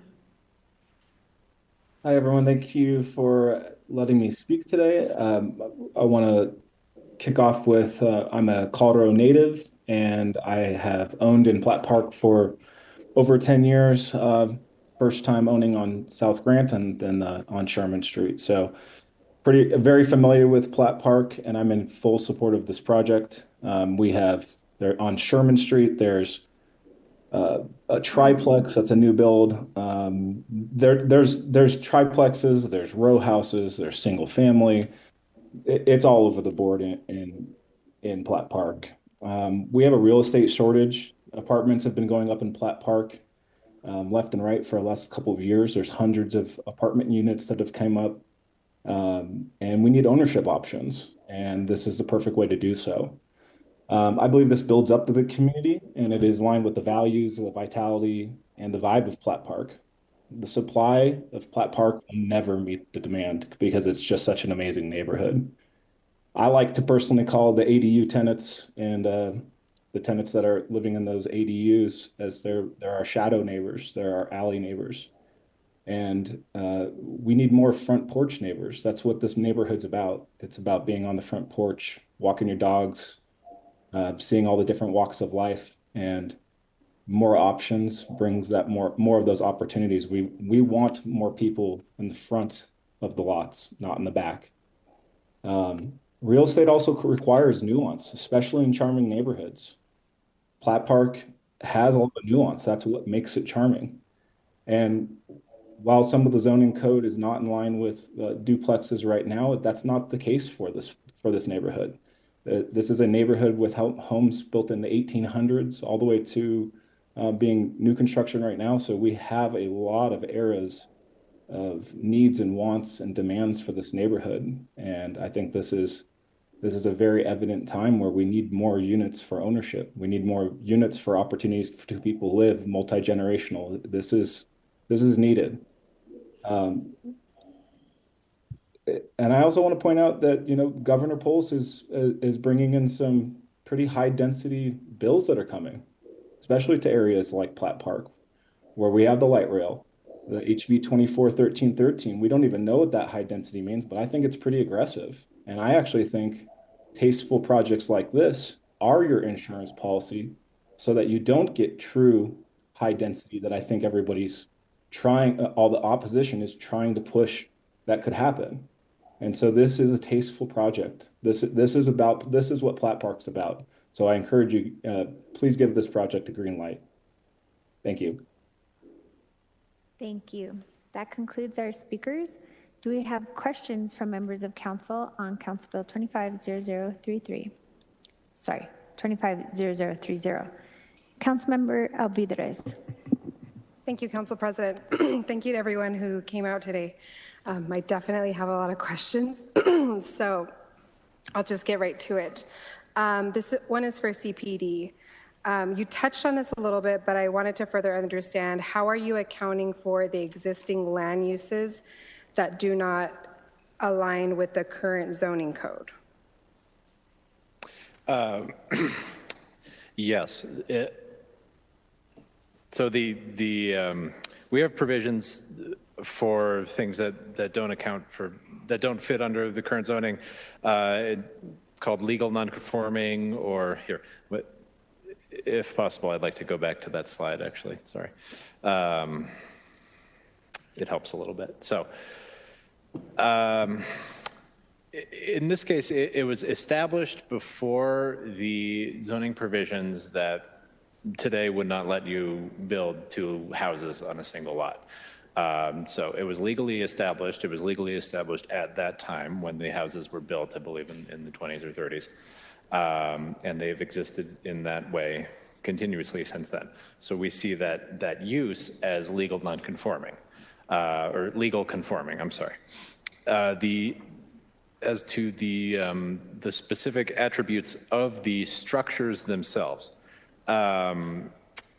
there are provisions in the zoning code that allow you to make certain alterations if your structure does not currently meet the zoning code standards. You can alter it or expand it in ways that do meet the zoning code standards. In this case, though, the two houses on a single lot are legal non-conforming per zoning code standards. So there's not exactly a way to do that under the zoning code. And so that's why in the zoning compliance letter that the applicants received, it's explained that the use can continue existing, the houses can continue existing, they can be repaired, they can be renovated, but because they would not be able to, I'll just say any expansion, physical expansion of those houses would not be able to meet the zoning code, so that's not allowed. Okay, and then is that at all considered with a zoning application? The current conditions? The existing conditions? I mean, it's part of the background information for sure, but does that fit into the criteria for decision making? I wouldn't say so. Okay. So in this case, the way I'm understanding it is CPD is prioritizing the zoning map over the actual built conditions when looking at this rezoning. Sure. What we're prioritizing is our plan guidance specifically. In this case, I want to emphasize that the Blueprint Denver has really specific plan guidance about what to do in this situation, how to evaluate a request for 2-unit zoning in a residential low area. And it specifically says, look to the zoning pattern in the area. That is the way the plan guidance is written. It's very specific in terms of what you need to be looking for, and the pattern of zoning is not there. And if the pattern of zoning is not there, then you need something like either specific small area plan guidance or some kind of broader process that brings in community input with an intention to not just rezone a single property, but a whole area. Okay, and so looking at Blueprint, it talks about residential. So when you talk about the pattern, I'm confused on how there isn't a pattern when the next block over has 2-unit zonings, to the north, I think, and then also to the west, it looks like, so. Right. To address that, I'll just show the map. So there's the difference between the uses that we see on the map here. Pale yellow is single unit residential. Where you have slightly darker shades of yellow, that's either 2-unit or multi-unit residential, likely established before the current zoning code went into effect. But what Blueprint says that we need to look for is a pattern of zoning.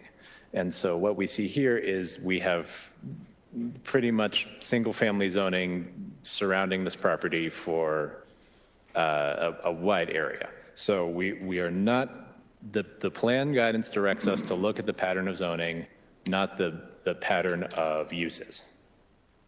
Okay, so that would also, the uses would also say, you know, a house to the back and a house to the front. Although that's not in alignment with the context, I would say, because no other house has that configuration. The actual zoning overrules that. Okay.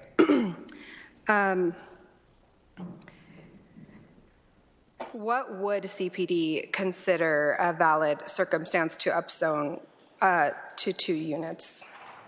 When the plan guidance recommends it, basically. Okay, and was the state transit-oriented development legislation, does that affect this because it is so close to a light rail station, and was that considered? Not considered here. I'm not familiar enough with the legislation to be able to tell you would that be in effect here. My immediate impression is I don't think so. Okay. Okay, I think I understand that question. Sorry, I had to write a bunch of these down and kind of answering more than one at a time.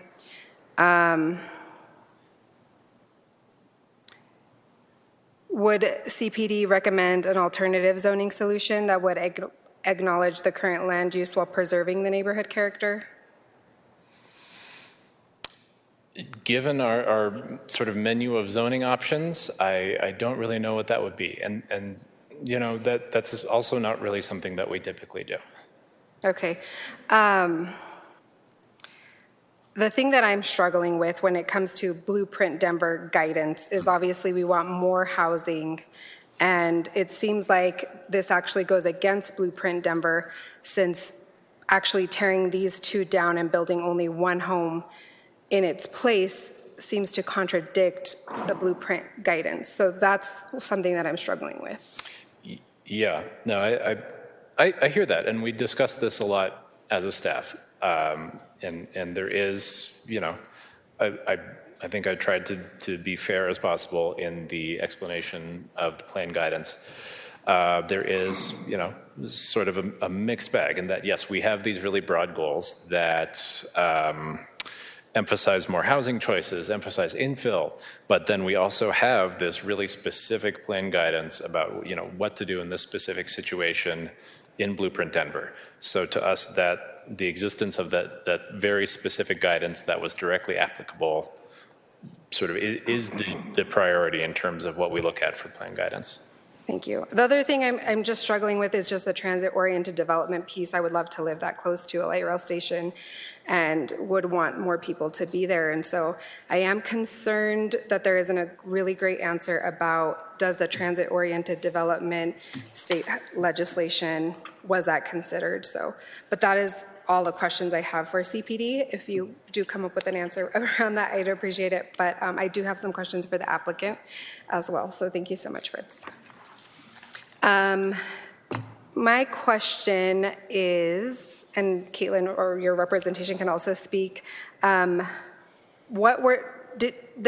did reach out to the RNO, correct? And they decided not to submit a letter in support or against, is that the case?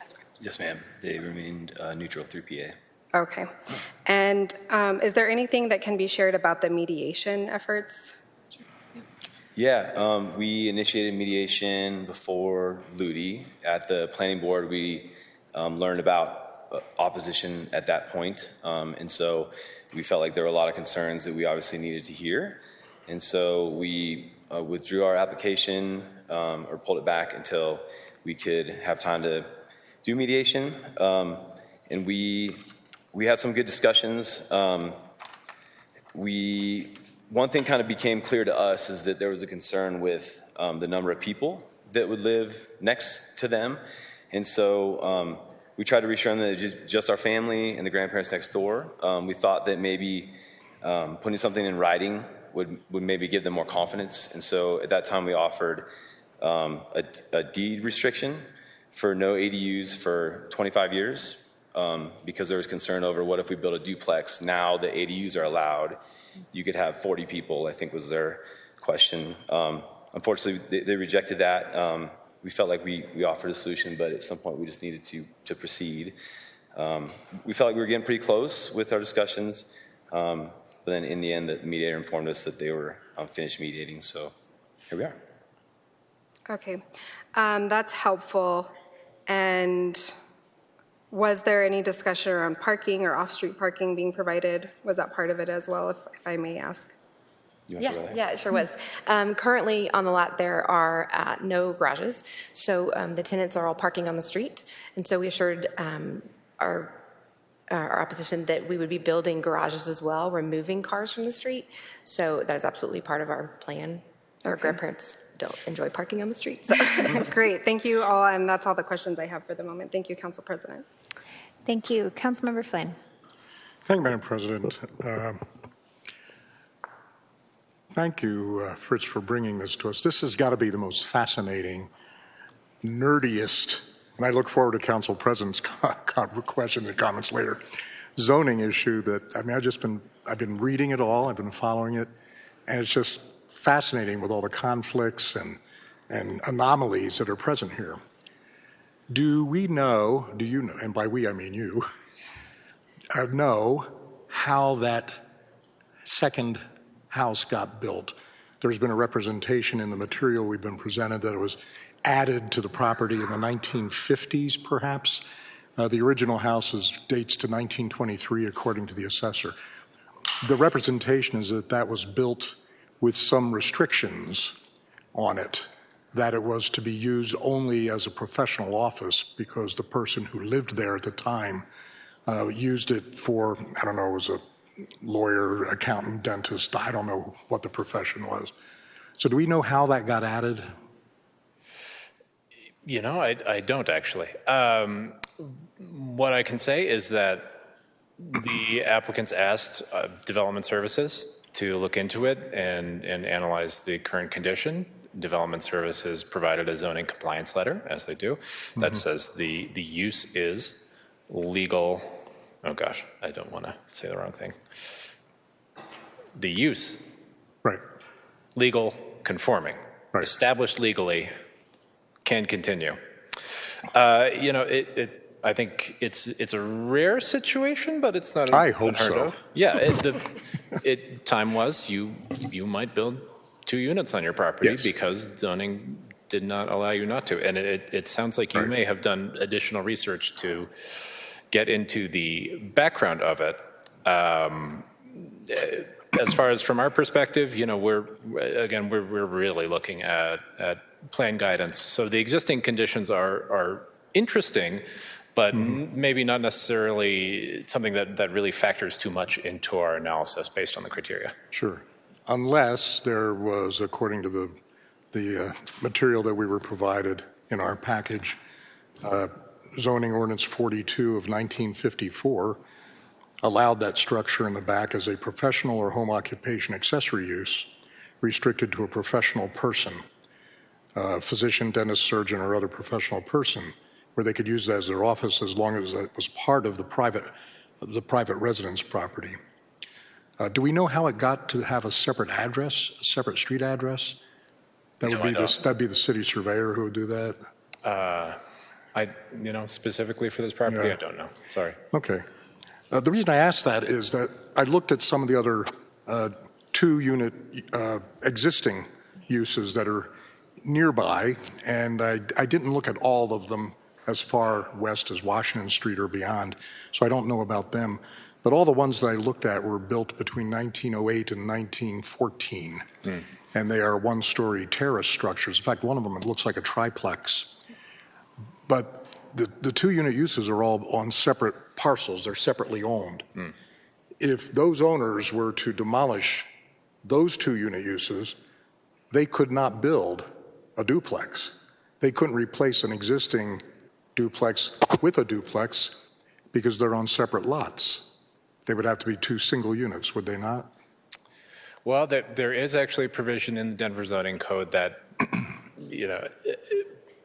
without getting too far into the details, basically, if you have a legally constructed duplex that's currently in a single-family zone, that's continued in that same use since it was established, you can rebuild it under duplex rules without changing the zoning. On two separate lots, or would it have to be on a single lot? Because the ones I looked at were all on two separate lots. Good question. That gets a little thorny. That might get worked out in the development process. And again, there are some conditions about when this applies. But in general, there is a provision that allows you to sort of, if you have an existing duplex that was legally built and continuously in use as a duplex, you can rebuild it under current duplex rules. Okay, but we don't know yet. You can't say right now whether that applies if it's on a single. Looks like Abe is. Do you have any information on that, Abe? I'm sorry, could you say that again? Abe is Abe's here. He was sneaking up behind you. Behind you, Fritz. Thank you. Phone a friend. And thank you, Councilman Flynn. So, simple answer to your question about rebuilding a duplex and whether there's something about the parcels that would one prevent lot versus that. two. So I actually live in this situation in a duplex in a single unit zone. And so generally speaking, such structures are on a single zone lot, which is the unit we use for our own zoning, and regardless of what the ownership parcels look like. And so the rules apply to the zone lot. So typically they're already on the same zone lot, but if they Even if weren't, they're two they can separate be parcels. treated, right, the ownership can be different. Right, between the two. okay. Right. Thank you. And then finally, I guess my last question for now, Fritz, is, and I thought of this before I read the material that was submitted from some of the neighbors that's in our packet here. I thought, well, why? Well, first of all, do we know the square footage of the carriage house behind? That is not in the assessor's records. The primary house is 1,015 square feet. Do we know the back? I don't know that offhand, I'm sorry. Okay. It looks like it's smaller than the primary house. So I'm curious, why isn't the solution here to just demo the property and build a single unit and a large ADU in back? I mean, that would be perfectly legal with the current zoning, would it not? Okay. All right. Abe's nodding. Yeah, there may be some fine particularities, like if you only demoed the back one and kept the front unit. I'm not exactly sure if it would be fully conforming with the zoning code then, but Sure. it's certainly an option. Sure. Having seen both of them, it's likely that you wouldn't do one without the other. But that seems like that would be the elegant solution here. And not even require a zoning change. Right. It's an option. All right. Thank you, Madam President. Thank you. Councilmember Hines. Thank you, Madam President. Mr. Barge, you mentioned 2 units. If there are 2 units, even if it's a single unit lot, if there are 2 units, you can demo and build 2 units again. Did I misunderstand that? And will you let us know who you are for the record? Yes, thank you, Councilman Hines. And I am Abe Barge with the Department of Community Planning and Development. So for the particulars of the zoning allowance to rebuild an existing 2-unit use in a single unit zone district, so that applies to the most typical situation that you see across the city, where there are older duplexes that were permitted at some time in the past. The zoning has maybe changed several times since then. They're currently in a single unit zone district. That's considered a 2-unit use, and it's located, typically in what we would now call a duplex building form. And that's the situation in which it's not even considered to be like compliant or non-conforming, those special statuses that Fritz talked about. There is a specific flexibility that says like that pre-existing condition is in fact allowed, and you could voluntarily demolish it and rebuild according to duplex standards without rezoning. Does that help? Yeah. Is that what we're looking at in this plot or no? It doesn't apply in this specific situation because there is not an existing 2-unit use as we'd consider it on the property. It's 2 single-unit uses that are in separate structures. Got it. My only other question, in testimony, we heard that there are duplexes and triplexes in the area. Looking at the current map, it looks like it's all single unit, at least for a couple block radius. Are there duplexes and triplexes that maybe were legacy, in Chapter 59 or before Chapter 59? Because, yeah, so...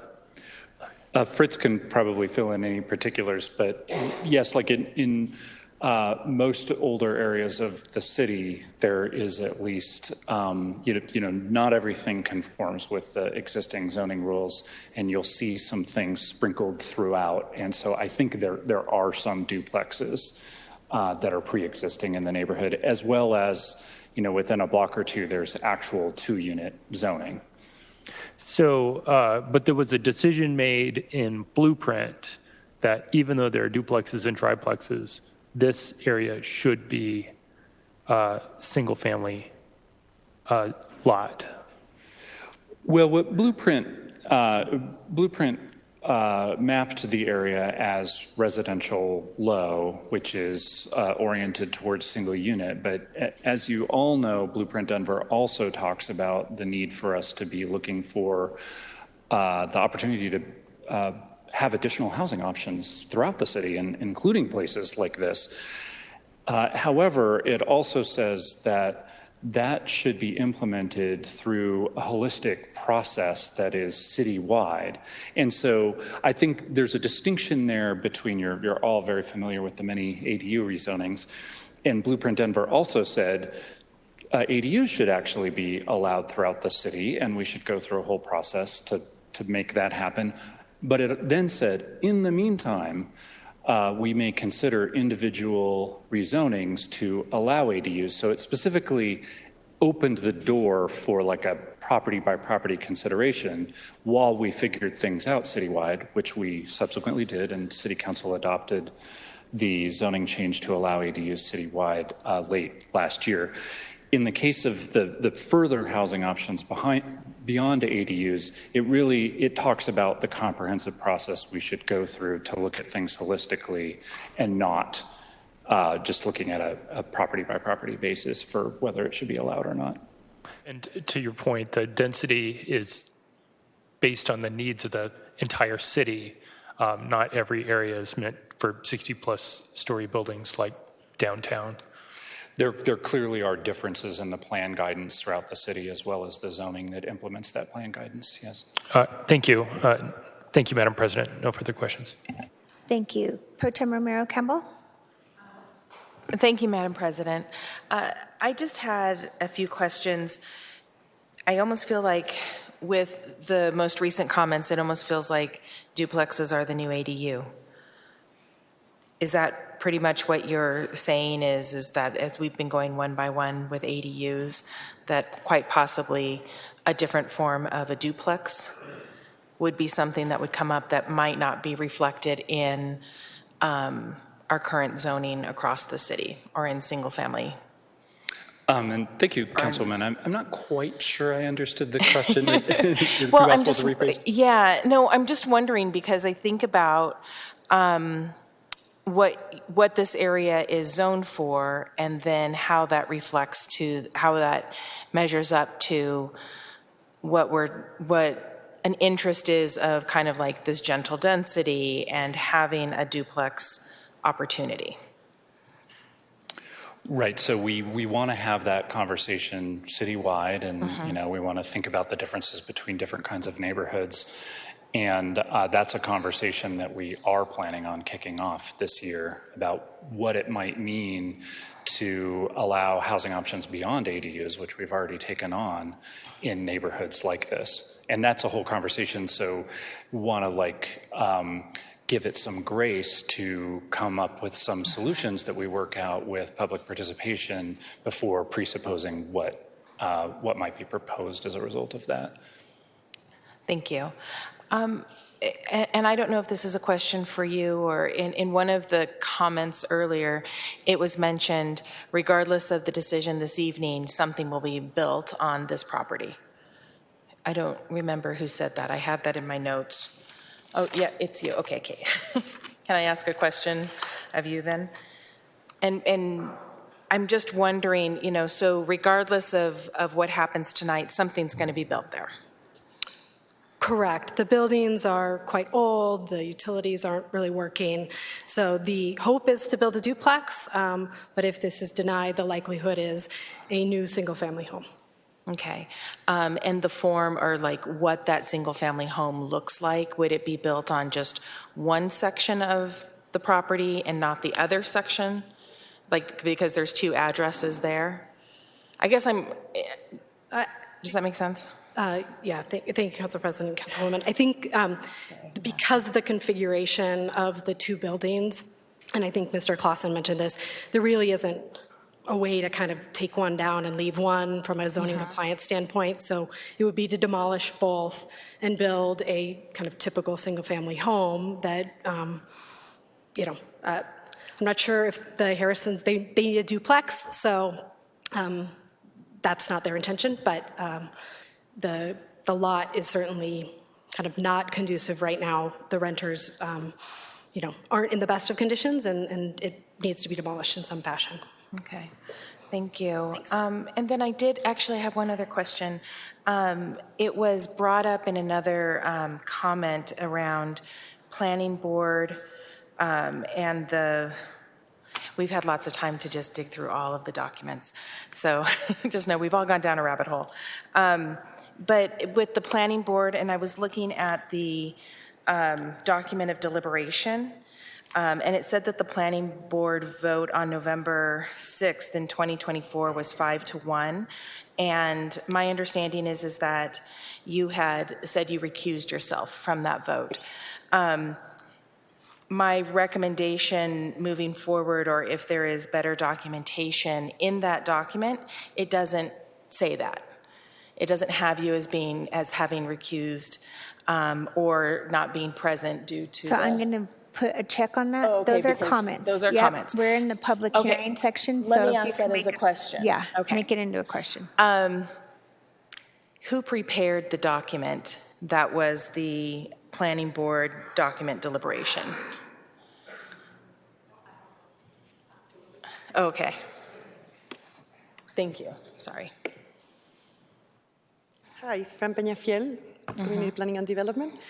The document of deliberation is drafted by two of the board members, and then it's sent to staff to review it for reflect accuracy of what happened during the meeting. And then it's sent independently to all the board members that were part of that vote for review so that they can all agree that everything is accurate, and then it's submitted from staff. Okay. Thank you.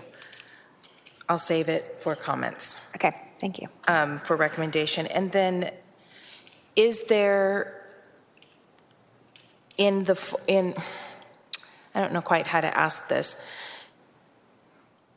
If a house is built on the property, what is the difference between creating a large house and what a duplex would be?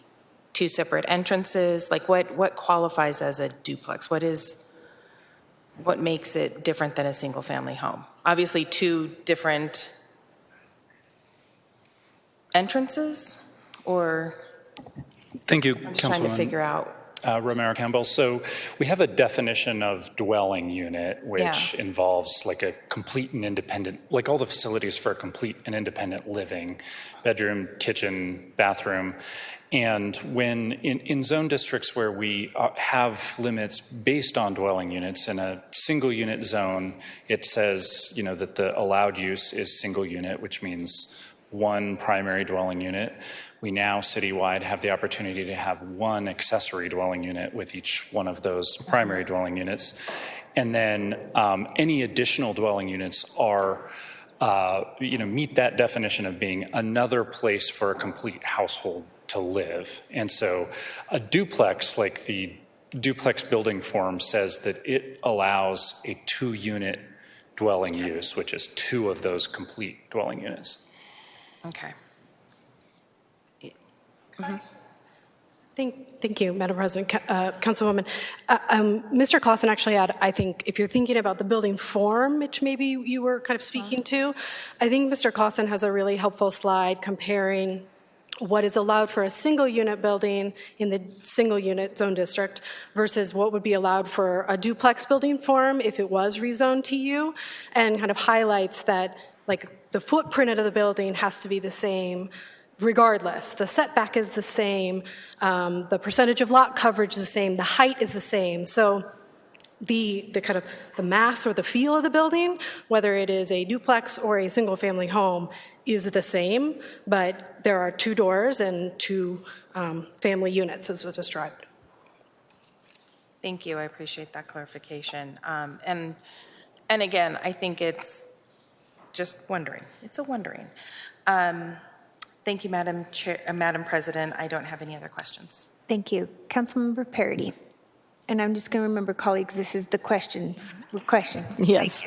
I am a frequent offender about questions versus comments if I have questions. So one question I have for CPD is I'm used to seeing the equity analysis that you guys usually do in the staff report, and I didn't notice it in these slides. Do we only do that in nest neighborhoods, or you're nodding yes? Can you come to the mic and say yes, I suppose, for the record?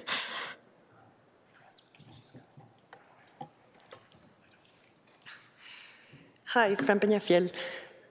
So we have a threshold where we do equity analysis. So we only do them in lots that are bigger than 10,000 square feet, or when the rezoning is more than RH, so like higher than an RH rezoning, or in certain, no, that's because we only do them also like in nest neighborhoods. So this is not nest neighborhood, it's not going to MX, and it's smaller than 10,000 square feet. Okay, that's interesting. Thank you.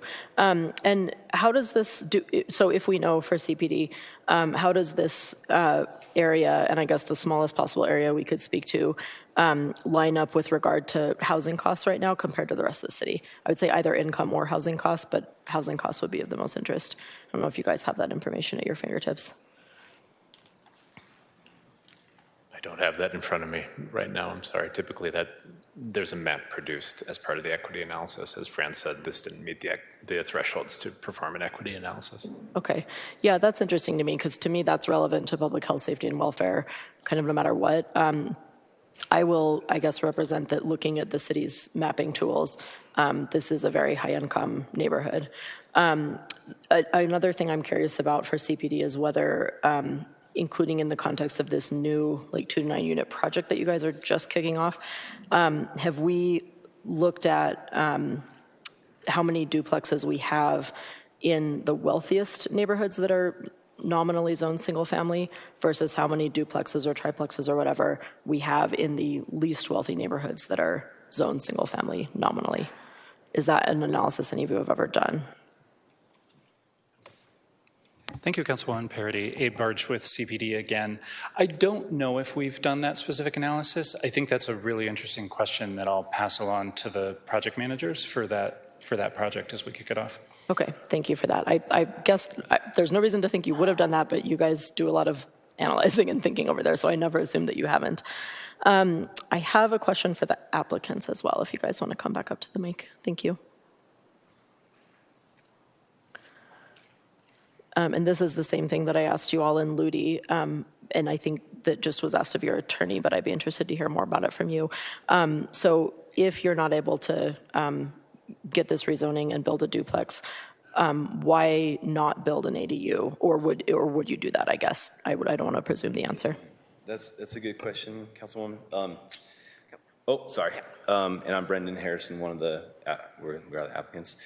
We did discuss ADUs at length with our family. The 2 biggest reasons we were looking for something like this was the home ownership aspect of it. So with my parents, that was the goal. This is why when we found this, we thought this is the answer because we had 2 addresses there. And then the other reason in that, even though we do fully support ADUs, we think they're awesome. We think there's just so much good that comes from it. For us, it's not a great option because my parents are near in their 80s. Garages are obviously necessary. The neighbors expressed like that was a huge thing, particularly in this area with the fire department across the street. So garages are necessary, and if my parents, as they get into their 80s, live on top of a garage, it just becomes less feasible. So for us, we just kind of decided that was not an option, even though we think they're great. So that was kind of why we were looking for a 2-unit and thought this would just be grandfathered in, as they talked about. We knew you could do that, and that's what we thought we had.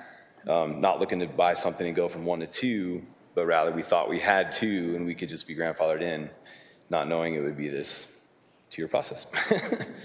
And here you are. So I have another question about the ADU idea, I guess, which is,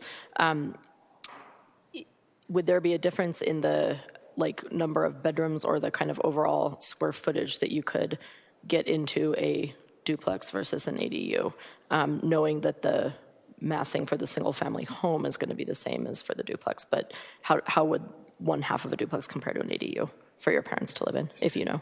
Question. I think CPD is kind of hovering behind you too, so I don't know if you guys have the answer, that's fine. The only thing we know is that, like what Ms. Caitlin was saying, is a 2-unit and a single unit are the same size home, and then you can add an ADU, but yeah, I don't know size-wise, actually. It's probably better for Fritz. Thank you. Yes, sorry. Briefly going to jump in here. An ADU would be specifically limited to 1,000 square feet here. And a duplex, it could be as large as permitted by setbacks, lot coverage, the other zoning standards. Okay, thank you. Yeah, that's helpful. So an ADU is just sort of a different, I mean, it would be potentially smaller than what could be built as a duplex. Okay, another question I had for the applicants that I just wanted to hear a little bit more about. Thanks for hopping back up again. Can you guys talk a little bit more about the original zoning compliance letter that you got and what you understood from that? I have heard that reference, but I haven't quite understood how that happened. Yes, ma'am. So when we bought the house, we basically contacted the city and said, hey, we know there's this grandfather clause. So how do we build a duplex, basically? So we talked to zoning, and they said, you upload some stuff. So we uploaded the 2 addresses. We uploaded, when we purchased it, we had documentation to show the 2 addresses. We uploaded different utilities because they had separate utilities. So we upload all that, and then they sent back a letter, which is called a zoning compliance letter. And that's where they broke down the assessor from, at some point, 1960 was when they said they had like A and B is how they used to designate it, the homes. And then at some point they said it's actually 1628 and 1630. And it used to be just 1628 A and B, and then they called it 1630, which is now commonly known as 1630 and 1628. But anyway, so they sent that letter, and they said in 1960 is when it was 2 separate addresses officially, and it's been that way ever since. And so that's when the terms that Fritz is better about with the legal conforming, and that's when they said, so when I called and talked to them, they said, yeah, it's weird, like you have 2 units, but it's not a 2-unit, so you're technically not grandfathered in. So that's when we asked, well, can we do anything? And they said, yeah, here's the rezoning process, here's the website, and then have at it. Okay, thank you for that. And for CPD, for Fritz or Abe, is that original zoning compliance letter in our materials? I was just looking for it. Yes, I believe it is. Okay, I will keep clicking through that until I find it. I'll go look at the pack and I'll see if I can tell you which page it's on. Thank you for that, and I'm sorry to ask you to do that. I'll be looking as well. I think that's all I have, Madam President. Thank you so much. Thank you. Councilmember Watson? Thank you, Madam President. We're not accustomed to having CPD folks floating around if they're not making presentations. So, Fritz, I apologize. I'm going to ask this question of Abe, specific to TOC. So, do you mind coming forward? Just curious on the initial question asked by Councilmember Alvidrez on the proximity to transit and for this development, if there are impacts on the TOC state legislation. Yes, thank you, Councilman Watson. And for those at home, TOC is the Transit-Oriented Communities Bill that was passed by the state legislature last year in 2024, which sets targets for allowed density near transit.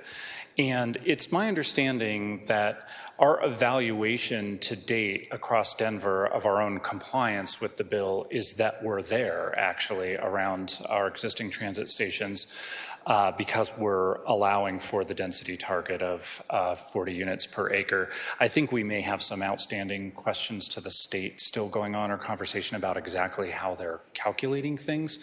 But I think we're there, and it's also looks like the target is primarily within a quarter mile, and this particular site is further away than that from the light rail station. It's a half mile away. Yeah. Oh, the TOC, you're saying is half mile? Okay. And can I ask you the distance, do you know Abe, from? why don't we have the residents, why don't you come forward, because we need to be able to hear what you stated. And then Abe, please stay there if you need a back and forth with them. Yeah, I'm Katie Harrison, applicant. We were just going back and forth about the distance for the TOD bill, and our research showed it was a half mile from a transit station, and our home is 0.4 miles from the transit station, so it would fall within that bill, from my understanding. So, yeah, I apologize. I may need to get back to you with, after talking with one of our staff experts on the details of the bill, but maybe just going back to the original point, that I do know that our initial evaluation has indicated that it looks like we're in compliance already in terms of what's actually allowed near transit in Denver. All right, thank you so much, Abe. Fritz, I've got a few questions for you specific to the neighborhood planning initiative process, and I'm curious from your perspective or any of the other floating community planning and development folks, do you have an idea of when an area plan is scheduled for this community? If there is, and I do not believe currently there is one. I don't have an idea at this time. You know, we're doing 3 area plans currently: downtown, southwest, and far southwest. The plan, as far as I understand it, is to take a brief pause after that and sort of establish a schedule for the rest of them going forward. So I don't have an estimate offhand.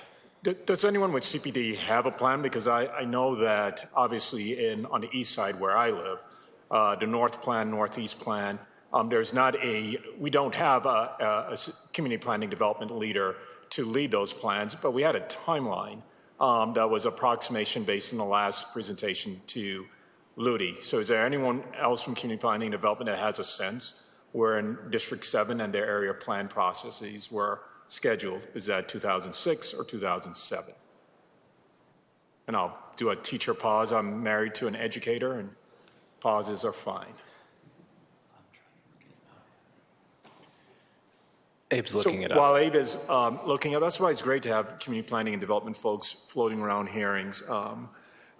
The other question, Fritz, based on your understanding of our area plan process, would it be possible if neighbors had an area plan in this community, and this is a big hypothetical, I'm sure you can say I'm not going to hypothesize, would they, if they wanted to have within single family lots, units, splitting lots to allow for duplexes, is there anything within the lot size of this based on other area plans for single family lots, some of that use, that's lot splitting per se, and I may not be using the correct term, has been allowed across the city?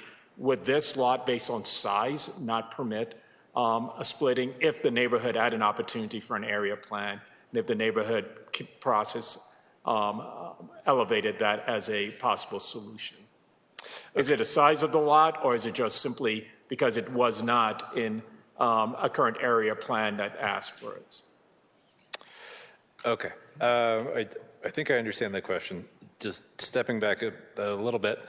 So the area plans typically update use recommendations for the areas that they cover. Taking near southeast as an example, it's the one I'm most familiar with, having worked on the rezoning aspect of it. There were a number of specific recommendations about not only where, it's thinking about duplexes specifically, where duplexes should be, but things on top of that, affordability priorities, preservation priorities. There were also specific plan policies in the Near Southeast Area Plan that said you should be able to split your lot if you have certain conditions met. So I think it's two different things. A duplex use that results once a duplex is built in the splitting of the property or not, and then there is a different thing, lot splitting, to basically create smaller single-family lots. So both of those have been addressed in other NPI plans. Yeah. Thank you, Madam President. I have no further questions. And Abe, if you have an aha, hit me an IM and I will jump back in queue. Thank you. Councilmember Torres. Thank you, Madam President. I appreciate my colleagues' questions. They've asked a lot of similar things that I was interested in, particularly the timing of Platt Park for NPI. The only other question I have, Abe, what are the household residency rules today for this property, for the 2 units on this property? Thank you. Councilwoman Torres, you are asking how many individuals would be allowed to Related live in... and unrelated. Right. So that's recently been changed to comply with state law. And so I believe that currently there isn't a specific limit due to compliance with state law. Right. So any number of related or unrelated could be living currently in the property or in the future on a single family home, a duplex, didn't matter. Right. It's just in any dwelling unit. It would still have to meet the conditions of just being one dwelling unit in terms of like not having multiple kitchens and things like that. Correct. Okay. Thank you so much, Abe. Thank you, Madam President. Thank you. For Fritz, I can't find their zoning compliance letter in the packet. Can you find it? I'm sorry, I was mistaken. It was not included in there. It's not. I did read it and attempted to summarize it for the presentation, but just sort of we don't necessarily have a standard policy about what supplemental stuff to include, so it wasn't included. I think probably it's useful background information and should be included going forward. When was it issued? Sorry? Do you know when it was issued? Oh, not exactly, but I believe recently in 2023 or 24. Okay. For the applicants, when was it issued? When did you ask for it? Yes, ma'am. It was beginning of 2023. So At the beginning of 2023? 2023, yes, ma'am. And so in the zoning compliance letter, it would have clearly stated that you cannot modify this, correct? That you're in a 2-unit zone district and that if you want to move forward with having 2 separate parcels. And the reason I know is I just read one. I read them all the time. I help constituents get them all the time in Council District 1 because we have similar to you, we have single family homes that look like duplex or act like duplexes. And so I always tell people before you sell or before you buy, get a zoning compliance letter so that you know what you can do with your property. It's like real estate 101. So you got it after you bought this property or before you bought this property? Yes, ma'am, after. So that's when we learned that that was a thing because we basically bought it and called the city and they said, here, you can submit for this thing. So yeah, that's when we learned about it, was after the fact. Okay. And then one question from the public. Did you represent, do you have your real estate license in Denver? Yes, ma'am. And did you represent, were you part of the transaction as like a buyer or represented that yourself as you were buying this property? Yes, ma'am. And then do you have other rental properties in Denver? We do not. This is the only one in Denver. This is the only one. And do you have other rental properties in Colorado? Not in Colorado. No, but somewhere in the United States? Yes, ma'am. I have one in San Antonio when I lived there for the Air Force, and one in Washington State when I lived with the Air Force, and then one in Florida as well. So basically I tried to buy a house when I moved in the Air Force. If it worked to keep it, I tried to, and if it didn't, it didn't. So. Okay. Yeah, for CPD, I'll say this, but that zoning compliance letter would be really helpful. So I agree with you, Fritz. Seeing Councilmember Alvidrez, go ahead. Thank you. I did have a couple more questions.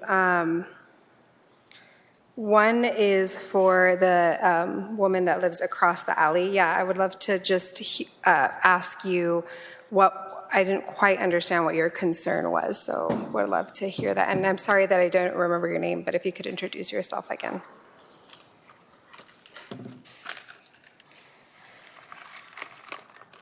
So again, my name's Christy Leach, and we live directly behind the property. Our biggest concern, honestly, is being one of the only homes that would be in our area on the surrounding blocks. You know, we talked about the different types of homes in the neighborhood. The duplexes that exist, and I did walk with my dog all 2 blocks from that property, north, south, east, west. I would say 90% of the homes are single family, maybe 85%. The duplexes that exist are the ones Fritz mentioned, built in the 1900s, and they are smaller than most of the single family homes, to be honest. And so to put a modern code-conforming 2.5-story duplex, which during mediation, the neighbors did say we are totally fine with a single-family home and a large ADU. That's not a problem at all. The issue we see is putting a large code-conforming duplex there, 2.5 stories, each side having 4 or 5 bedrooms. Again, there's now 2 kitchens. You're doubling the number of people that could potentially live comfortably in those houses. The front house is 1,000 square feet.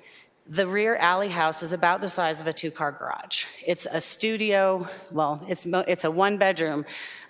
There's a sliding door separating the bedroom from the rest of the living area. So it's not, it's being represented as a full-sized second home on the property, but that's just not the reality. The reality is that I think our garage might actually be bigger. And so to say that they're going to do 2 for 2, it's not. They are upsizing considerably by putting a duplex into that property. And so again, our concern is that, as the Harrisons have mentioned, they want to live there with their family. Also, by making a duplex, they can split this lot now. They can double the money that they can sell this for. And again, with his real estate history, his investing history, I would love to trust people when they say what they're going to do with a property, but that can change. And he could decide, plans change. His parents aren't going to move here. Oh, now we have to sell it. And who knows who buys that next? And maybe those folks move in and they want to rent it out to the college students at DU. And we have, like I said, a mini apartment building. So our biggest concern is the density. And if something like that were to happen, our property value, because we're directly behind this property. And there are no other houses in our immediate vicinity within 2-block radius that would be in that same situation. No one else lives next to, down on some of the streets where some of their friends gave comments, they live on Clarkson, Washington, Pennsylvania. All of those streets do have large duplexes. But if you look if you look east of that area of Platt Park, it's all single family, except for, like I said, the small duplexes. And so our biggest concern is that, we're just putting density in an area that there is not that density right now, and setting that precedent for then every small house in the neighborhood. There's a lot of the smaller homes that are being torn down and big houses built. Now people can say, well, wait, there's a duplex on the street. Why can't we build a duplex as well? And I understand they have a different situation having the 2 addresses. However, that house was not built as a second residence. As our other neighbor looked into the history of the property, it was built as an office for the person who lived in the main house. It was on the same Xcel utility bill up until 2015. The resident in the front house actually just told us that the water bill is still one property. It's still all listed under 1630 South Ogden. 1628 does not exist in a property record search. So to say that it's a separate property, separate home is inaccurate. It's an inaccurate statement. And so that's, part of our concern is that this is being represented as not accurately for the purpose of this vote. So. Thank you. That's Thanks. all. Thank you, Council President. Yeah, thank you all. Seeing no other questions, members, the public hearing is closed. Do we have comments by members of council on Council Bill 250030? Councilman Alvidrez, I'll start with you, given this is your council district. Thank you, Council President. This is extremely challenging for me.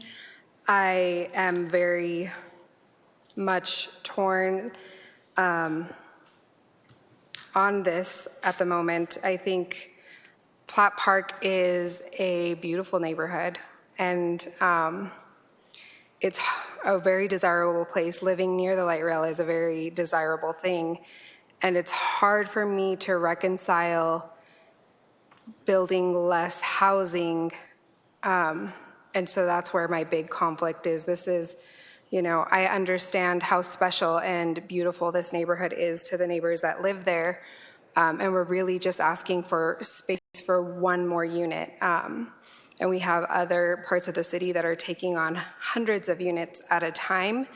And yeah, I think tonight I'm gonna ask Platt Park neighbors to just make room for one more family.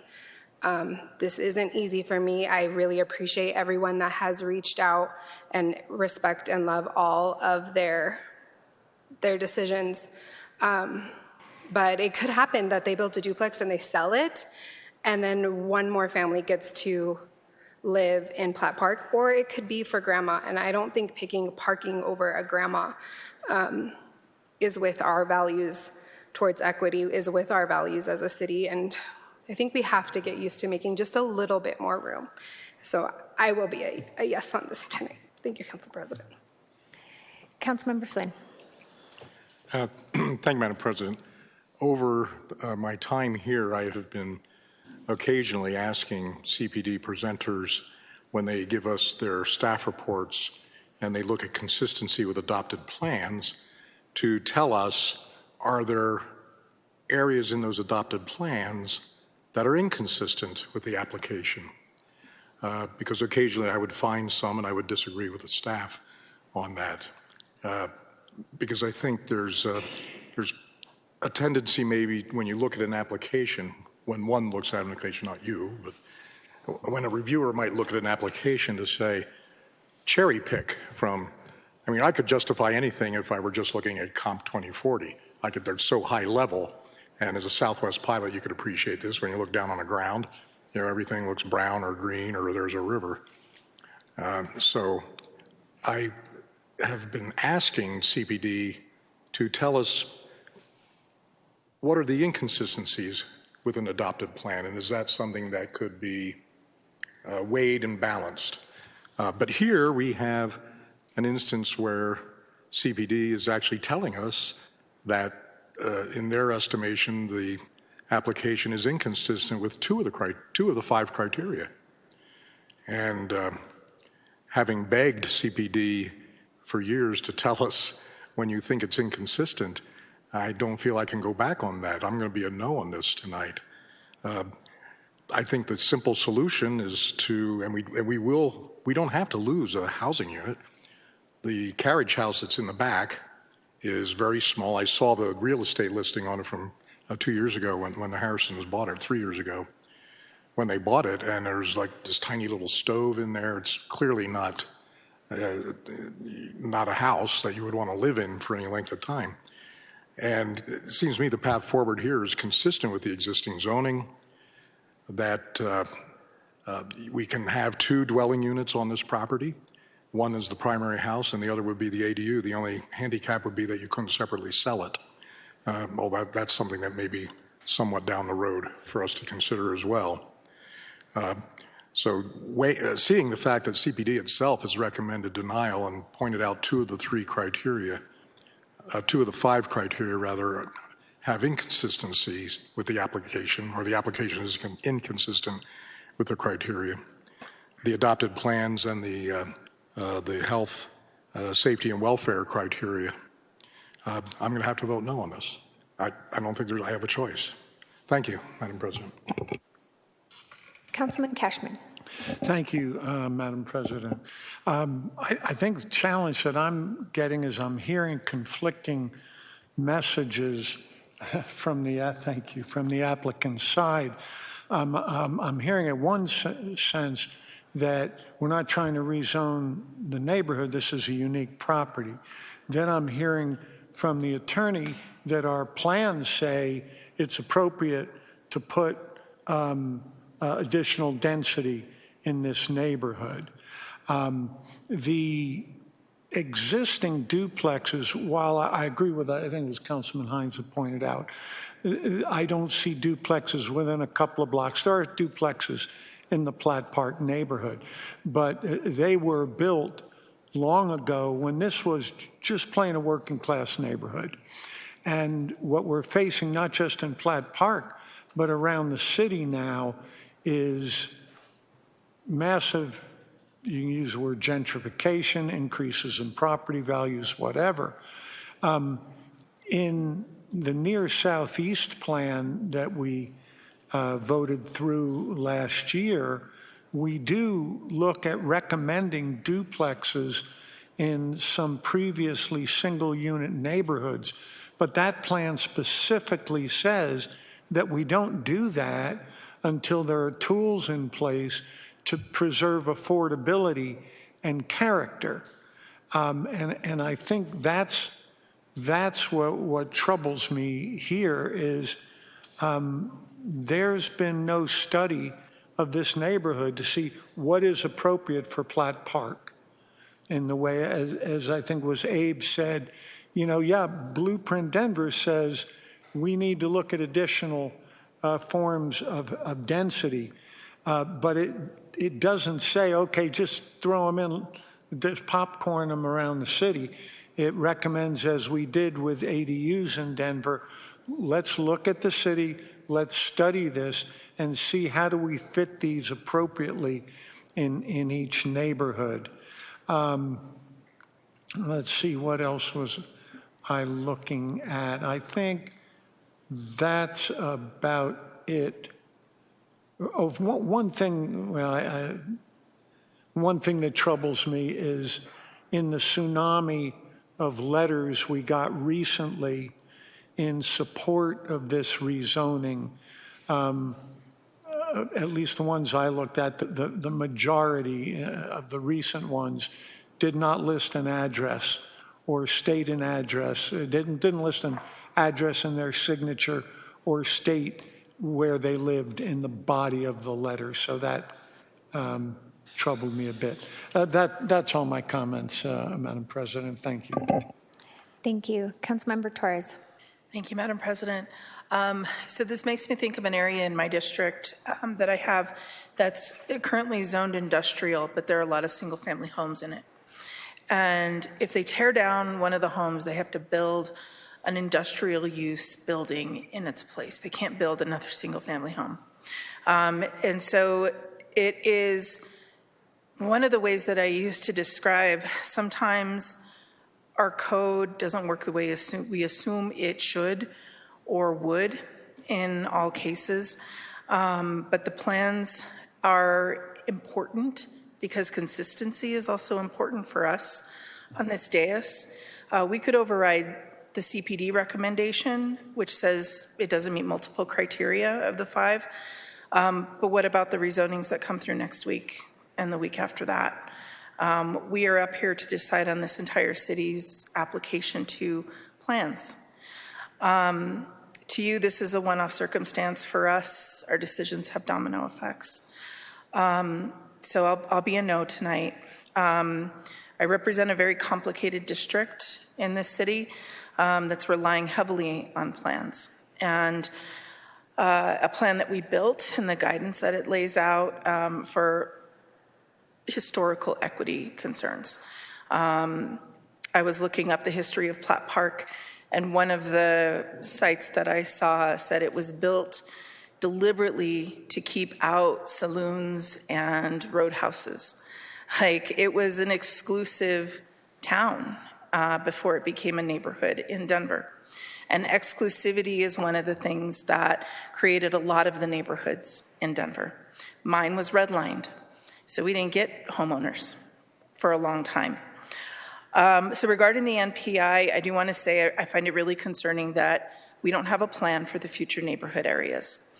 The lack of guidance here means a lot of development attention is then shifted to other areas that do have plans. And so I appreciate my colleague and the representative of this district talking about we can fit in one more building, right? One more family, because that's what I need. I need you guys to fit in more families in Platt Park because all the attention is on my district and we can't afford, I literally can't afford to stay there. I will say I asked the question about unrelated adults because we don't get to choose our neighbors. And that comment about kids from DU or, you know, other folks, I've heard it take lots of twists and turns. You don't get to choose who lives next door to you. It's their property. It's their rent, right? Some comments are just not factual. And so particularly the one that says this is in council's hands to determine whether a McMansion gets built here or not, the owners hold the cards. And you can't blame someone else for your footprint because you found out you're only able to build a single family home on the property. If you want to build a giant single family home and extract as much wealth as possible from this property, that's the choice you make. No one requires you to max out the building envelope. You could still keep it in line with some of the other single family homes in the area. So I'll be a no tonight. Very sorry. Thank you, Madam President. Yep, thank you. Councilwoman Sawyer? Thank you, Madam President. And I think Councilwoman Torres is really, her comments I think are really along the same lines as mine, because we never get the easy situations in front of us. It's always the tough ones like this. But I do think two things can be true at the same time, and this is the perfect example of that. We need more housing in Platt Park. And also, City Council has 5 until tomorrow very specific criteria that we are legally required to look at when we vote. And both of those things are true in this situation. We need the density, we need more homes, and also it's not fair to every other developer and property owner in this city for us to make an exception and go outside of the rules, because this is not consistent with adopted plans. It is not. CPD has said it. We can all see what we saw on the screen. This is not consistent with adopted plans. And that means, based on the 5 criteria till tomorrow, but consistency with adopted plans is still one of the new criteria starting tomorrow, because it's that important. And, you know, I see the property owner from our previous rezoning here. I am certain that he would love to have more entitlement on his property than what he asked for today. I'm putting words in your mouth. So, you know, it's okay. Any property owner would, right? At the end of the day, he can't, because to go with something else wouldn't be consistent with adopted plans. And so for us to sit here and tell you it's okay when we have another rezoning that just went through in the room that says, you know what, I went with maybe a little less than I would have wanted because that's what CPD told me was consistent with adopted plans. We can't do that here. That is not fair. We hear from developers all the time, we need consistency, we need dependability, we need, you know, uncertainty is expensive. Great, but then you can't pick uncertainty when it works for your clients. We have to have it the same way every time. That is what the law requires of us. And so that is why we have those 5 criteria. That is why those 5 criteria exist. And that is why we are legally obligated to follow those 5 criteria and only those 5 criteria when we are looking at a rezoning. And it is clear from CPD's own assessment of it, from our experience and looking at what is here, that this does not meet the criteria. And so I am sorry to say it, because I think you guys are great. I think we need more housing in Platt Park. I think, you know, there are so many reasons to say yes to this, but at the end of the day, legally speaking, I can't say yes to this. I have to be a no tonight, and so I will be. Thank you. Councilmember Watson. Thank you, Madam President. I'll be a no tonight for all of the reasons that Councilmember Torres and Councilmember Sawyer shared, but usually if I'm a no, that's the only comment you hear from me, but this is a different situation. And even at 9:15, I felt it was important for me to first speak to the owners of the property. This one is frustrating. It is. should there have been more due diligence and understanding before purchasing that that truly wasn't, even though it had two separate addresses? Maybe. But that didn't happen. You assumed that this two separate properties would allow for the two duplexes, and your thought for keeping your family whole mattered to me.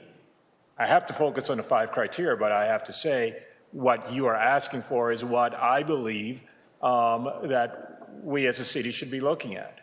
More ways to ensure that we have gentle density in all of our neighborhoods, not just in District 9, that has it everywhere. And we also don't have a neighborhood plan in most of the neighborhoods in District 9, and that's why I've been pushing community planning and development to accelerate the process so my neighbors in Cole, in Clayton, in Whittier, and all of the communities that do not have an area plan to speak on their behalf as to what they want, that we can have it.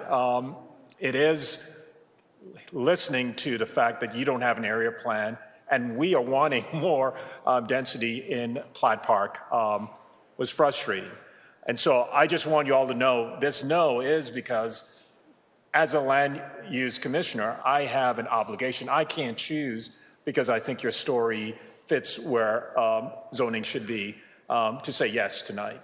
I have to go with the 5 criteria because the gentleman sitting right there went through the same process and we held him to the 5 criteria. We can't do anything different for you. One final comment. As volunteers within land use process, as complex as they come, specific to planning board members, they're not paid for the work that they do, the hours that they spend in due diligence looking at extremely boring, aggravating land use requests. Hey. Well, I mean, I know Council President finds them very exciting. Hey. And I find them exciting as well. However, our volunteers that spend a lot of their lives and their time doing this, they're not in it for any outcomes. And I think the comment made by one neighbor as to the questioning whether an individual that recused themselves, if they took the right steps, I encourage folks to speak. Great to have comments, but to question a member of the planning board who has served with distinction, and I wanted to make sure it's on record that that service has been with distinction. We can't let things like that slide. I just encourage folks disagree. But if you don't have facts that someone did something that was against any ethical rules, I encourage you, try not to go there. Because these people still, tomorrow, are going to be looking at rezonings across the city and doing it in a way that demonstrates respect for the law and demonstrate the respect for the land use process. Thank you very much, Council President. Thank you. Councilmember Hines. Thank you, Madam President. I want to talk a little bit about things that don't resonate for me. The number of people who live at a property, whether an owner wants to upsize or not, what sort of profit the owner wants to get out of their investment, and whether his plans change in the future, even though he's stated plans today, or they've stated plans today. Those don't resonate with me because they're not part of the criteria. And the number of people who live in a unit could be, I'm not saying it is in this case, but it could be discriminatory against immigrants, communities of color, LGBT communities. And so in addition to it not being part of the criteria, I hope that, as we join a community, we should embrace those in our community. And if we don't like that community, find a community that we do embrace. Things that do resonate with me. I went to the assessor's database and I saw 1630. Did not see 1628. Did not see 1632. Went to 1634 and it is owned by someone else who testified tonight. I'm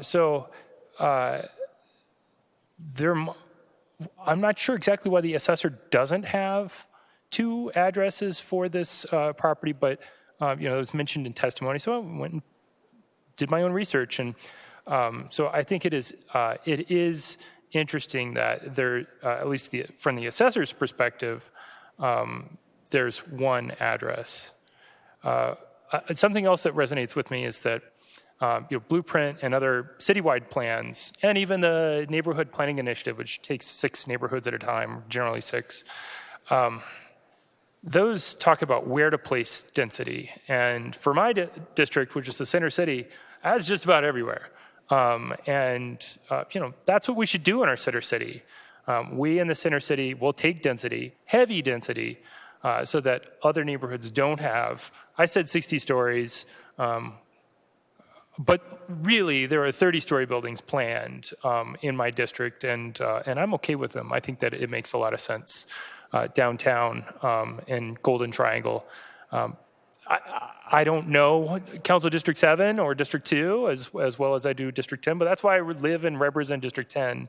But this particular area suggests single-family zoning. So something else that resonates with me is that we haven't done the analysis to help us decide when we should add multiple units, when it makes sense to go to 2 or 3 or 4 or 8 units. That's something that we're starting that discussion, but we're not there yet. And once we have that plan guidance that's gone through a community stakeholder process and has input and City Council adopts, I think that's a great time for us to use that document to help us understand when we should not necessarily break the rules because we've made new rules, but as far as today, we would be breaking the rules by having 2 units in a place that's elsewhere single unit. So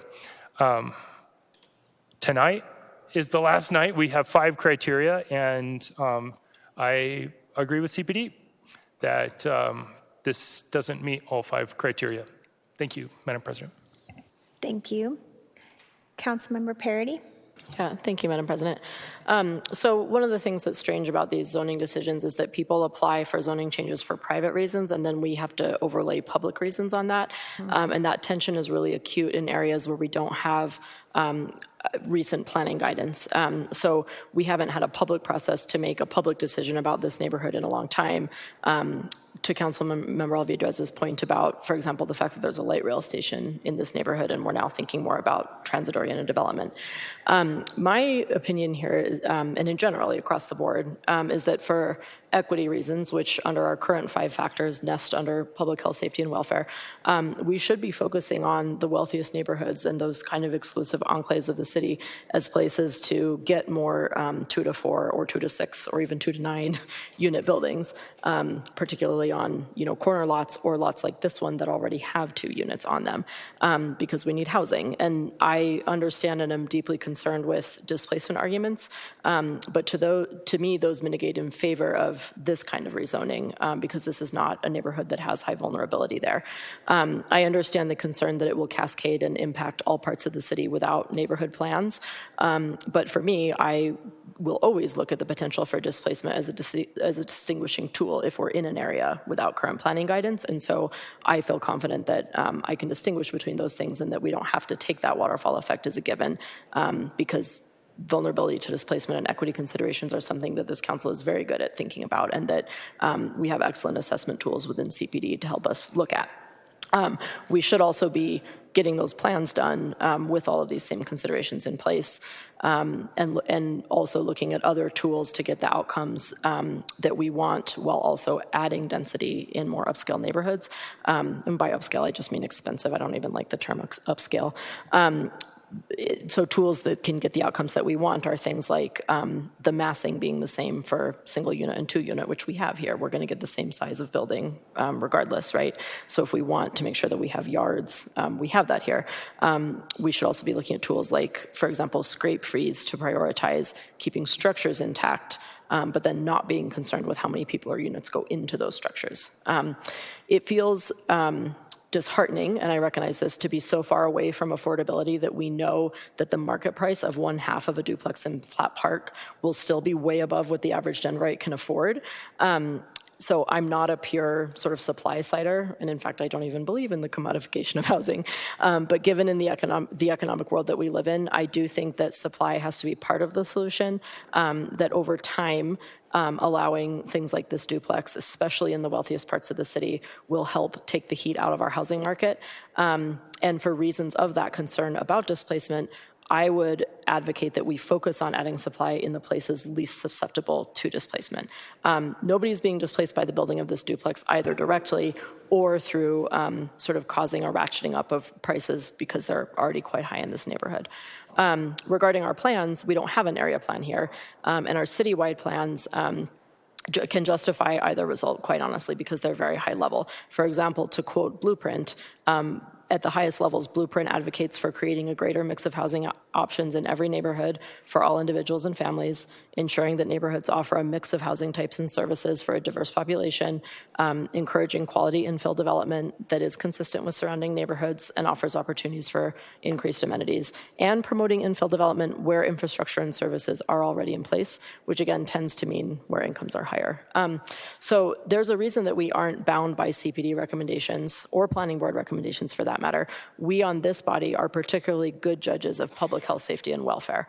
Our hands are not tied here. We can distinguish based on the displacement risk in certain neighborhoods and decide where we feel like density is most appropriate and least likely to cause harm. And that would be within blocks of light rail on a lot that has already had 2 units in a neighborhood that's peppered with duplexes and triplexes and has low vulnerability to displacement. And we can say yes to a single duplex because consistency with adopted plans is only one of our 5 factors. Public health, safety, and welfare is another. I feel very comfortable within the bounds of those 5 factors to apply those and vote yes tonight. Thank you, Madam President. Thank you. Next up, we have Councilwoman Gonzalez Gutierrez. Thank you, Madam President. I'll be very quick in my remarks, as I know there's still folks in the queue. I think, one of the things I appreciate some of my colleagues' remarks and do agree with a lot of those remarks. I think, hearing the fact that, yes, our city does need density, but I agree that we do need some guidance when it comes to that density, and that comes with these area plans.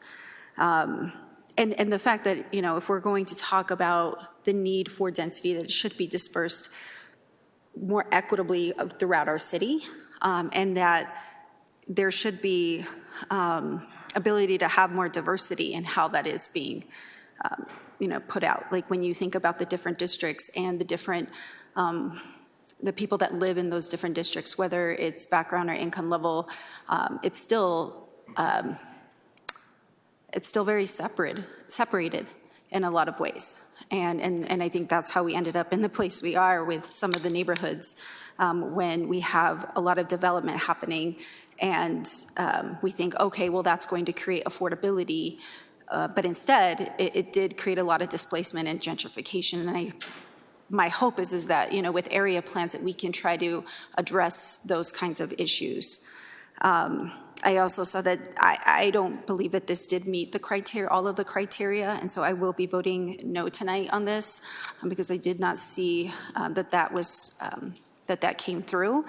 But I also want to caution going forward that we really need to figure out all of these area plans because that is where we get the guidance. That is where I think we can properly implement these types of zoning changes. Thank you, Madam President. Thank you.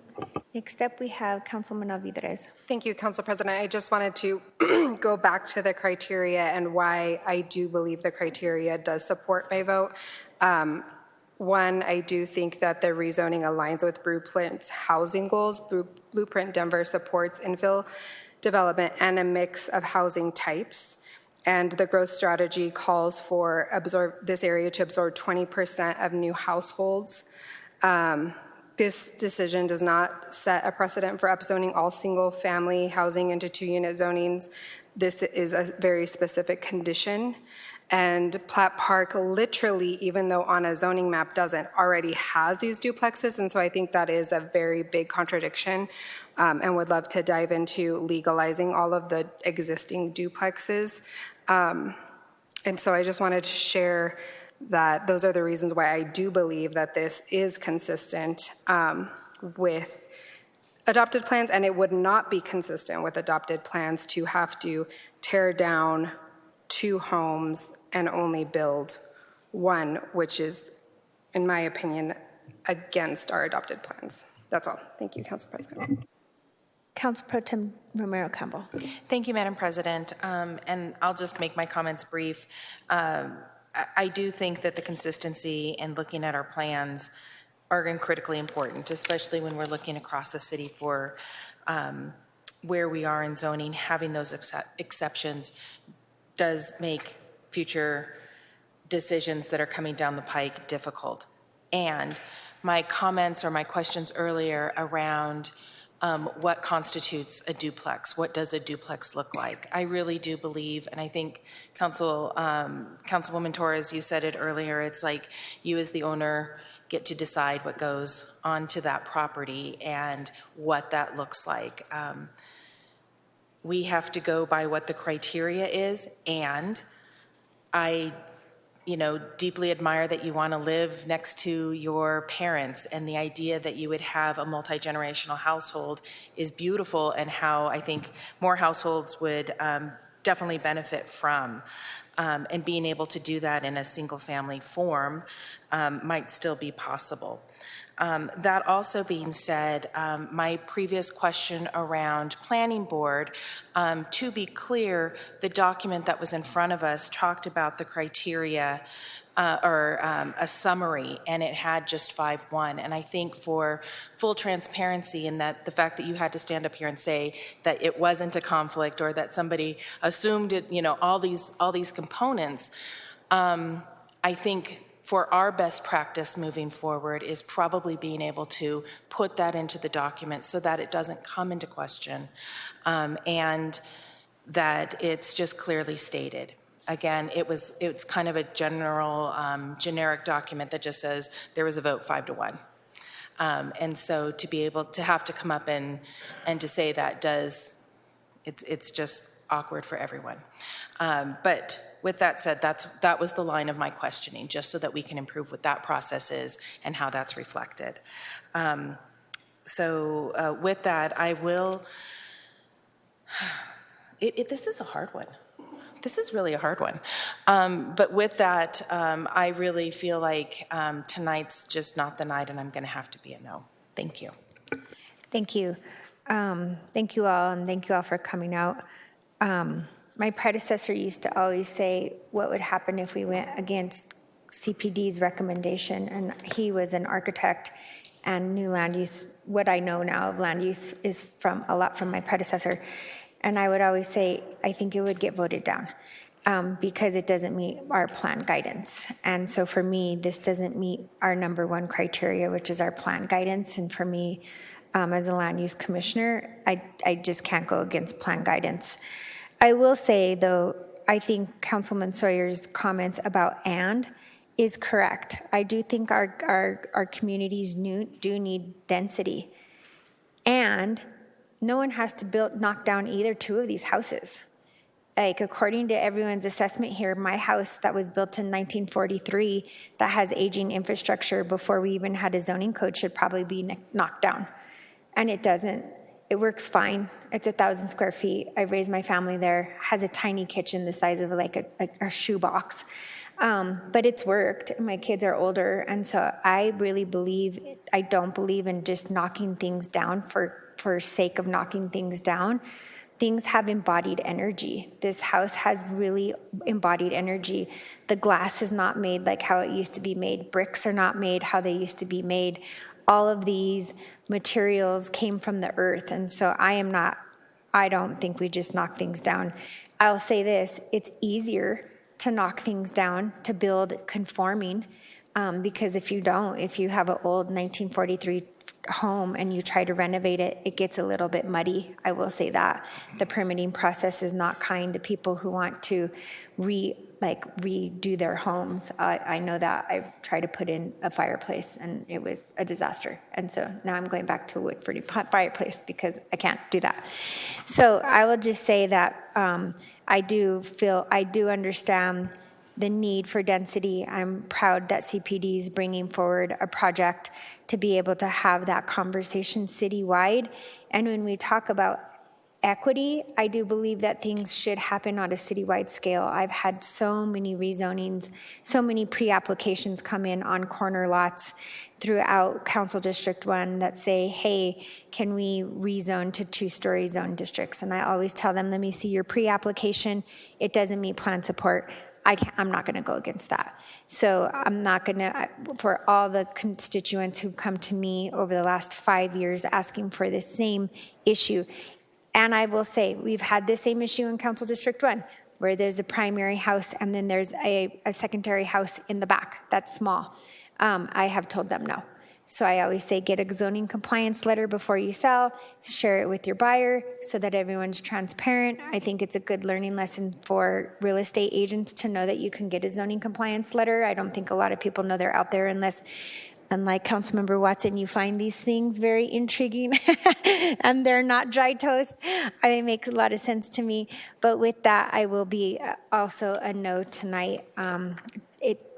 Once we have adopted plans for this to be able to consistently apply it throughout Denver, that would feel better for me.